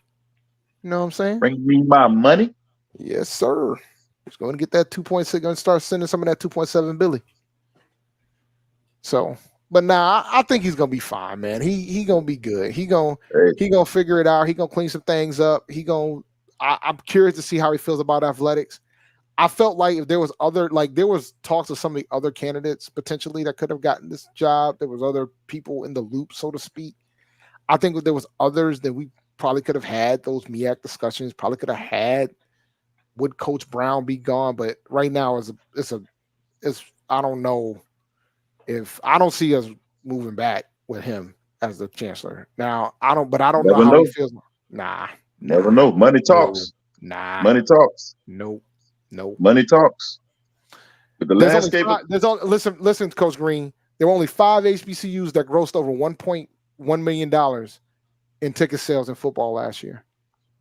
A&T was one of the 5 as a 1 school. That's cool and all. I'm just trying to explain to you. Hey, I'm just trying to let you know. No, I get that part, but media money is a different conversation. I get it, but I get all that. I understand that. But my point is that it's more of a matter of it's got to be a lot of legitimate reasons to go back. It's got to be like the whole fiasco that just happened with Kai, my frat brother. A lot of actors was like, man, you wonder why we ain't trying to go back. Nah, see, it's a lot to that story that everybody ran with it, but don't know the whole story. So I have a theory. I have a theory that I'm rolling with. My theory is that I think that the schools voted not to pay for it. That's it. That's my theory. Feel like it wasn't in their budget. They didn't. They probably felt like it wasn't worth the value added. So, and the thing is, if that's the case, you can't beat the MEAC up too much about it, because folks got to remember, the MEAC works for the schools. Like they work for the schools. Mm-hmm. And it's just like what I said when I first hopped on. I'm like, some of the schools within the MEAC, would they want to pay for that? Would they want to deal with the logistical nightmare for that? Because I think you got to pay for the insurance and stuff too. Yeah. I'm about to say, because this was like a recent rule change. So, the conference ain't gonna just jump to pay for something at the beginning, but they may do it next down the road. They may pay for it. Well, it sounds like they definitely are after what just happened. Like, I think, because the thing is, if there was nobody that qualified for the Olympics, they wouldn't have done it. But now it gets interesting now, right? Because the Olympics only happens every 4 years. Damn. Mm-hmm. Right? Yep. So do they really have to pay for it for the next 3 years? Do the MEAC and the SWAC really have to pay for it for the next 3 or 4 years? Nope. Do it around Olympic time. Yeah. Yep. Like, I mean, so that'd be best. Just make sure that your student athletes are to enough. Venice just put something in there. Can you post that? Can you post what Venice just put in there? Is Venice says? Put that in there. A&T makes more media than the MEAC teams. Look at night. That's a lie. That's a lie. How is it a lie?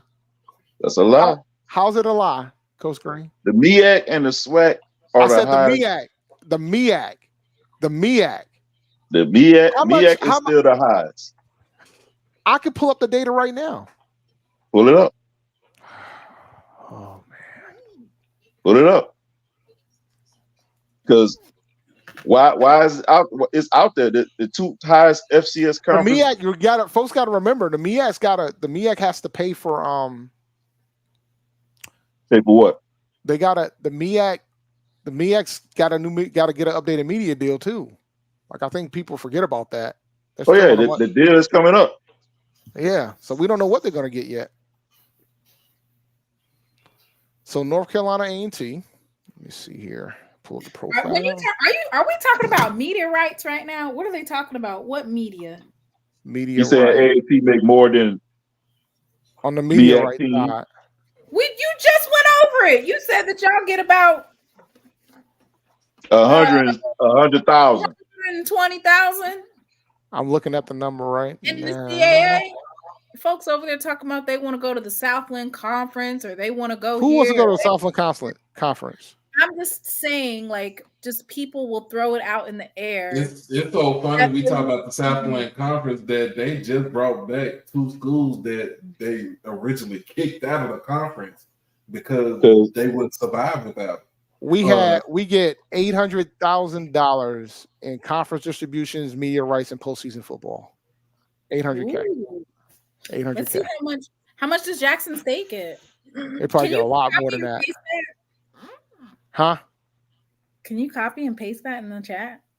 I can't do links. I'll throw it in the private chat and then. Why do you have you Apple? You have an Apple? I do have. I am on my Mac today. I'm always on my Mac when I'm on my show when I do my shows. Bougie. I'm converting. I'm thinking about what Blue just said. What Blue just said?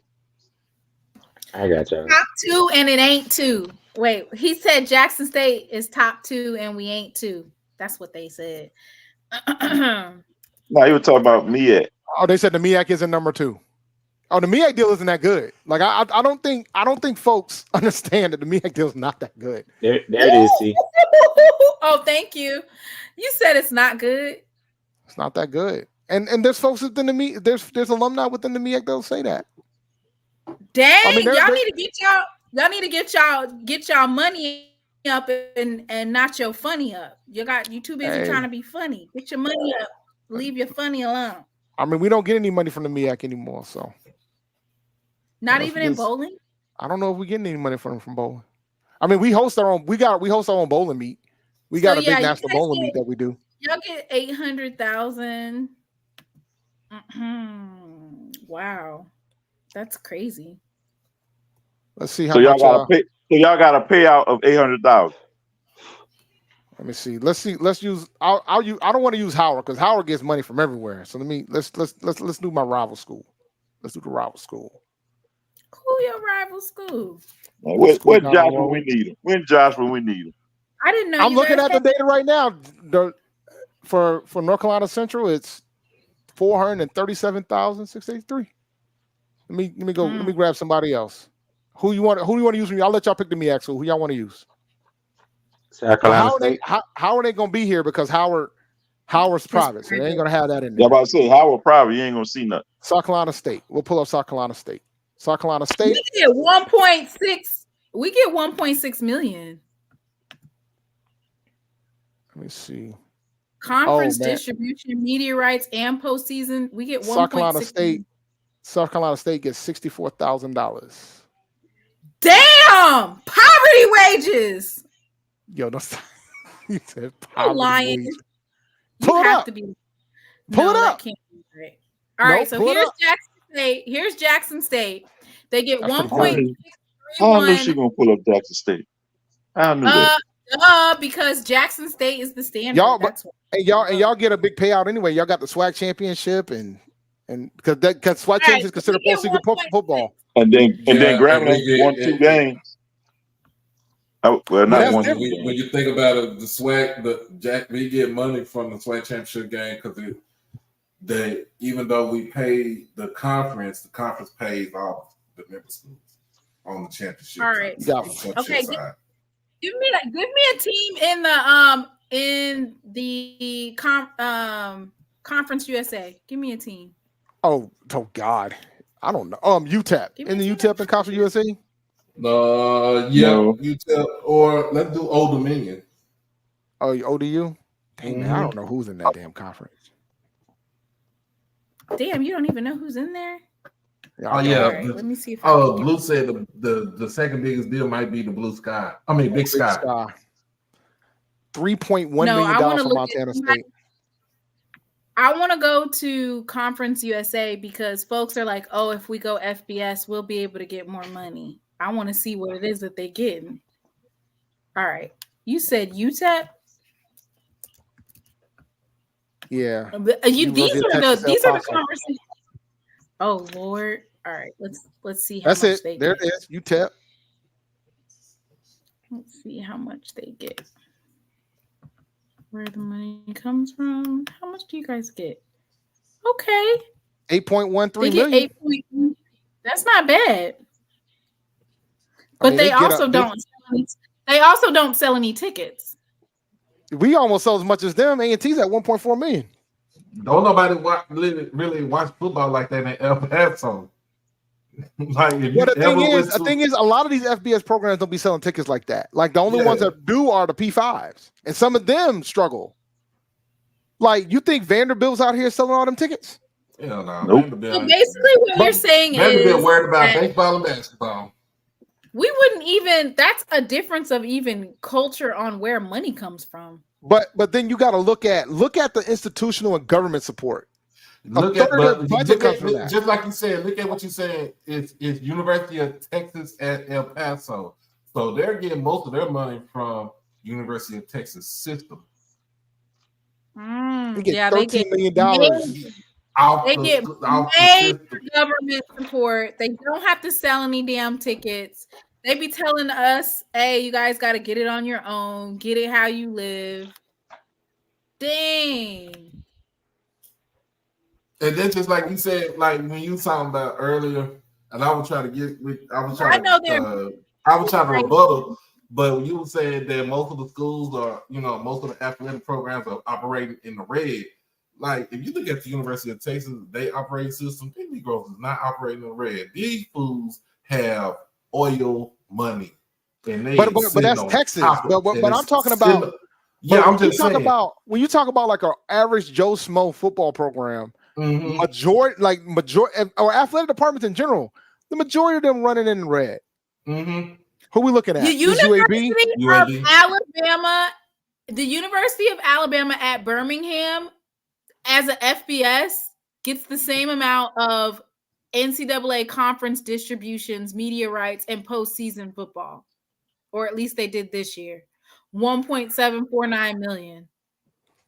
Look at all that. Look at all that government support they get. 48%. Y'all didn't make no money in media rights. None. And this is an FBS team. They don't care. Just because you know FBS does not necessarily mean NDSU. Zach, the MEAC might have the worst deal.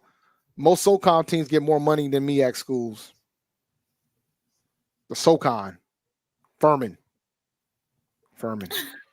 So like I said, when it comes that media to deal's rough. So so maybe we need to look at the media rights deal. We need to figure out a little bit ways to make some more money. But after seeing some of this, I mean, I would have to break down each one of them. But it looks like Tennessee State got $467,000. Oh Lord! I mean, that's better than that's Big South OVC. Yeah, like. Don't be over here thinking just because you go to a PWI conference, you're gonna get more money. I'm just saying, man. Like, if you telling me that, because y'all said y'all was leaving because y'all were going to go get more money.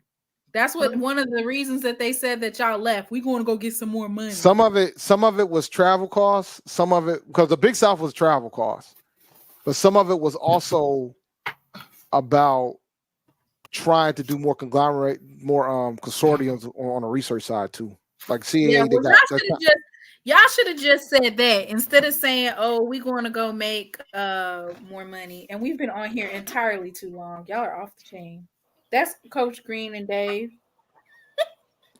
They're gonna be like, "What the hell can you talk about for 4 hours?" I mean, I didn't show up till what 10:30, right? Like I know you're another Mr. Ford. When Mr. Ford get on the show, it gets extended an extra hour. I mean, the thing is, I just, the chancellor situation, a lot of eggs are still feeling away about that. Went through the schedule. Before, do we need me to apologize or something, man? Because he holding grudges. He doesn't like you. Jesus. He don't even know me not to like me. That's the crazy part. Well, maybe you do need to apologize, but I don't know. What did you do? Nothing like that oil money. I didn't do anything. I just told him he was wrong about something he said. And he been upset. You did something. What is the purpose of you asking, do you need me to apologize? And then following up with, I didn't do nothing. Nah, I don't think that was a big deal to disagree with somebody. That's the only thing. Disagreements happen. That's life. I'm not sleepy. Everybody can't agree. They're going to be like, what in the hell does SheLovesThee talk about that makes them be on for 4 hours and 30 minutes? What can you literally talk about? So we just did it. We'll be clipping these, especially the recaps where Coach I say 8-4. 8-4. Coach Green. 8-4. I say y'all gonna be 8-4. You said you're gonna be 8-4, and you also said I say y'all gonna be 8-4. I say y'all gonna be 8-4. And you said you're gonna apologize to Mr. Ford. Yeah, I apologize to Mr. Ford if that's what he wants. If you want to apologize? The apology shouldn't be like, if you felt offended, I apologize. Like, don't do that. That's not an apology. Be sincere with it. You know, if I did anything wrong to Mr. Ford, I apologize. All right. And let's do a media rights show soon. Breaking it down. Nah, they're gonna I'm gonna keep it a buck with you. When I pulled up South Carolina State, I didn't think I was gonna see 60,000. That stream might get deleted if you do that. Come on. Yeah, the South Carolina State is terrible, and the MEAC. I'm gonna pull up. I'm pulling up Dell State because now I'm curious. Now I gotta look at all of them now because 60,000. Oh my God. Dell State is 473. So that's about in line with the school down. Then why the heck does South Carolina State only got 60,000? That makes no sense. Maybe you should look up the year that they won the Celebration Bowl. I don't know. All right, I will. Let's do that. Maybe it was different. They got more when they won the Celebration Bowl. It better be at least 300,000. Well, I mean, I could pull up A&T to look at that. You know, let me see. Ain't nobody the Celebration Bowl pay out what $1.5 million the year that they won. And y'all want us to merge with the MEAC. Stop playing. Y'all could just probably pick the. All right, let's see here where the money comes from. No wonder why FAMU and Bethune wanted to come. Where the money reside, where the money reside. I'll tell you this. Yeah, the money gonna get better. South Carolina State in 2022 was 1.36 million. Damn. I'll tell you this though. They went from 1.3 to 60,000. There's no way that 60,000 number is right because in 2021 they got 474. If the MEAC get this expansion, if this conference expansion happen, if the MEAC get the schools, I think they're gonna get the money gonna get better for them. Who do you think they're gonna get, Coach Green? How is it gonna get better unless they are? Hold on, let's know. The money, but the thing is now it's gonna be a bigger school in Atlanta. Any school in Atlanta. But you got to think about it, guys. They got to be committed to doing that, though. No, it's more than that. It's more than that. It's more than that. So, like right now, the MEAC splits that money between 8 schools. Mm-hmm. If you add one team, it's gonna be 9. No, because this is what I'm talking about. The ESPN deal is about to expire, right? Mm-hmm. Yep, it is about to expire. So that means he said, who do you negotiate with? Do you renegotiate with ESPN? Do you go to CBS Sports Network? Do you go? They say Valley, the site says Valley got 1.1 million.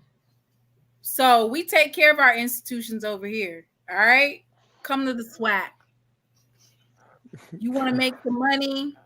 Get a little extra money on the side. Don't want folks dropping the ball on paperwork. Come to the SWAC. Hey, the commissioner got extension for a reason. Yeah. That 8-year extension ain't looking so bad when you start looking at the numbers, huh? When you start looking at those numbers. Things that make you go, Now we just need to add a little Hey, yo, I'm looking at these numbers for A&T during the Celebration Bowl run, man. Woo-wee. How much is it? So how much y'all lost then? I mean, I got a better question for you, man. We got 800,000 this year. So I'm just saying, how much y'all lost? What was the numbers then? So in 2015, It was 500,000 in 2015. In 2016, it was 1.1 million. 2017, it was 700,000. 2018, it was 1 million.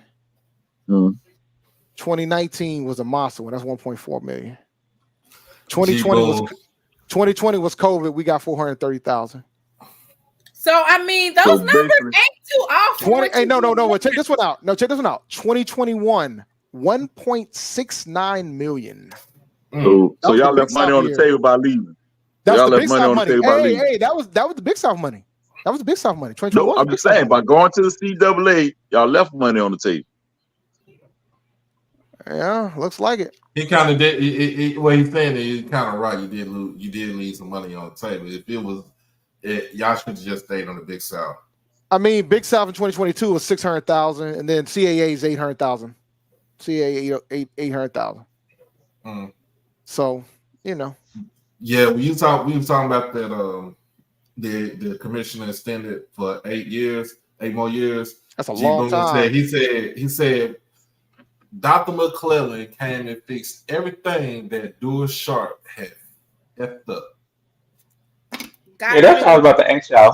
I was about to ask y'all who's Dewar Sharp. Dewar Sharp was our commissioner for. Sometimes you don't want to ask who people are. This is one of those times. So Greg, how long was he our commissioner with the SWAC? I don't know. All I know is we almost lost Grambling and Southern. He messed up because of Dewar Sharp. Grambling and Southern almost left. Where was y'all going? And Alabama State. They're about to head to the Southland. And you would have been in no man's land. Southland ain't making no money. Well, at the time, it sounded like the SWAC wasn't making no money either. Hey, SWAC wasn't making nothing. They were losing money. Yeah. He was bleeding through that fund. You bleed through the funds right there. Mr. Hayes said that's not why y'all left the MEAC.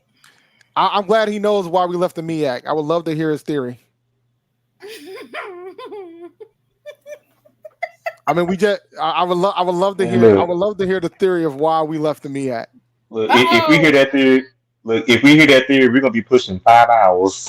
I'm just trying to understand if he knows the theory about why we left the MEAC. I hope he knows why FAMU left the MEAC too, and why Bethune-Cookman left the MEAC, and why Hampton left the MEAC, and why Savannah State left the MEAC. Bethune FAMU reason was different. No. Actually, it kind of wasn't, because they gave the same reason that we did when they left. Travel costs. And then remember, if you take Jerome giving the benediction. If you take FAMU, Bethune-Cookman was just a throw along. Exactly. Like with FAMU, you couldn't. It's like you could just take FAMU and not take Bethune-Cookman. That was a package deal. That was a package deal, man. You can't. That was a package deal. You couldn't leave neither one of them by themselves. So can North Carolina A&T and Hampton come back as a package deal to MEAC if they switch the MEAC conference administration? If they fix it. Look what Blue said. Hampton stayed as long as they did in the first place because of the administration, truth be told, because they pretty much had Dennis Thomas. From what I understand, Hampton was running the administration. They were. That is a fact. They were. Run the administration and be the reason why everybody left. What's going on over here? Hampton was going to leave. Hampton was going to leave eventually. They didn't want to go to the MEAC in the first place. Like, folks got to understand the story about why Hampton got there. Hampton that's why the MEAC should have never gave Harvey all that control. Yeah, he was throwing rocks and hiding his hand. When Hampton left, it boiled down to because Harvey and Dennis Thomas, their relationship severed. And once they severed, they were out. He was gone. He was at the point where he couldn't run the conference. He was gone. But Hampton ran that conference. Hampton pretty much controlled that conference for a long time. Long time. Even the people that was in the office was actually Hampton people.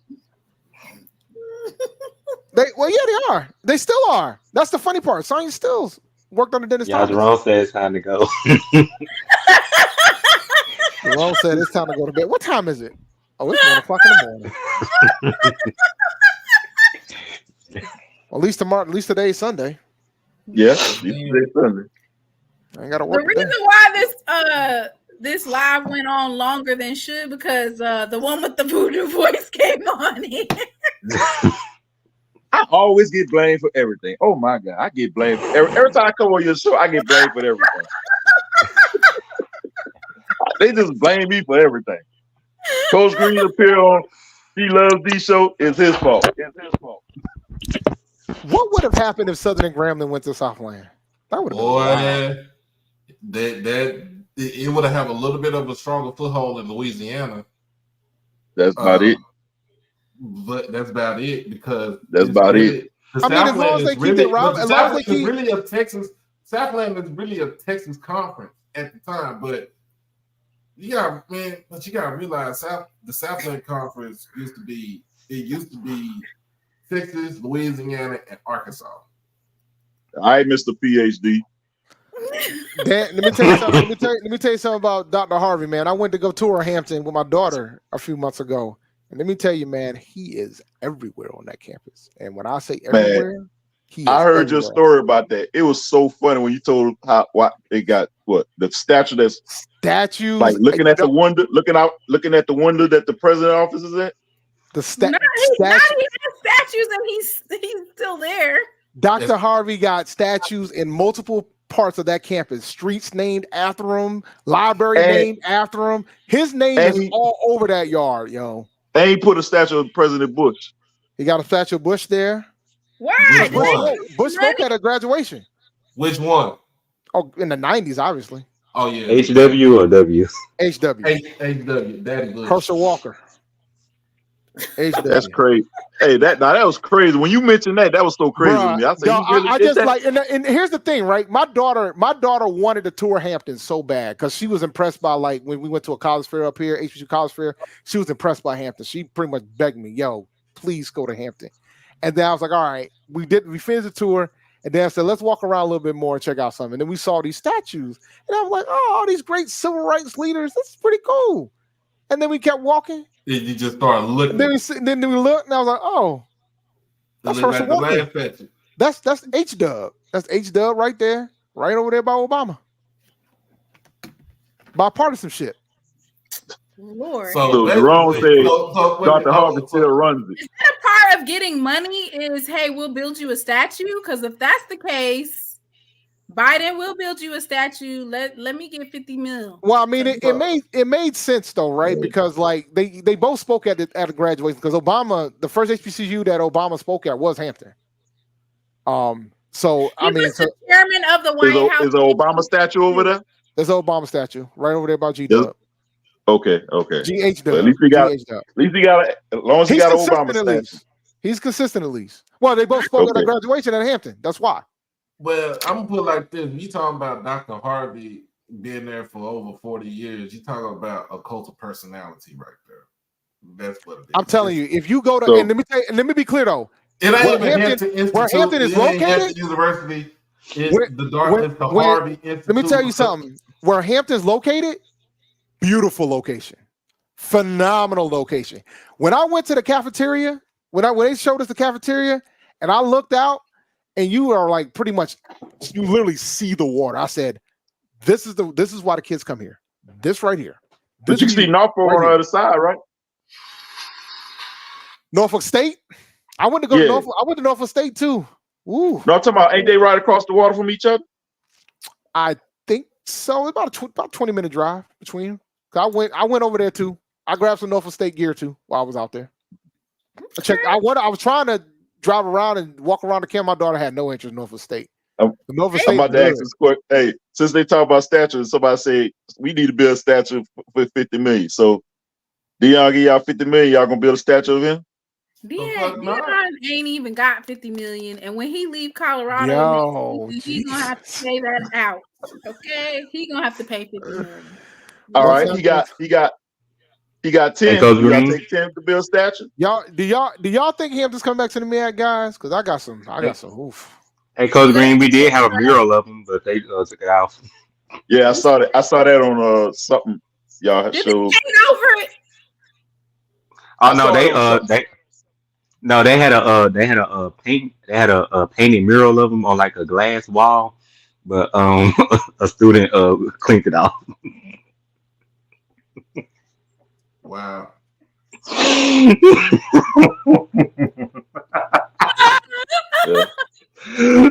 Well,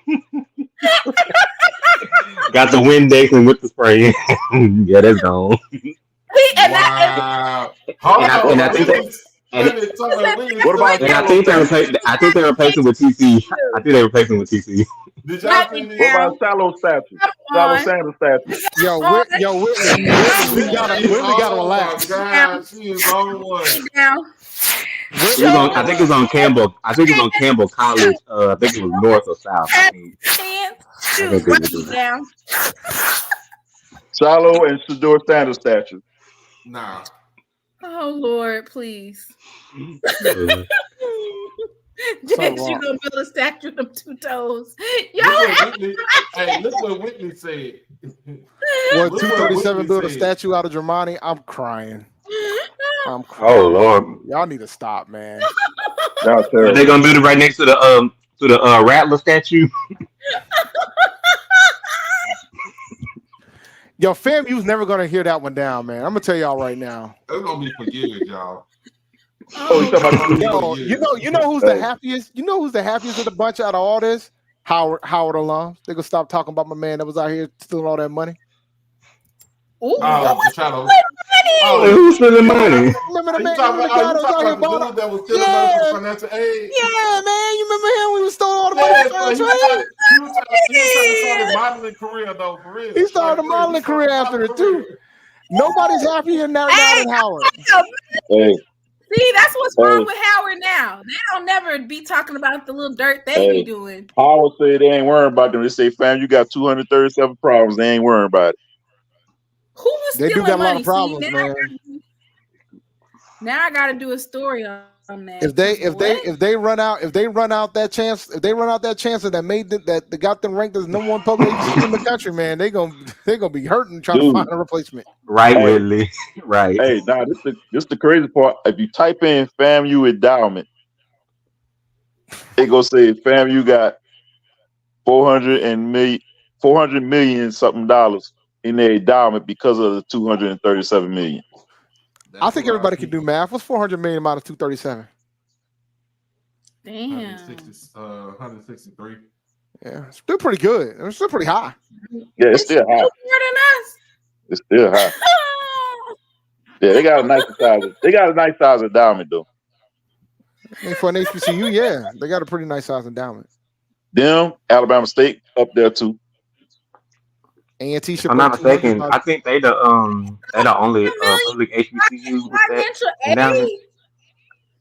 Why? See, some of these things you ain't gonna learn unless somebody expose it. Because what? Nah, no. It was exposed. No. It was definitely exposed. Dude. It was out there. Where was the jokes? Where was the jokes? All these podcasts. They were there. It was all the podcasts. Ask a Howard alum about it. They were there. They were there. Wait, what? What happened again? You didn't have your podcast. You didn't have your podcast at the time. Wait, who y'all said was stealing money again? What was this? 2012? I don't learn a lot about Howard. I learned that they had a president neighbor that wanted to turn it into 70% non-minority. 70% non-minority? Yeah. No, we're not that bad. No. No. Hey, wait, y'all talking about the student who stole their financial aid money? That's what y'all talking about? Yeah. He took that $1 million. Didn't they try to sue him and then he won the case? No. What did he do? Was that somebody else? A refund of $1 million? No, he was in the financial aid office. He was out here taking money. He was just taking money from working financial aid. I would have never even. I don't even know. And the thing is, when you got a big endowment as Howard, man, because they're going to probably hit $1 billion within the next year or two. I'll tell you this. This will put all them after all them schools to rest. What Birmingham Southern did, all 3 of their presidents did, that caused the problem at Birmingham. So 3 of them back to back. All of them had a hand. Well, may the Lord watch. Who's gonna do the benediction? I don't do benedictions. Y'all got it. Go ahead. Well, but didn't they try to sue that student, but then he won a case or something? Ooh, I don't know about that part. I just remember the picture with the pose. I gotta go find it. They try to find that fool too, for real. Like he went out of sight, out of mind after he took that money. He was doing. You talking about the one? Hey, Dave, you talking about the one where he was like he kind of looked like he was jumping out of the air. He was pausing the air. Yeah, and I was like, you know what? We ain't gonna be on for too long. There go Mr. Campbell. There you go. Oh, Mr. Campbell showed up. He in the comments. Well, it's actually Coach Green's fault. I wasn't planning on being here this long. See, why do y'all keep on blaming me? All y'all got a hand in it. All y'all got to take some of the blame too. Designer shoelaces and stuff. What in the world? Oh yeah. Listen, man. Let me tell you something. My man. That's how he hid the money. He bought the town and put it on himself. Mm-hmm. I'm telling you. Hired a professional photographer too. Over here looking like Frank on from the Denzel Washington movie. What's his name? Frank.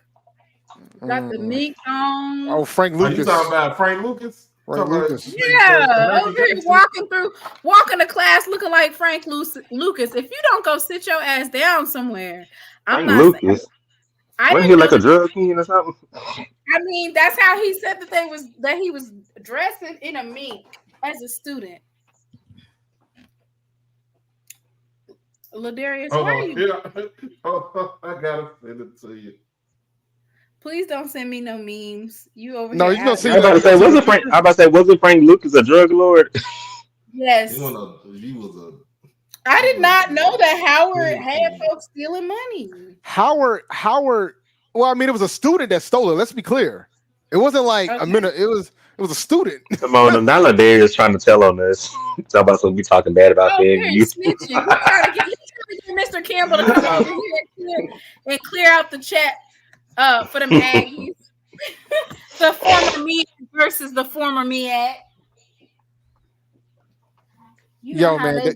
I will never forget. I will never forget when my man stole that money and did a fashion show on Twitter. I will never forget it. Not a whole fashion show. I will never forget it, man. He was out there. Lord. They call him red-handed.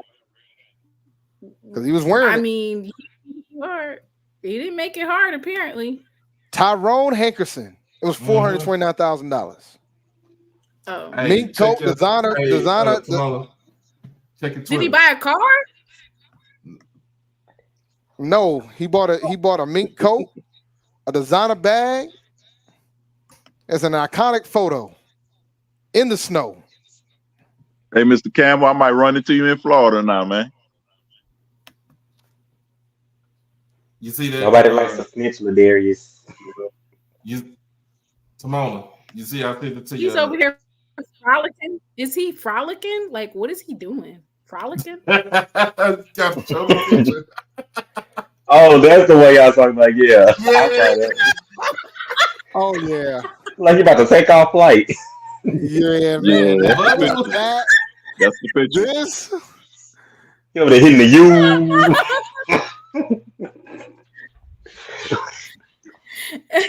Is that the HU? You know? Is that what is that? Listen, how do you do the HU one? Listen, when this picture when this picture showed up, I said, "Oh yeah, this could be a long oof." But nah, man. You know, fam, you might have this is always gonna be everlasting because, like, you know, being viral on Twitter a decade ago was about 6-7 years ago when it happened. Mm-hmm. Bro, it was hilarious. I mean, hilarious. Watch me, you. Right, yo, they're doing the Soldier Boy, you. Yeah, he was tripping. I don't know why he thought he was gonna get away with that. Lord, at least hide the money. Shoot. Hide the money. You look rich. Like, dang, you over here having fashion shows? All right, y'all. May the Lord watch between me and thee while we are absent, one from another. And let the congregation say amen. I know for a fact. By the way, the money is in the bank. No, but seriously, I know I'm not getting on until probably next Thursday, if that. I'm going to be clipping. There's almost 5 hours worth of content. I'm just going to have to clip it up, especially Coach Green and his prediction that we're going 8-4. That's not bad, though. That's not bad. Hey, y'all went 7-4 last year when I predicted 10-2 and 8-4. Yeah. I got a question right here. It's a question. And I'm not trying to be funny with Kai Cole, right? So he ran a 10.05, right? In that unsanctioned meet. And let's just say he ran a 10.05 again and qualified for the Olympic trial, right? Yep. Do you know he would have had to go up against Noah Lyles? Did this dude just ran a 9.92? Yes, he would lose. I didn't say he would lose, but his goal was to go to the Olympic trials. Was go to the Olympic trials. That was his goal. Exactly. He knew he might. I don't know if he thought he was gonna get wasted because nobody in competition think they're gonna get their ass whooped. But of course, he's probably gonna get his ass whooped. That's just the way it was gonna be. Yes, he had to go against Noah Lyles. If he was only like he's halfway finishing the race and the dude already finished the race. If you're that far behind, if you're a 10.05 was like the minimum. Like that's like the slowest time to qualify. He hit the slowest time to qualify. There's cats that can do 9.8, but and the thing is, there's no guarantee that America's gonna win it. Because I mean, we ain't got the fastest Lamont in the world. He's in France. And he's a cop. It's very unfortunate. So, you know, we fell off in track from the sprinter standpoint. So Noah Lyles said, hold my beer. Why the high school track runner can't run? Who's the high school? Employees. I mean, if it's in a sanctioned event, they got to be in the sanctioned event and score to get the 10.05. Yeah, that's all the high school got to do. They got to run those sanctioned events. Yeah, well, I was telling her about the what's the kid Quincy Wilson. Like, dude, yesterday ran a 44.6 in the 400. That's pretty good. He ran a sub 40. He ran a sub 45. It's not bad. School, that's pretty good. Yeah, that's Olympic level speed. Right. For 400 meters. Hey, how was the turnout for James Houston? Coach Green, it is almost 2:00 in the morning. It's time. Yeah. I'm about to leave. 2 o'clock. Oh, I forgot you on the East Coast. We on the East Coast, man. Yeah, it's time for bed, y'all. It is. 6:36. Bishop, what are you talking about? You don't know the jokes about 6:36. 38. These are Chicago nightcaps. You gonna have to tell him in the other chat. Y'all have a good night.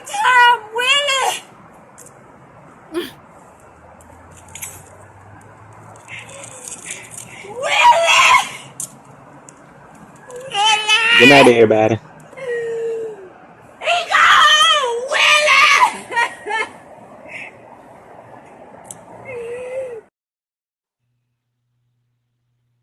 Oh yeah, James Houston's campus in a few hours today. Just to let y'all know. Yeah, it's on Sunday. Okay. How you gonna fix it? We gonna be on You there. messed me up the job. You Mr. Ford Jr. I just called the police because I'm doing a refund. But A refund is due